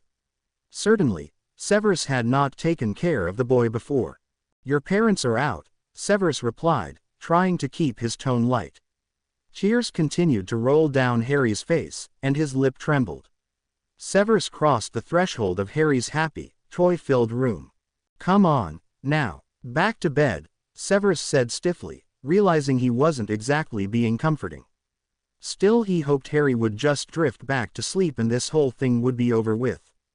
Harry started to cry in earnest as Severus gently pushed him to lie down on the bed. "Want Daddy," said the boy through his tears. "Close your eyes. They'll be home soon," muttered Severus, draping Harry's covers over him. Harry looked up at him with watery, hurt eyes. They were a little duller than usual and there were 2 high spots of color on his cheek. Severus' eyes narrowed as he looked at the baby. "Please tell me you're not sick," muttered Severus as he reached out and touched Harry's hot forehead. He began to cough. "Definitely sick then," Severus sighed, planning on killing James and Lily the moment he saw them. Harry coughed again, rubbing his eyes miserably, tears starting to well up. "Okay, come here, it's okay," said Severus gently, picking the baby up. His pajamas were damp with sweat. Reluctantly, he felt a wave of pity for the sick baby, and then prickle of fear. Maybe this wasn't a cold. It could be something worse. It could be something that Severus could make worse. Maybe he should take Harry straight to the children's ward at St. Mungo's. He stopped his spiraling panic in its track. It was just a cold. Severus took the baby into the bathroom, stripped off his diaper and sweat-soaked pajamas and turned on the warm water. Harry coughed again, snot all over his face. With a twinge of disgust, Severus conjured a cloth and cleaned him up. "This will help loosen you cough," explained Severus as he lowered Harry into the tub. It was like trying to lower a cat into a bath. The second Harry hit the water he screamed in indignation and thrashed so hard Severus almost dropped him. "Shish, calm down, what's wrong with you?" asked Severus, his surprise coming out as harshness. The baby was now full on sobbing, and Severus could help but think that he had just royally screwed up. It's okay. Harry, look, said Severus desperately, picking up a rubber duck and swishing his wand at it. The duck started to swim in circles around Harry, quaking happily. After a moment, the baby's tears turned to giggles as he watched the duck. Ducky, ducky, said Harry, sounding congested. He coughed again, and Severus narrowed his eyes again as he reached forward to rub Harry's back. What sound does the duck make? Asked Severus. Quack, quack, answered Harry happily, splashing through the water. That's right, Severus answered gently. Soon, Harry's coughs began to come less frequently and his breathing seemed to be less labored. After 20 minutes, the steam had done all it could for Harry, and Severus plucked the baby out of the water, dried him off and, after a few unsuccessful attempts, managed to wrestle a diaper on the child and put him in warm pajamas. That's better, isn't it? Muttered Severus as he did up the last of Harry's buttons. The boy smiled around the thumb he was beeping. Back to bed, ordered Severus, pointing to the door. Harry reached his hand up for Severus and after a moment, he took it and led the child back to his room and watched as he climbed back into his bed. Good night, Severus said stiffly when Harry looked up from his pillow expectantly. He certainly wasn't going to key the boy good night. Severus walked back down the stairs feeling tired and a little damp from being splashed by Harry, but rather proud of himself. He had made himself a cup of tea and was just about to go back to reading when the crying started up again. Severus groaned and got to his feet. He really should have known that it had been too easy. Harry was again crying in his bed, while coughing and looking utterly awful. He reached his hands up when he saw Severus, and Severus picked the baby up and hushed him. It didn't work, nothing did. Severus tried everything to calm the baby down. Held him, bounced him, rocked him, read to him, even sang to him, though that admittedly seemed to increase the stress of all involved. All Harry did was sob and intermittently ask for James or Lily. Severus thought he was making things worse and tried to leave the child alone, but the moment he loosened his grip, Harry's sobs turned into bellows. The crying was so insistent it seemed like a bell was ringing in his ears. His arm was sore from lugging Harry around, and Severus was so desperate for it to stop was now shamelessly flipping through James and Lily's potion stores for something that would knock that child out. There was a small bottle of meadowsweet and Severus' hand hesitated over it. It was perfectly safe, but it was strong. He wasn't crazy about using it on a baby. Mama da da dad, mama da da, demanded Harry as Severus bounced him up and down absently, trying to calculate what an appropriate dosage would be even though he could barely think with Harry carrying on. A quarter teaspoon should be fine, maybe an eighth just to be cautious. Severus looked at the bottle, the doorway to heaven as far as he was concerned, and pushed it back into the cupboard. He wasn't willing to risk it. Down, just for a second, cajoled Severus as he lowered Harry to the ground. No, yelled Harry, screaming, and holding up his arms pathetically when he hit the ground. Severus ran a hand through his hair. Next time he babysat, which would be never, he would listen to where James and Lily said they were going so he could contact them. With a sigh, he flicked his wand at a bottle of milk and warmed it up, rubbing at his shoulder. Up, demanded Harry, pulling at Severus' pant leg. Just a minute, muttered Severus, putting away the potion's ingredient, his hand mercifully settling on chamomile. It wasn't strong, but it might be enough. Maybe if he... Severus, Harry yelled again. The tenuous hold Severus had on his temper slipped. Harry, you need to shut up, roared Severus, feeling a disturbing strong urge to whack the child. When he whipped around, the little toddler looked absolutely shocked and took 2 frightened, shaky steps backwards from Severus before smoking his head on the cupboard handle. Severus felt a swoop of horror and self-loathing as the child fell to the ground and started crying in a fresh batch of misery, pain and surprise. Oh no, Harry, I'm sorry. Severus walked over to the child and picked him up. The little bundle in his arms was shaking with emotion and tears, and Severus felt utterly horrid as he rubbed the baby's back. He had yelled at a sick, overawed baby who clearly felt terrible enough. This was a new low. Shish, you're okay. No one's mad, Severus said, rocking Harry to and fro as he did. You can't help it. This was more a reminder to himself than to Harry, who could barely understand Severus' sentences. I'm sorry, I yelled, whispered Severus, bouncing Harry up and down as he paced the kitchen lost in his own thoughts. He well remembered what it was like to be yelled at and smacked. One time he had been thrown down the stairs by his father, who had been in the same frustrated, angry rage Severus just was. He never thought he'd be the kind of man to hurt a child, and the knowledge of his short temper scared him so much that tears were sprung to his eyes. "I'm so sorry," he muttered again. All of a sudden he noticed that the constant sound of Harry sobbing had stopped, leaving pure silence in its wake. He blinked and looked down at the child, who was resting a head on Severus' shoulder and looking up at the man seriously whilst beeping his thumb. He smiled a perfect sweet smile around his thumb that made Severus' heart lurch, and they just stared at each other for a moment. The milk started to whistle, and Severus summoned the bottle from across the room and carried Harry up to his bedroom. "All right," muttered Severus, sitting the rocking chair with Harry on his lap. He leaned back, glad to be off of his feet. Harry took the bottle and began to drink it happily, mercifully unable to taste the medicine in it.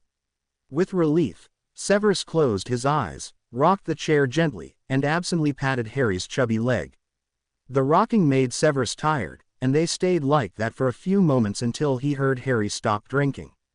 He forced his eyes back open to look at the baby. Harry was observing him with a little smile.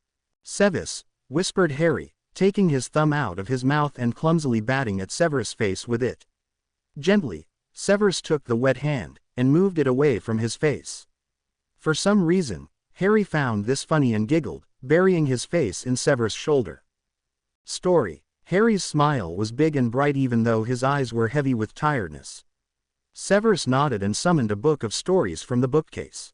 Once upon a time, in a land far, far away, there was a girl named Goldilocks. As he told his story, Harry's eyes got heavier, and he curled further into Severus' lap. A few pages in, Severus summoned the child's duvet and pulled it around him. Harry sighed contentedly and wrapped the hand that wasn't currently in his mouth around Severus' sweater, stroking the soft fabric with his thumb. Severus trailed off mid-sentence and looked down at Harry, whose eyes were beginning to flutter shut. His nose, which Severus still found ridiculously tiny, was sluggishly weeping, and Severus wiped it with the corner of his sleeve, finding that germs no longer bothered him in the least. Harry's eyes fluttered shut again, and this time they didn't reopen. There was an unexpected clenching in Severus' heart as he looked down at the sleeping child in his lap. Knowing he would be too tired to get up soon, he groggily pulled himself to his feet and walked to the small bed. When he went to lower Harry down, the hand attached to his sweater gripped tighter. Really, he was going to have to come up in 10 minutes to make sure Harry wasn't awake and sick again. He shuffled his grip, sat on the bed and laid them both back on the bed. Harry snuggled up as close as he could possibly get and pushed his face into Severus' chest. Again, Severus felt as though his heart had turned over. Because it was dark and no one could see and ruin his reputation, Severus tenderly keyed the tousled head of hair under his chin and looped an arm over Harry. He'd get up soon. In moments, he drifted off. Someone went to pull the warm weight off of his chest, but vaguely Severus realized that it was important and held on tightly to it, his forehead scrunching in displeasure. "Sev, honey," Lily whispered. Severus opened his heavy eyes to find himself in Harry's bed with his arms wrapped protectively around the sleeping toddler on his chest. "He's sick," muttered Severus tiredly, turning his head so he wouldn't cough on the child. He closed his eyes again and listened to the general scuffling of Lily fussing over Harry. She went to pick him up again, but the child whimpered, not happy to be on the edge of wakefulness or removed from his warm spot on the bed. "Sock, don't wake him," Severus said sleepily. Without thinking about it, he moved his arms to pull Harry closer and vaguely patted the little boy's back. After a moment, Lily's cold hand landed on Severus' forehead. He grunted in displeasure at the touch and moved his head peevishly. "You're sick too," she said softly. Severus could feel a thicker blanket being pulled over him and Harry, and he sighed. "This is why I don't cuddle," he grumbled. Harry settled himself more securely under Severus' chin, and he could hear Lily chuckle as he drifted back to sleep. The Potter estate was massive, purchased at a time where land was cheap and plentiful. Severus could only just see the end of the property from the fourth-floor window. In the winter, the vast property and old-fashioned manor seemed almost creepy in its largesse.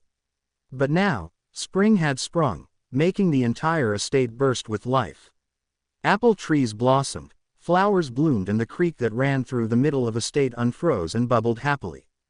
It was so beautiful that even Severus couldn't sit inside all day, and he was currently sitting on the Potter's patio editing the chapters of his book. There was a loud shriek from the sky, and Severus looked up to see James nose diving to the ground on his broomstick with Harry between his arms. Severus' heart lurched, and he whipped out his wand to stop them from crashing when James turned sharply, rounding an apple tree and charging towards where Severus was sitting on the patio. They landed hard just below the stairs to the porch, both laughing. As soon as Harry landed, he raced up at the stairs towards Severus. "We flew! We flew!" Harry yelped excitedly, his cheeks as pink as the large rosebushes behind him.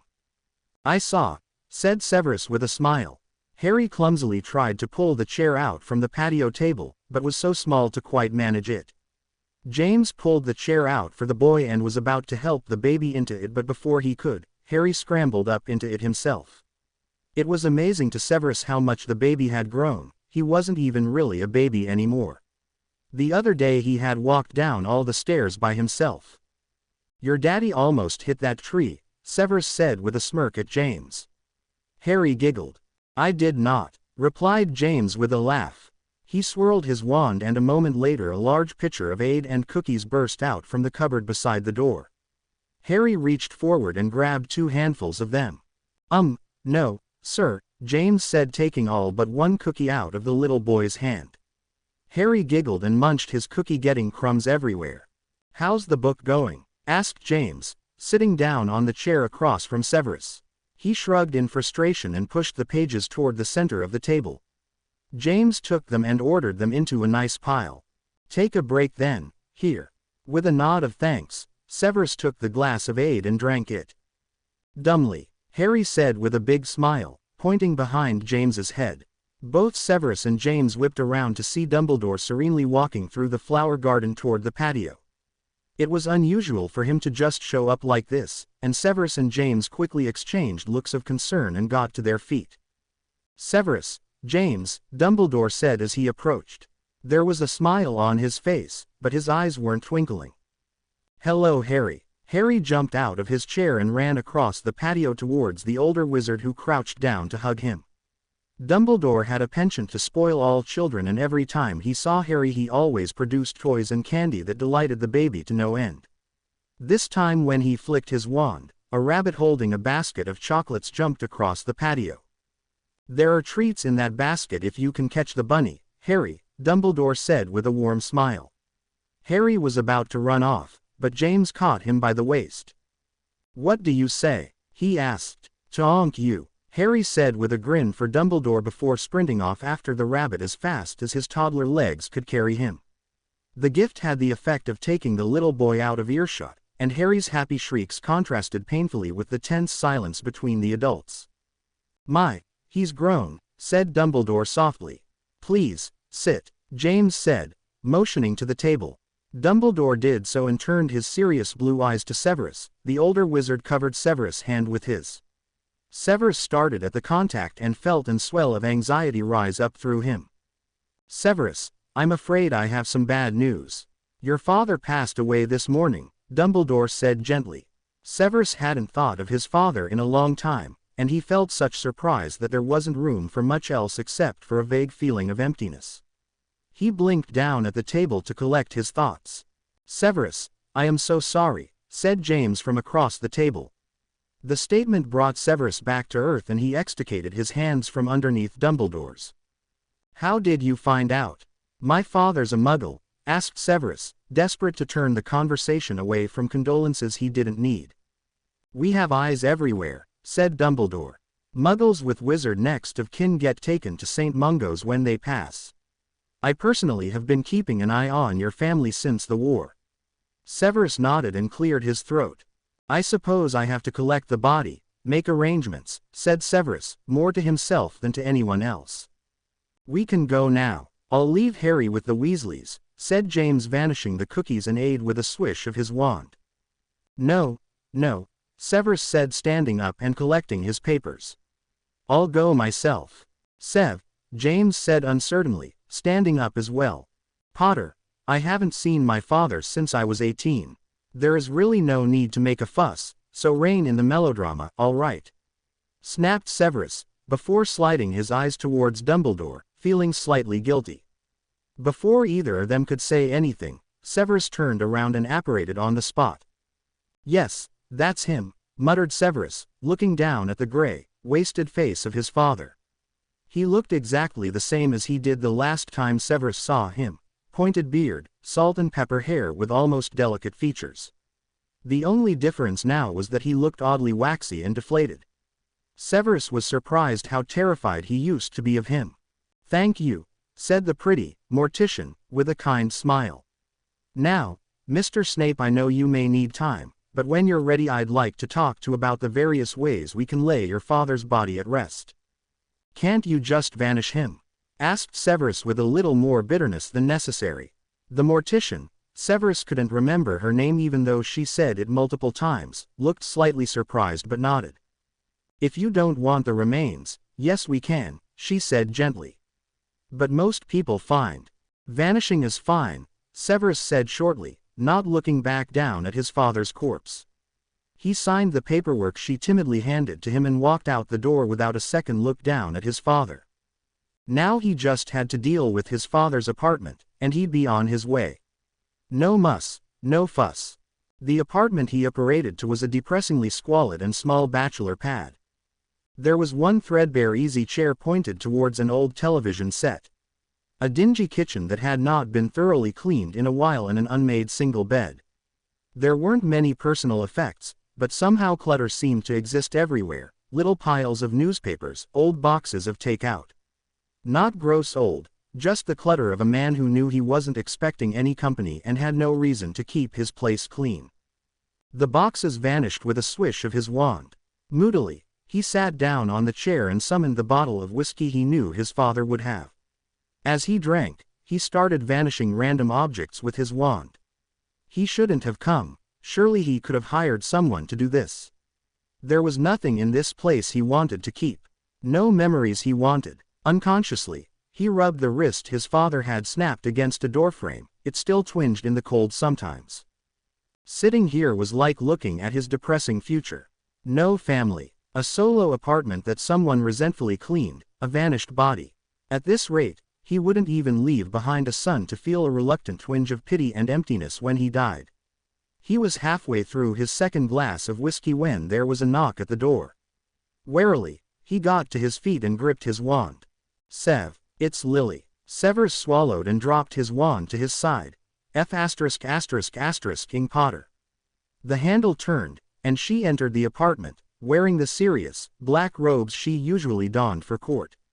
Severus scowled and turned back to vanish a pile of dishes in the kitchen. Aside from vaguely embarrassed about his state of his father's apartment, he had no idea how he felt about her being there. "What are you doing here?" asked Severus, a little sharply. "No one should have to do this alone," said Lily, folding a blanket that had been left on the floor. Alone. That word seemed to be haunting him recently. "Lily, it's fine. It's not like I cared about the man," Severus said, vanishing a pile of junk. Lily didn't reply to that, she just raised her wand and started to organize the debris in various neat piles. Severus dumped out the contents of his father's rickety side table. There wasn't much, a couple receipts, a sweet wrapper, Kleenex and a thick mystery novel. Severus snorted a little at Tobias' dismal taste in literature and leafed through it. A small square fluttered to the ground with the picture of a little boy on it. For the briefest of moments, Severus was certain that it was a picture of him, but it was simply a ripped part of a flyer that his father had used as a bookmark. The little boy in the ad looked more happy than Severus had ever been. "Honey, are you all right?" Lily asked softly, coming to sit beside him on the floor. Severus realized that he had been staring at the picture in silence for a few moments. He cleared his throat and vanished the picture and the rest of the contents of the side table.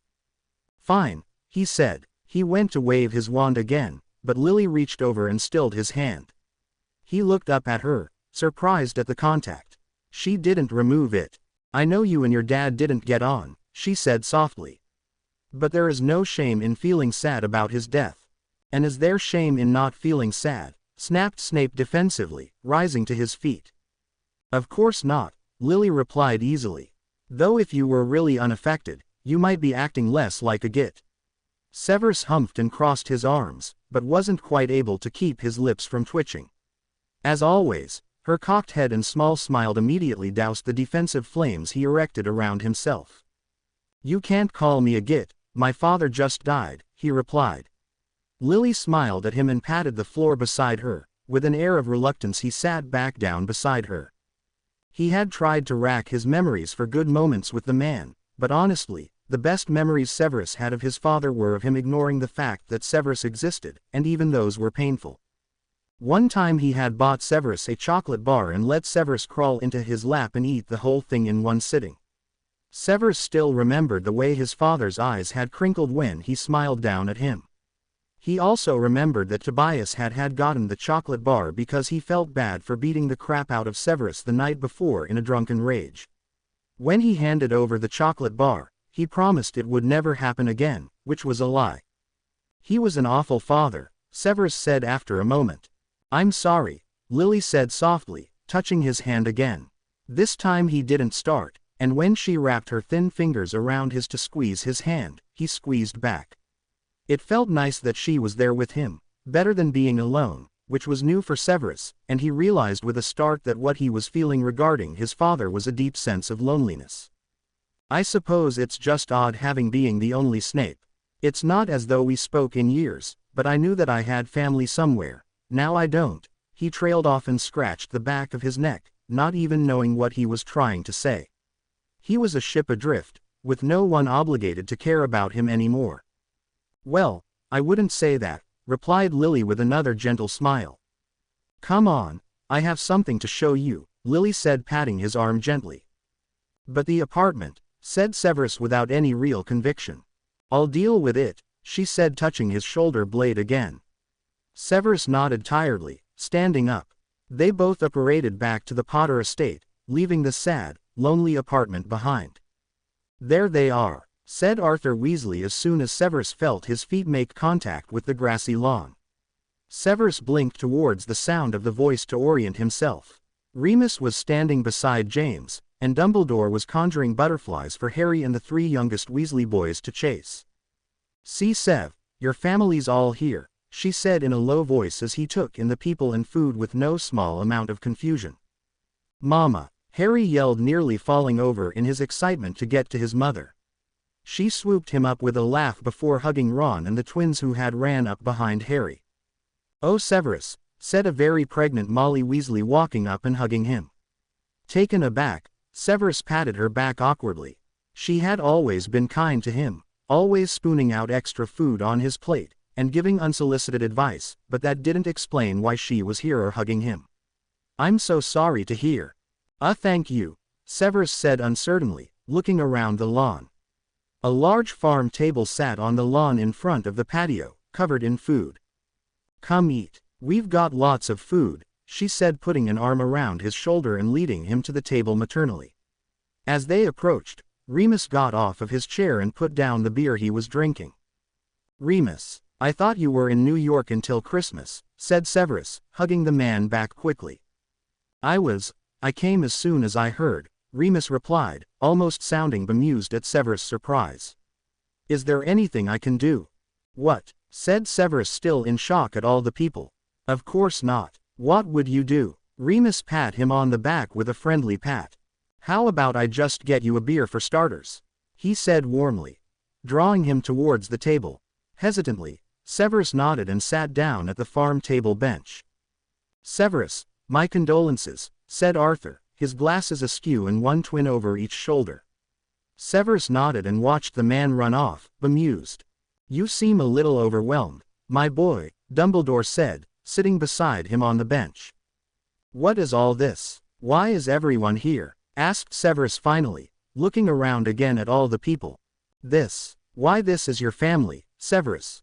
Though I can only definitively speak for myself, I assume everyone is here because they love you, explained Dumbledore, patting him on the shoulder. Severus snapped his head up at the word. His own father had never said it, but Dumbledore apparently had no problem saying it out of nowhere. The frantic stare Severus gave Dumbledore was returning with a calm, twinkling one. Don't look so shocked, Severus. Surely it is not a surprise that people love you, no one has been exactly subtle about it. Sev, Remus said, levitating a beer towards him. Severus grabbed it of the air with a nod of thanks and opened it. Dumbledore sat with him in companionable silence. The smell of James's barbecue wafted down from the porch. Remus was talking to Lily's stomach, so apparently that cat was out of the bag. The children played happily under the watchful eye of the Arthur Weasley, and every few moments Molly came out with a large bowl of salad or cutlery. It was a cool night, but still warm enough to enjoy the very beginnings of the sunset. It would have been the perfect night if his dad hadn't died. Food's up, James said cheerily. There was the general cacophony of people sitting down at the table passing dishes. Harry climbed up on the seat beside Severus, his face streaked with mud. What have you done to yourself? Severus asked with a laughing, picking the boy up and placing him on his lap. We run, explained Harry as Severus took out a handkerchief and started wiping off his muddy face and hands. Fred fell down. Fred fell down, asked Dumbledore, holding out a drop.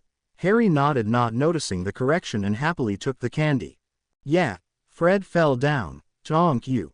You're going to spoil his supper, admonished Severus as he started to rub a particularly stubborn streak of dirt. Ah, Severus, when you get to be my age you too will be able to give children all the candy and love in the world without concerning yourself with spoiling them. It's a wonderful luxury. Severus rolled his eyes and held a squirming Harry tighter, still rubbing at the streak on his cheek.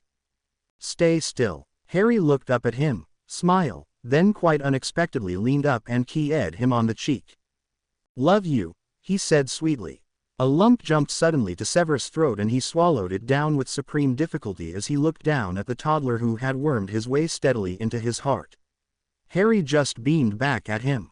I love you too, Severus replied in an odd, soft voice, keying Harry on the head. It was more than his father had ever said to him, and the words seemed foreign to him. But he didn't want to be a lonely old man who died alone. He could be more than that, or at least he felt he could when Harry smiled up at him like that. Killing Voldemort may have slowed the war, but rounding up Voldemort's Horcruxes was almost as dangerous and involved the Order just as much. They had only discovered the locket and the ring, and Dumbledore figured there were at least 5 more to go. Currently, James was off chasing down a pack of werewolves with Remus in Albania, who, rumor had it, supposedly knew where one of the Horcruxes were. It was only supposed to take a few hours. Thus far, it had taken almost the whole night. Where is he? Asked Lily for the 100th time as she paced back and forth in front of the fireplace, her belly preceding her by a good foot. Severus looked up over the top of the book he was pretending to read. I'm sure he's fine, said Severus. Will you sit down? You're making me nervous. With James's absence, the living room had become a pressure cooker. Every minute he was gone wound Lily up more. Since she was so stressed, Severus was in the disobliging position of having to be the calm, rational one. Still, he found himself glancing down at his watch with more frequency as the night went on. It was 1:30 a.m. If James wasn't back by 2, Severus was going after him. I'm going to kill him, grumbled Lily. That would be counterproductive, replied Severus silkily, turning back to his book. How can you read right now? She snapped, suddenly angry. You don't even care. He could be dead, and you don't even care. Tears sprung to Lily's eyes as she glared at Severus. The slight tremble in her lip made his angry indignation fade away. That's not true, he said softly. You know that's not true. At his words, Lily's face crumbled from anger to devastation. What if he's dead? She sobbed. Severus got to his feet, crossed the living room and took her into his arms even though it was awkward with her large stomach. He's not, said Severus even though he had no basis for that belief. She reached up and clung tightly to his back. I'll be pregnant, my baby won't know her father. What will I tell Harry? Then if I die? She burst into a fresh batch of tears that would have been comical if they were not so heart-wrenching. They'd have to live with Petunia. Come on, sit down, cajoled Severus. She allowed him to lead her to the couch as she sobbed. He's fine. If he's not, Lily asked, raising her blotchy, snotty face up to look up at Severus. He sighed and handed her a handkerchief. "You don't think I'd ever abandon you, and Harry, and whoever this will be, do you?" asked Severus when she collected herself. An old, selfish part of him was almost happy at the thought of having Lily, Harry and the new baby all to himself.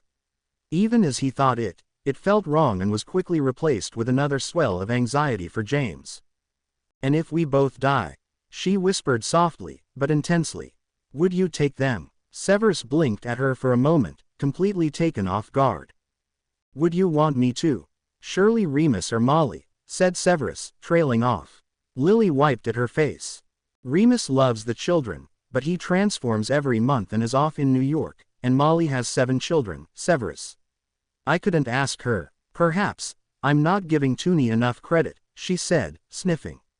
"Maybe she'd be good to them, treat them as her own, if she had to raise them, you know."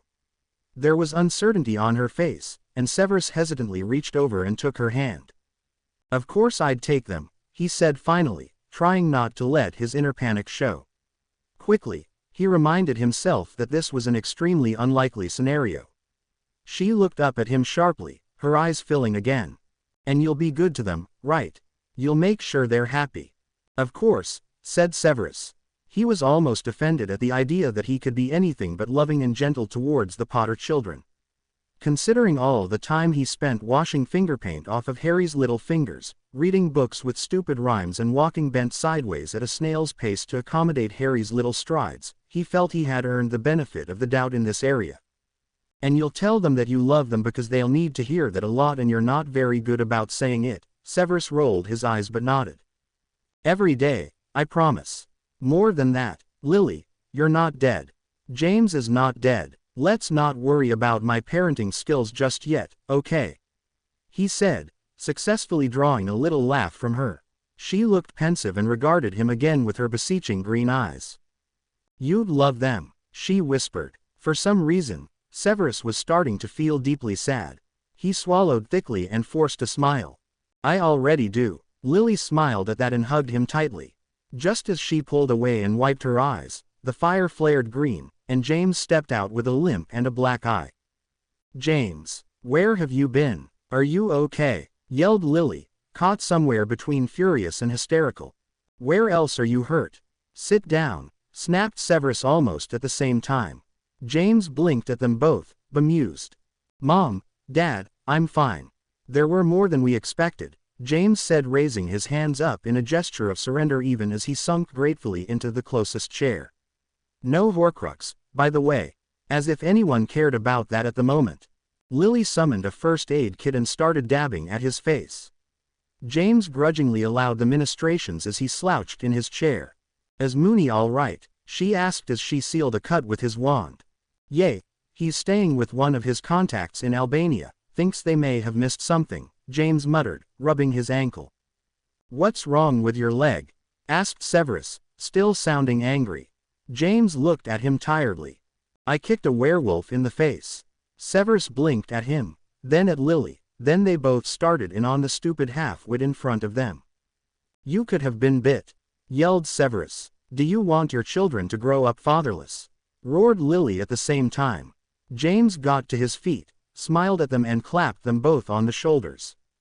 "I love you guys too," he said, a cheeky smile on his face.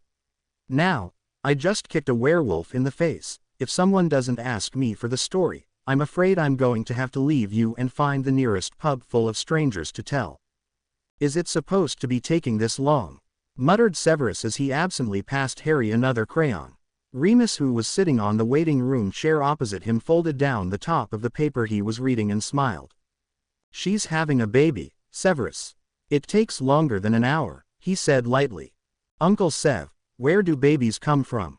Harry asked from where he was scribbling on the floor in between Severus and Remus' feet. Severus exchanged a look with a smirking Remus and tapped Harry on the head. "What are you drawing, Hair Bear?" Severus asked, easily changing the subject from something that he'd rather not discuss with a 2-year-old. "Werewolf, like Uncle Remus," he said happily, handing the picture to Remus, who took it with hesitant fingers after a moment of shock. "They're my favourite."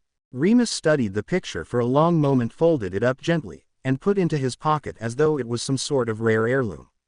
He cleared his throat and held his arms open for the toddler. "Come here, love, give me a key asterisk," said Remus.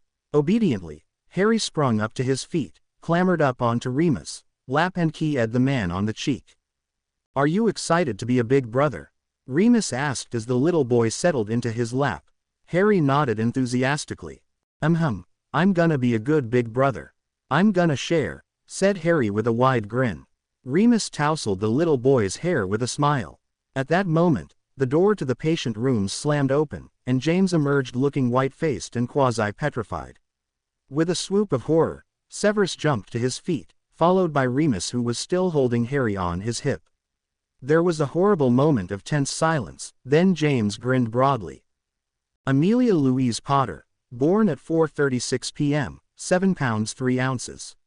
Full head of unruly black hair, healthy as a horse, and as gorgeous as her mother, who, by the way, is doing wonderfully, said James, beaming at them. Tension drained from Severus' shoulders. Remus laughed and stepped forward to hug James, who hugged him back tightly. After he hugged Remus, he turned his bright smile to Severus expectantly. "Congratulations, Potter," Severus said formally, sticking his hand out to the man. James regarded the hand for a moment, then raised his eyebrows incredulously. "This is not a handshake time, Sev," said James, his lips quirking up in a smile. Without further comment, he stepped forward and hugged Severus tightly around the neck. Reluctantly, Severus brought his arms up to pat James on the back a few times. "Is the baby here?" Harry asked excitedly from Remus' arms. James let go and turned to his son with a broad smile. Yes, she is. Wanna go say hi?" Harry nodded and reached his arms out for his father, who took him quickly. "All right then, come on," James said, walking toward the patient rooms. Remus followed right behind them, but feeling suddenly uncertain, Severus held back, prepared to wait in the waiting room. "Sev," James said, apparently realizing that a second set of footsteps were missing. "What are you doing? Come on." James, Remus and Harry all looked at him expectantly. With a sharp nod, Severus followed the crowd past the doors and a couple patient rooms to Lily's single patient suite. She was sitting on her bed in a white, floral nightgown. Her hair was pulled up in a messy bun and her face was pale and tired, but somehow still radiant as she looked down at the tiny bundle of blankets in her arms. When they walked in, she looked up and grinned. "Mommy," yelped Harry, wiggling down from James's arms to run over to her.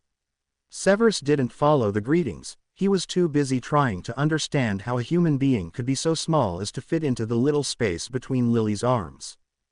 James sat on the side of Lily's bed and pulled Harry up onto his lap. "Harry, this is your sister, Amelia," Lily said, lowering the baby down so Harry could see her properly. Harry peered curiously at the baby, then raised a hand up to prod at her, which James caught quickly. "Gentle, okay buddy. She's very little." Harry nodded seriously, leaned forward and gently keyed the baby on the forehead.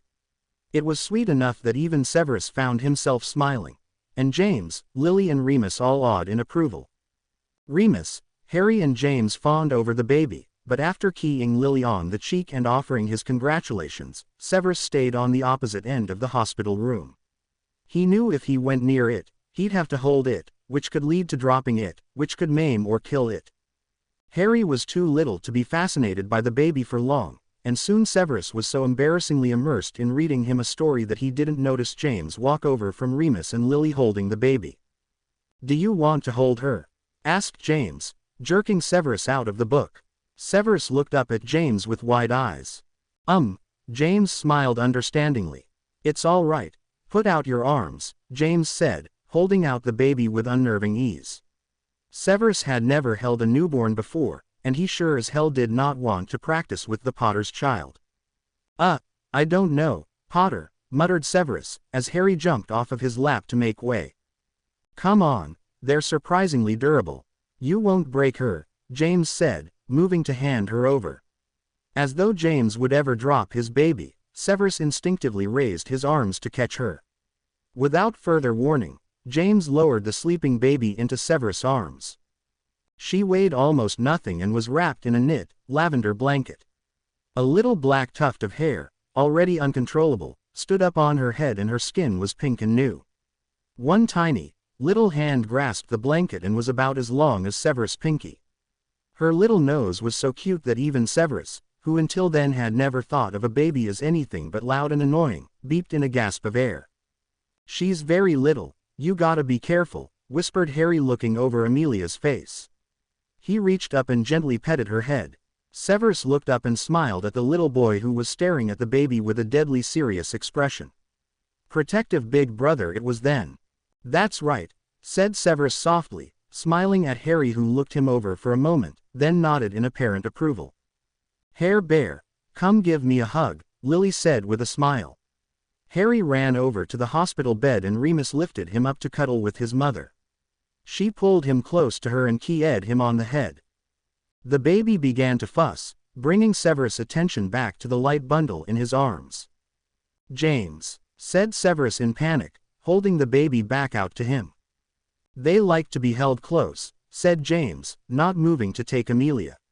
"Right to your chest." Severus looked at James like he was crazy, but hesitantly shifted his grip to draw Amelia closer to him. Suddenly, the baby's eyes opened, and she blearily looked up at him. He froze and stared back. "Don't be rude. Introduce yourself," James said after a moment, a hint of laughter in his voice. "She can't understand me," said Severus defensively. James pulled up on the chair beside Severus and gently flattened Amelia's tuft of hair. "She understand who loves her," said James softly. "Come on, you're gonna have to tell her your name soon enough." "Potter," grumbled Severus. He wasn't going to fawn over a baby like some crazy person. James smiled placidly back, and Severus rolled his eyes. "Severus Snape, pleased to meet you," muttered Severus, with a hint of a smile on his face. The baby googled up at him, her eyes not entirely able to focus. Because he had been leafing through some of Lily's pregnancy books, panicked in the knowledge that he was going to live with a newborn, he knew that Amelia was too young to smile, but he swore he could see her trying as she stared up at him. "Lily told me she asked you to take Harry and Amelia if anything happens to us," James whispered, looking over to where Remus was fussily pulling blankets up over Lily. Severus turned his attention away from Amelia's little nose and looked at James's eyes. The man had the same deadly serious expression Harry had on a few minutes earlier, except it was incredibly more intense. Clearly, Potter didn't want Severus to raise his kids, which was perfectly fine with Severus, especially thinking the whole thing was ridiculous and melodramatic. Screw the war. No one was dying. "Potter, she was upset," muttered Severus, adjusting his grip on the baby who was starting to fuss again. "I was just trying to make her feel better. I don't think she actually expects you to agree to that." James looked Severus critically. "Why wouldn't she expect me to agree?" asked James. Severus gave James a look. There were many reasons he could think of. Not the least of which was the fact that they had hated each other for years. They may be friends now, but that was a far cry from being the person to raise his children. "Well, I do, but if you don't want to do it, that's okay," James said. Severus looked away and studied a crack on the floor. It was absurd to think that he was actually considering agreeing to raise Potter's child. It was even more absurd to think that he wasn't really considering it. He had already given his word, the decision had been made the second Lily had asked him. She hadn't phrased it in terms of wanting to take them though. Saying that seemed to admit more than he was willing to. Severus swallowed and looked back at James. "If you want me to, then yes, of course," Severus muttered. James smiled and clapped him on the shoulder. The motion gave him the sickening feeling that he was about to drop the baby, and he curled forward protectively, scowling at James. "Well then it's settled. Meet your goddaughter," said James, wiggling a finger over Amelia's face. "You and Remus are splitting the honor by the way, for Harry as well, if you're willing." The baby's eyes started to flutter shut, and Severus nodded, wondering how he could feel so much for such something so tiny and non-communicative. "She's beautiful, James, really," Severus muttered as the baby dropped deeper off into sleep. All right," said James reaching his arms out for the baby. "We're not dead yet. I want her back." With a laugh, Severus carefully deposited the baby back in James's arms, feeling a little gratified when she started to cry. Living up in the quiet country suited Severus beautifully. Ottery Street. Catchpole had a pub to share a pint with James and Lily, a park for the children to run around in an abundance of space and solitude. Still, sometimes one needed the bustle of the city, and new books, and had to make their way to Diagon Alley. This brilliant train of thought was what made Severus decide to drag Harry and Amelia down to the crowded, hot Diagon Alley at the end of summer when all the children were buying their books and supplies for Hogwarts. Amelia, at 4 months, was strapped into a cumbersome stroller, beginning to cry and fuss. Harry, who had enthusiastically ran around the toy and book store, had immediately started to flag when Severus dragged him to the apothecary, and by the time he had taken them out of Flourish and Blots, both children were holding on to their tempers with tenterhooks. Amelia was sobbing in her stroller and Harry was grumpily stomping behind. Finally, Severus knelt down and lifted Amelia out of the stroller and held her on his chest. "Come here, love, you're okay," Severus soothed, rubbing her back. Her tears started to quell to hiccups almost immediately. "Uncle Sev, I'm tired," whimpered Harry, tugging at Severus' pant leg. They were all hot, tired and completely over their limit for the day. "All right," he said gently, ghosting his hand over the toddler's head. Mercifully, a bakery sign caught Severus' eye and he turned to the one thing that never failed to cheer Harry up. "Do you want some cake, monkey?" he asked. Harry's face brightened, and he nodded enthusiastically. With extreme difficulty, Severus navigated the bulky stroller, one-handed to the cafe while still carrying Amelia, and keeping Harry, who had run ahead excitedly, in his sights. "Harry, wait," Severus said, catching the wheel of the stroller on the sidewalk. The second he said it, Harry turned to look at him and ran full force into the doorframe with a dramatic splat and ended up on his backside on the entrance. Severus' heart jumped to his throat, and he quickly put the baby in the stroller and ran the few paces to where Harry was slowly sitting up. Harry turned his bloody nose and red cheek to Severus with wide shocked eyes, then the realization that he was in pain hit him and he started to wail.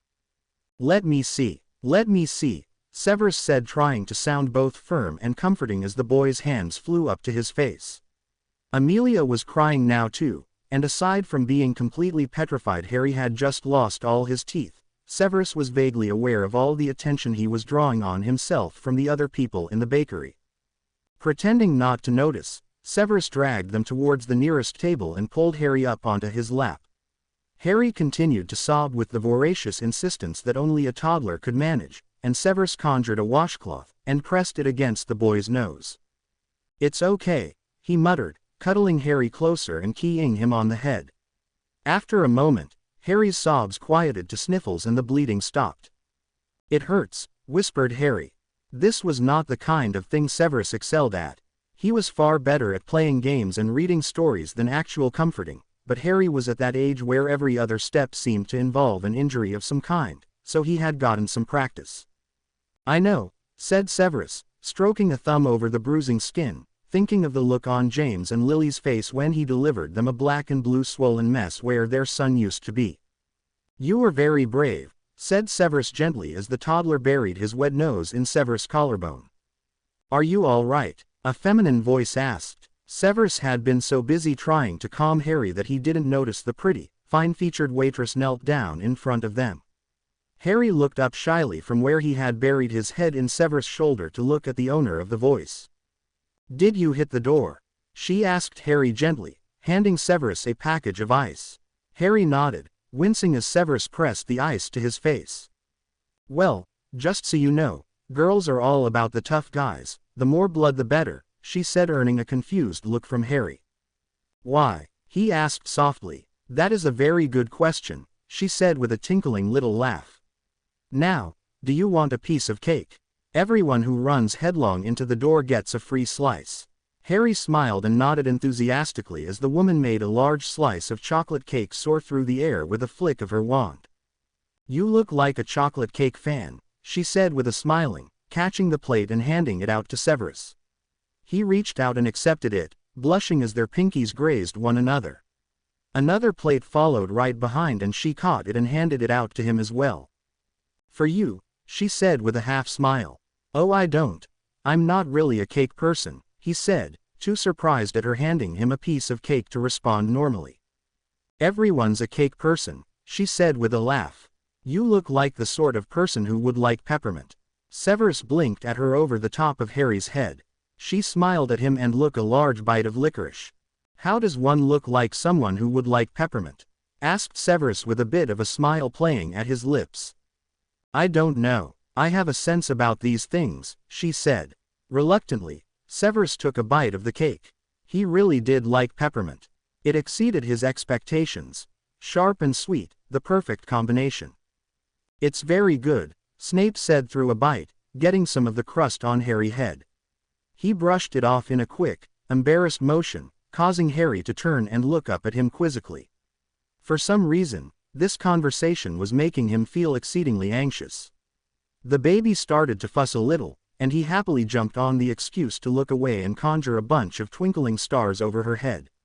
She giggled and batted aimlessly at them. "You're a good father," the waitress said. He blushed furiously for some reason and looked back at her. "Oh, they're not mine. I'm their uncle," Severus said, sputtering the most incoherent sentence of his life. She smiled again. "Then you're a good uncle." "Thank you," Severus said lamely, feeling more heat rise up his cheeks. There was a moment of silence between them, then she thrust out her hand. "I'm Pauline Walker," she said suddenly. "My friends call me Polly." He returned her surprisingly firm handshake. Severus Snape." Her lips quirked into a smile. "It's nice to meet you, Severus Snape," she replied with a smile before turning around and sashaying back to the kitchen. "She's pretty," Harry whispered in approval. "Eat your cake," said Severus, earning an impish little grin in response. "I don't think this is a good idea," Severus said again as he walked across the highly polished marble floor of the ministry beside James. "You never think I have good ideas," James replied with a little smile. Severus wouldn't go that far, but they were currently walking towards the bowels of the ministry to watch Peter get his soul beeped out. No one but James thought this was a good idea. Remus had refused to so much as be in the country while it was happening. Lily, who had seen the Dementor's key performed more than once during her time as a prosecutor, admitted she couldn't go, and had so strongly objected to James going that the two of them had a row. Severus didn't want to go, but knew James well enough to not send him alone. Only a few other people were sitting in the small courtroom. Gideon, staring fixedly at his notes, a few looky-loos, Rita Skeeter. When they entered, Dumbledore, who was sitting with the rest of the Wizengamot, caught Severus' eye and frowned slightly. Another person who knew this was a bad idea. A golden throne sat imposingly in the middle of the room.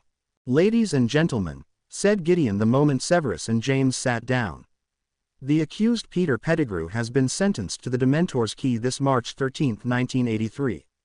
Anyone who does not wish to witness the key should leave the vicinity immediately." Severus observed James out of the corner of his eye, hoping he would come to his senses. The man's jaw remained wound in tight determination, and his hands clenched together. The doors opened and two Dementors entered, dragging Peter between them. He had lost a significant amount of weight and his skin had taken on an odd, yellow color. Skin and wasted muscle hung off him like rags. He whimpered and begged, but his pleas were so desperate, they were virtually nonsensical. Severus blinked and looked away to consider the detailing on the wall. "Peter Pettigrew, you are hereby sentenced to the Dementor's key *, in punishment for your crimes against Muggles and Muggle-borns. Do you have anything to say for yourself?" Gideon asked. The man's professionalism wound around his skin like a thick blanket, and he was the only person in the room unaffected by Peter's pleas. "Do you have anything to say for yourself?" asked Gideon again harshly after the coils of the chair wrapped themselves around Peter's arms. Peter's eyes flickered all over the room. "I'm sorry," he whimpered. "Please, don't, please, I'll do anything." Severus felt James stiffen beside him. As though Peter could sense it too, he found James's eyes and latched onto them desperately. "Please, Prongs, you can't let them take my soul," yelped Peter desperately. The Dementors were circling overhead, whipping themselves up into a frenzy. James's mouth opened, and for a moment, Severus thought the man was actually going to speak on Pettigrew's behalf, but before anyone had a chance to do anything, the Dementors descended onto Peter's face. There was a scream, but the intensity of it decreased horribly as Peter's soul and fight was siphoned out of his body. Finally, the Dementors pulled away. Peter's face stared back, his eyes were glazed with sightlessness, and his face was slack. Drool dribbled pathetically from the corner of his mouth. They led Pettigrew away through the doors, back to Azkaban or St. Mungo's. Severus wasn't sure, but it wasn't pretty. The whole thing had been vaguely unsettling, and he didn't even care about Pettigrew. Hesitantly, he stole a glance at Potter out of the corner of his eye. The man was chalk white and his jaw was tight, but besides that, he showed no emotion. They exited the courtroom in silence, and Severus turned to follow the crowd towards the elevator so they could flow home, away from the ministry and end this horrible day. Potter, however, turned the opposite direction and stumbled down a small, rarely used corridor. Severus' forehead creased in concern, and he followed a few paces behind. There was a small rubbish bin halfway down the hall, and Potter ran to it. The moment he touched it, he puked. This was exactly why no one thought it was a good idea for him to come to this stupid thing. As though watching Pettigrew get his soul beeped out was really going to do anyone any good. With a sigh of frustration, Severus strode over purposefully and handed the man a handkerchief. James was clinging to the garbage can, but he took with a low murmur of thanks and wiped his face, still breathing heavily. Despite his years with the Potters, Severus was still not overly comfortable with dealing with emotions unless those emotions came from one of the babies. Still, if the roles were reversed, Potter would be hugging him, saying all sorts of over-supportive things, and although Severus wasn't much of a hugger, it was wrong to do nothing. He reached over and hesitantly put a hand between James's shoulder blades. James tensed, and for a moment Severus was certain he had done the wrong thing until he felt shoulders start to shake under his hand. With a mix of horror and uncertainty, Severus realized the man was crying. After a moment of hesitation, he squeezed James's shoulder. "You were right," muttered Potter, finally letting go of the garbage can and standing up. "I shouldn't have come." He quickly wiped his face with his hands. "He deserved it," muttered Severus, "because, I told you so," seemed insensitive. "Does anyone deserve that?" asked James, leaning heavily against the wall and running a hand through his hair. For a moment, Severus thought about the sniveling weak fool who had almost killed Lily, almost cost Severus his redemption. "Yes," Severus said simply. James looked up at him through a haze of pain and uncertainty. "Regardless of what Peter does or does not deserve, you are not to blame. James, it's done, it's over. Don't carry it around with you." James looked uncertain, then kicked at the molding with surprising force. "He was, my friend," said James angrily. "I can't just. You aren't responsible for everyone, Potter. He made his own decisions," said Severus softly. The fire blazing angrily in James's eyes started to flare out, and a long moment, he nodded. "Come on, it's time to go home." James nodded tiredly, and allowed Severus to lead him around the corner and up the stairwell to where the public flow was without another word. James Potter was literally the most annoyingly person Severus Snape had ever met. Every morning, he greeted both Severus and Lily, neither of whom were morning people, with large cups of coffee and peppy discussion. This occurred no matter how many times he was woken in the middle of the night by one of the babies, regardless of the weather and despite any bad politics. When they came home at night, James always had dinner or the table, words of cheerful consolation for a bad day and jubilant celebrations for something as simple as a successful guilty plea. He was happy, and he clearly loved his life. Severus didn't realize how much he admired, relied on, and slightly envied that quality until Pettigrew's soul was beeped out. After that, the James Potter he knew vanished. Gone were the early morning pancakes and the incessant flood of support. Instead of playing with the children, he snapped at them. His hold on his temper was shorter than Severus, and when Lily concluded a huge deal to ensure Malaysian wizards had access to functioning wands, James barely cracked a smile, let alone a bottle of champagne. The attitude had dragged everyone else down. Amelia cried more, Harry spent much of his time throwing spectacular tantrums, and when Lily was home she tended to simply observe James through narrowed eyes with pursed lips. It was not the happiest of times in the Potter household. Why don't you take him out for a pint or something? Remus had suggested after Severus had divulged this unwelcome development. Isn't that what Lily's for? Asked Severus dryly. If anyone dragged anyone to get a pint, James dragged Severus. Their relationship was built on the fact that James was outgoing, personable and determined to insert himself into Severus' life, while Severus was content to allow the friendship to develop as long as he didn't have to do anything like take the man out for drinks and talk about his feelings. A man needs more than just his wife, Remus said. Just talk to him. I'm sure that's all he needs. Severus was going to dismiss this idea out of hand until the Great World Cup debacle. It had cost James many favors and a load of galleons to get him, Severus, Lily, Arthur and Remus tickets to the game. Molly was going to watch the children for the weekend, and they were going to have some adult time drinking fire whiskey in China and cheering inappropriately loudly for England, who had made the finals for the first time in 8 years. It was all anyone in London could talk about, and even Severus was excited, until the week before the match. James, who had been particularly sullen all day and was now sporting the beginnings of a beard, sat by the fire reading across from where Severus was stacking blocks with Amelia. Lily, in a rare display of housewifery, was making what promised to be meatloaf but smelled more like old fish. I've never been Beijing, Lily said causally as she poked a boiling potato in the pot. Do you think we'll have time to see the Great Wall? See whatever you want, James muttered from his chair, turning the page on his book. Daddy, look, Harry said, running into the room proudly showing off a large dragon drawing. James raised his eyebrows at it, far from the usual cooing and exclamations of amazing artistic ability that even the saddest scribbles usually wrought, and went back to his book, leaving Harry to blink stunned. Let me see, Severus said, taking pity on the poor toddler who looked as though he was about to cry. Harry despondently walked over and handed Severus the picture. That's a very scary dragon, pet, Severus said patting his lap for the boy to sit on. Harry sat down in his lap with a lethargic sigh that suited him as much as James's was suited to his new ill temper. James, honey, do you know if we still have that tent downstairs? Maybe we ought to get a new one. That one hasn't smelled right since Sirius took it fishing, Lily said taking the suspicious-looking loaf out of the oven. I'm not going, James said not looking up from his book. Lily paused preparing dinner, and Severus looked up from Amelia's blocks. What are you talking about? Lily said, sounding more like she did when discussing legal matters. I'm not going to the World Cup, Lily blinked back at her husband, uncomprehending. Why? Asked Harry curiously from Severus' lap, asking what none else dared to. Because I don't want to, James said, throwing down his book, I'm going out. Without further elaboration, he summoned his coat with the crack of his wand.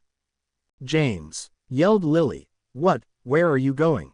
She followed him out into the entranceway and Harry turned his wide eyes to Severus. Blinking back his shock, Severus forced a smile for the little boy in front of him. It's all right, love, why don't you go wash your hands for dinner? Harry nodded and got to his feet. When he was safely out of sight, Severus picked up the baby and slowly walked to the front door in search of either Lily or James. He only found Lily swaying back and forth on the front porch swing, her cheek resting on her knee. Lily, he called softly from the doorway. Are you okay? She wiped her face quickly and offered an unconvincing, watery smile. Yes, she said, reaching her arms up for Amelia. Severus handed the baby over and the three of them sat in silence. I just want to know why he's being like this, she said finally after a moment. He has bad days like anyone, but he's always talked to me. She sighed and adjusted her grip on Amelia, who was looking at her curiously. Severus nodded and cleared his throat. It's going to be okay, he promised lamely. She nodded absently, still lost in though. Reluctantly, Severus knew what he had to do. He got to his feet and started to walk towards the garden gate that connected the Potter estate to the rest of the village. Sev, where are you going? Lily asked. I'll be back in a bit, he replied, not turning back. Finding James was an easy task. Severus found him in the most predictable position possible, sitting at the end of the bar in front of 3 fingers worth of fire whiskey. With a sigh, Severus walked over and slid onto the chair beside him. Elf-made wine, please, Severus said to young woman behind the bar. She nodded and poured a large glass of wine in front of him. James looked up at him, then turned back to his whiskey. Apparently, Severus was going to have to start this whole thing. "What's the matter with you?" Severus asked finally, unable to think of a way to subtly lead up to the main point of the conversation. James looked up from his drink. "Nothing," he said defensively. Severus nodded and looked down at the bar. "When I was 8, my father came home from a bar, completely drunk out of his mind," Severus started softly. James, who had been swilling his drink, stilled his hand and looked up at Severus, frozen. Severus looked back at the bar, knowing he wouldn't be able to continue speaking with James's intense stare on him.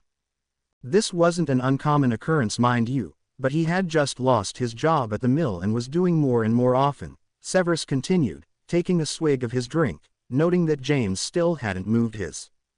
2 nights before, he had broken my mother's nose. He had treated her so badly since he lost his job, that she barely got out of bed in the morning. So when he came stumbling in, I decided that this time, he wasn't going to touch her. Severus swallowed and looked back at the bar, an old pain flaring through his arm. "Sev," James said softly, sounding concerned. He started yelling at her, about something, I don't even remember. "I told him to leave her alone, or I'd make him leave her alone." Severus gave a ghost of a smile to James, but the man was watching him with a serious, ashen face. "He told me to give it my best shot. He broke my arm in 2 places, then put a cigarette out on the inside my elbow." James dropped his head and pinched the bridge of his nose, a sure sign of distress, and looked back at Severus. Sev, James said quietly. After a moment he groaned and put his head into his hands. "Merlin, I shouldn't have been such a prat when we were at school. I should've." "I'm not telling you this to elicit sympathy," Severus said silkily. He leaned closer and adopted a tone that was almost menacing. "Amelia and Harry are my godchildren, Potter. No one mistreats them, especially not their father." James raised his face to look at Severus. His expression was coldly impassive, a look Severus had never seen before and was almost frightening. "I never have and never will raise a hand to my children, Snape," James said tautly, as though he was ready for a fight. "There is more than one way to mistreat a child," Severus replied, stiffening up as well. He didn't want it to come to wands between them, but then again maybe Potter could use a good cursing. "You've been ignoring them for weeks, dismissing them out of hand. Millie might be too young to notice, but Harry certainly does. Or have you been so wrapped up in your self-pity that you haven't noticed he's bending over backwards trying to get your attention?" James opened his mouth to retort, then shut it again, looking away guiltily. "It won't happen again," James barely whispered. "It better not." A long, not uncomfortable silence stretched out before them. "Pettigrew's dead," whispered James softly. "Died last week." Severus sighed and sat further back into his chair. Peter Pettigrew was no great loss, but for some reason, James couldn't get that damned rat out of his mind. It would be useless to press the point. "I'm sorry, Potter," Severus replied softly. James smirked and laughed a little harshly. "No, you're not," responded James. Severus regarded the man's ashen face for a long moment. Dealing with Potter at the moment was like walking through a minefield, and Severus was fairly certain he did not have the social skills to make it through unscathed. "No, I suppose I'm not sorry he's dead," conceded Severus, swilling his wine around his glass. This didn't get a reaction from James, who just continued to stare at the polished bar, in his own maudlin world. "I am sorry that you seem to feel some misguided sense of responsibility for it and are now wallowing," Severus said, trying to keep voice light. "I'm not wallowing," James said indignantly, but there was hint of a smile in his face. "You're wallowing," Severus responded. "You've been wallowing for a while." The smile faded from James' face. "When we were at Hogwarts, Remus, Sirius, Peter and I decided to raid the Slytherin common room," James said almost at a whisper. Severus raised his eyebrows in a spurt of indignity, and James looked up from the bar with the ghost of a smile. "Relax, we didn't make it." Slughorn caught Peter, rounding the corner. The rest of us were fast enough to dive into a classroom, but Petty just stood there in the hallway. Slughorn was just railing on him. He got detention for a week, but he never said anything, never gave us up. James took a large swig of his beer. You know the funny thing? He never wanted to sneak out in the first place. It was my idea. James's smile was twisted and bitter when he looked up at Severus, and he was surprised to see the beginning of unshed tears.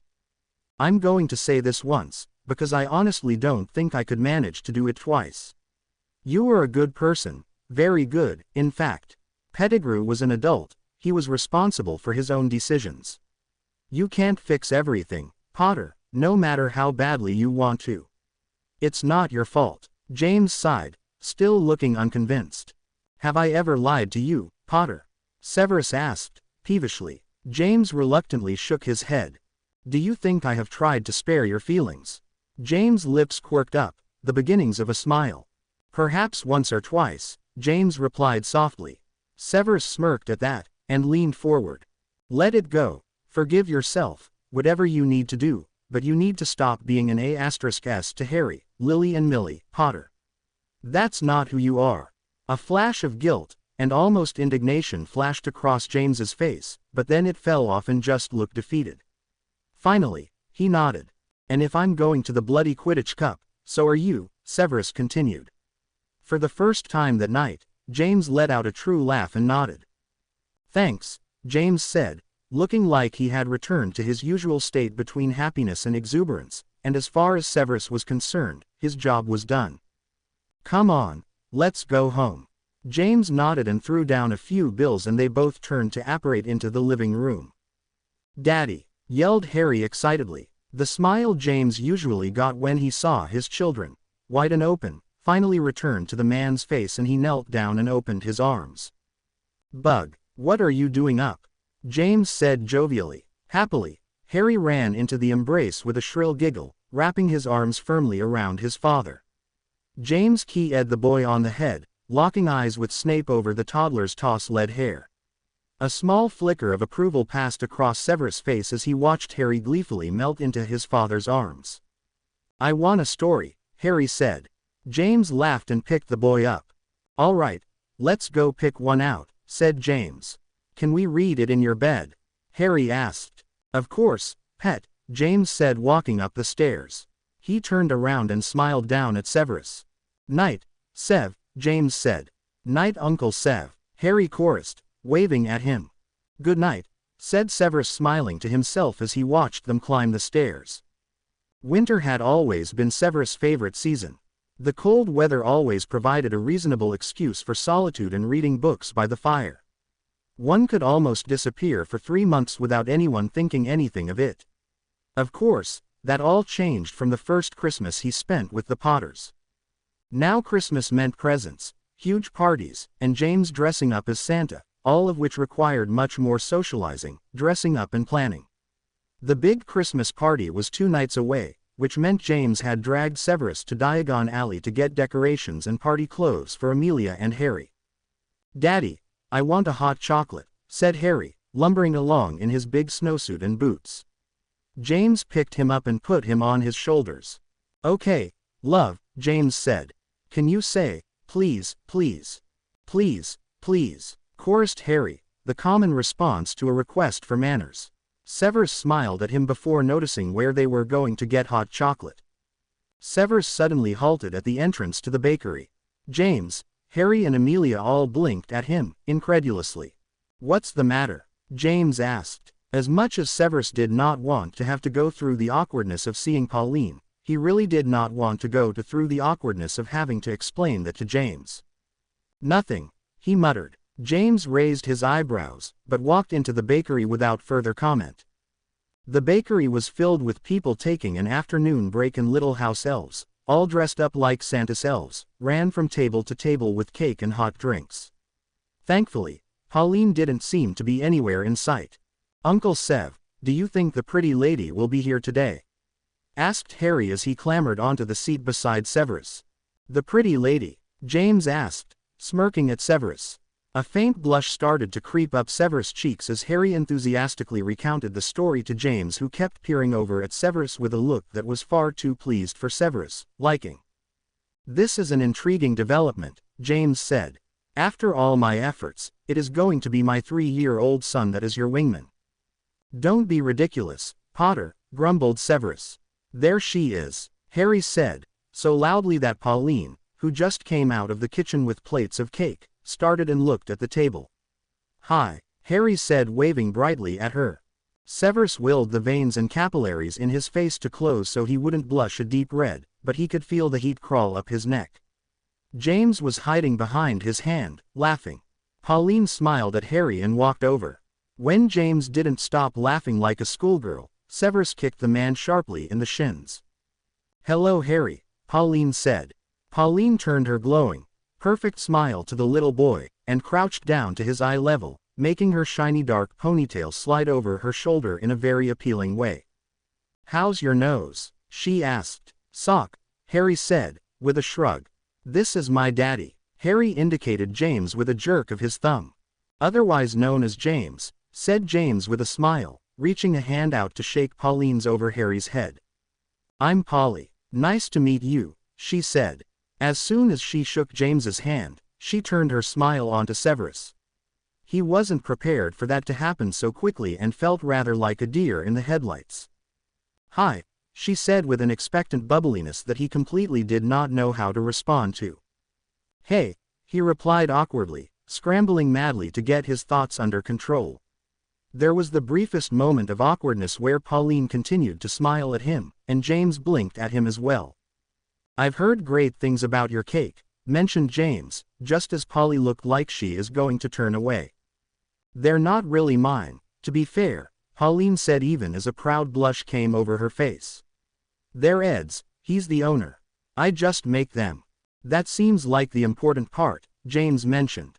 Well, then I'll bring you a piece of strawberry cheesecake, Polly said with a wide smile. James blinked at her in surprise, then laughed. How did you know I like strawberry cheesecake? I could hate all berries, James said in protest. You love berries, Harry said. Berries are your favorite. Pauline ruffled Harry's mop of hair, with a smile and turned to head back to the kitchen. James gave Severus an urgent sort of look that Severus didn't understand. With a growl of frustration, James turned back to Pauline. Will you join us? James asked, suddenly. Pauline considered them for a moment, then nodded, walking back into the kitchen. The moment she was gone, James whipped around to Severus. Dude, he said in a disappointed tone. You beep. Shut up, Potter, Severus grumbled. Harry gasped and gave Severus a look of deep horror. That's mean, admonished Harry. James nodded sagely, smirking at Severus the moment the little boy turned away. Let's just go, grumbled Severus, he was no mood to be made fun of. I want cake, protested Harry, looking precariously close to crying. We're getting cake, honey, James said, sensing the situation was about to devolve. Sev, I'm sorry, please, sit down. With a little grunt, Severus acquiesced, he was too nervous to pay James that much mind anyways. James checked over his shoulder and leaned little closer, covering Harry's ears. Talk to her, James said, his voice a little lower. At that moment, Polly came out of the back, balancing the plates of cake precariously on a serving dish. Instinctively, Severus jumped to his feet and stumbled the 2 steps to help her. It didn't go as well as he planned. He took 2 steps then tripped and crashed directly into Pauline. There was an explosion of cake and limbs and screams, and he was on top of Pauline on the floor. Are you okay? He whispered the moment he came to his senses. He scrambled off of her. She opened her mouth to respond, but before she could, a large aproned man with a grubby, little beard stumbled out of the kitchen. What the hell? He bellowed. Polly swore under her breath and scrambled to her feet. Severus' eyes briefly met Pauline's, and she looked away, embarrassed. Ed, I'm sorry, it was an accident, she said quickly, reaching down and picking up some of the broken plates. Severus followed, and James too stood up and moved to help. Maybe you should be less clumsy, the man said again. Severus scowled up at this unknown man, and straightened up to his full height. It was my fault, Severus said. Behind him, James swirled his wand and the plates all jumped back together. The man just sneered slightly, and looked back down to Pauline. Get in the kitchen, he said harshly. Hey, Don't talk to her like that, said Severus, stiffening. Some of the other patrons were starting to look over. It's okay, Pauline said softly to Severus, taking the newly formed plates and standing up. Damn right, it's okay. This bitch breaks a damn plate every day, he said gruffly. James stood up now as well and crossed his arms in front of his chest. Severus took his wand out of his sleeve and took a menacing step towards the man. What did you just say? He asked, in a dark, low voice. Buddy, you don't scare me. This is my damn restaurant. Get the F*** out, said Ed. Before he could move to curse the man, James stepped in between them. To be continued. I hope you enjoyed this story. Also remember to subscribe and like this video. See you in the next video.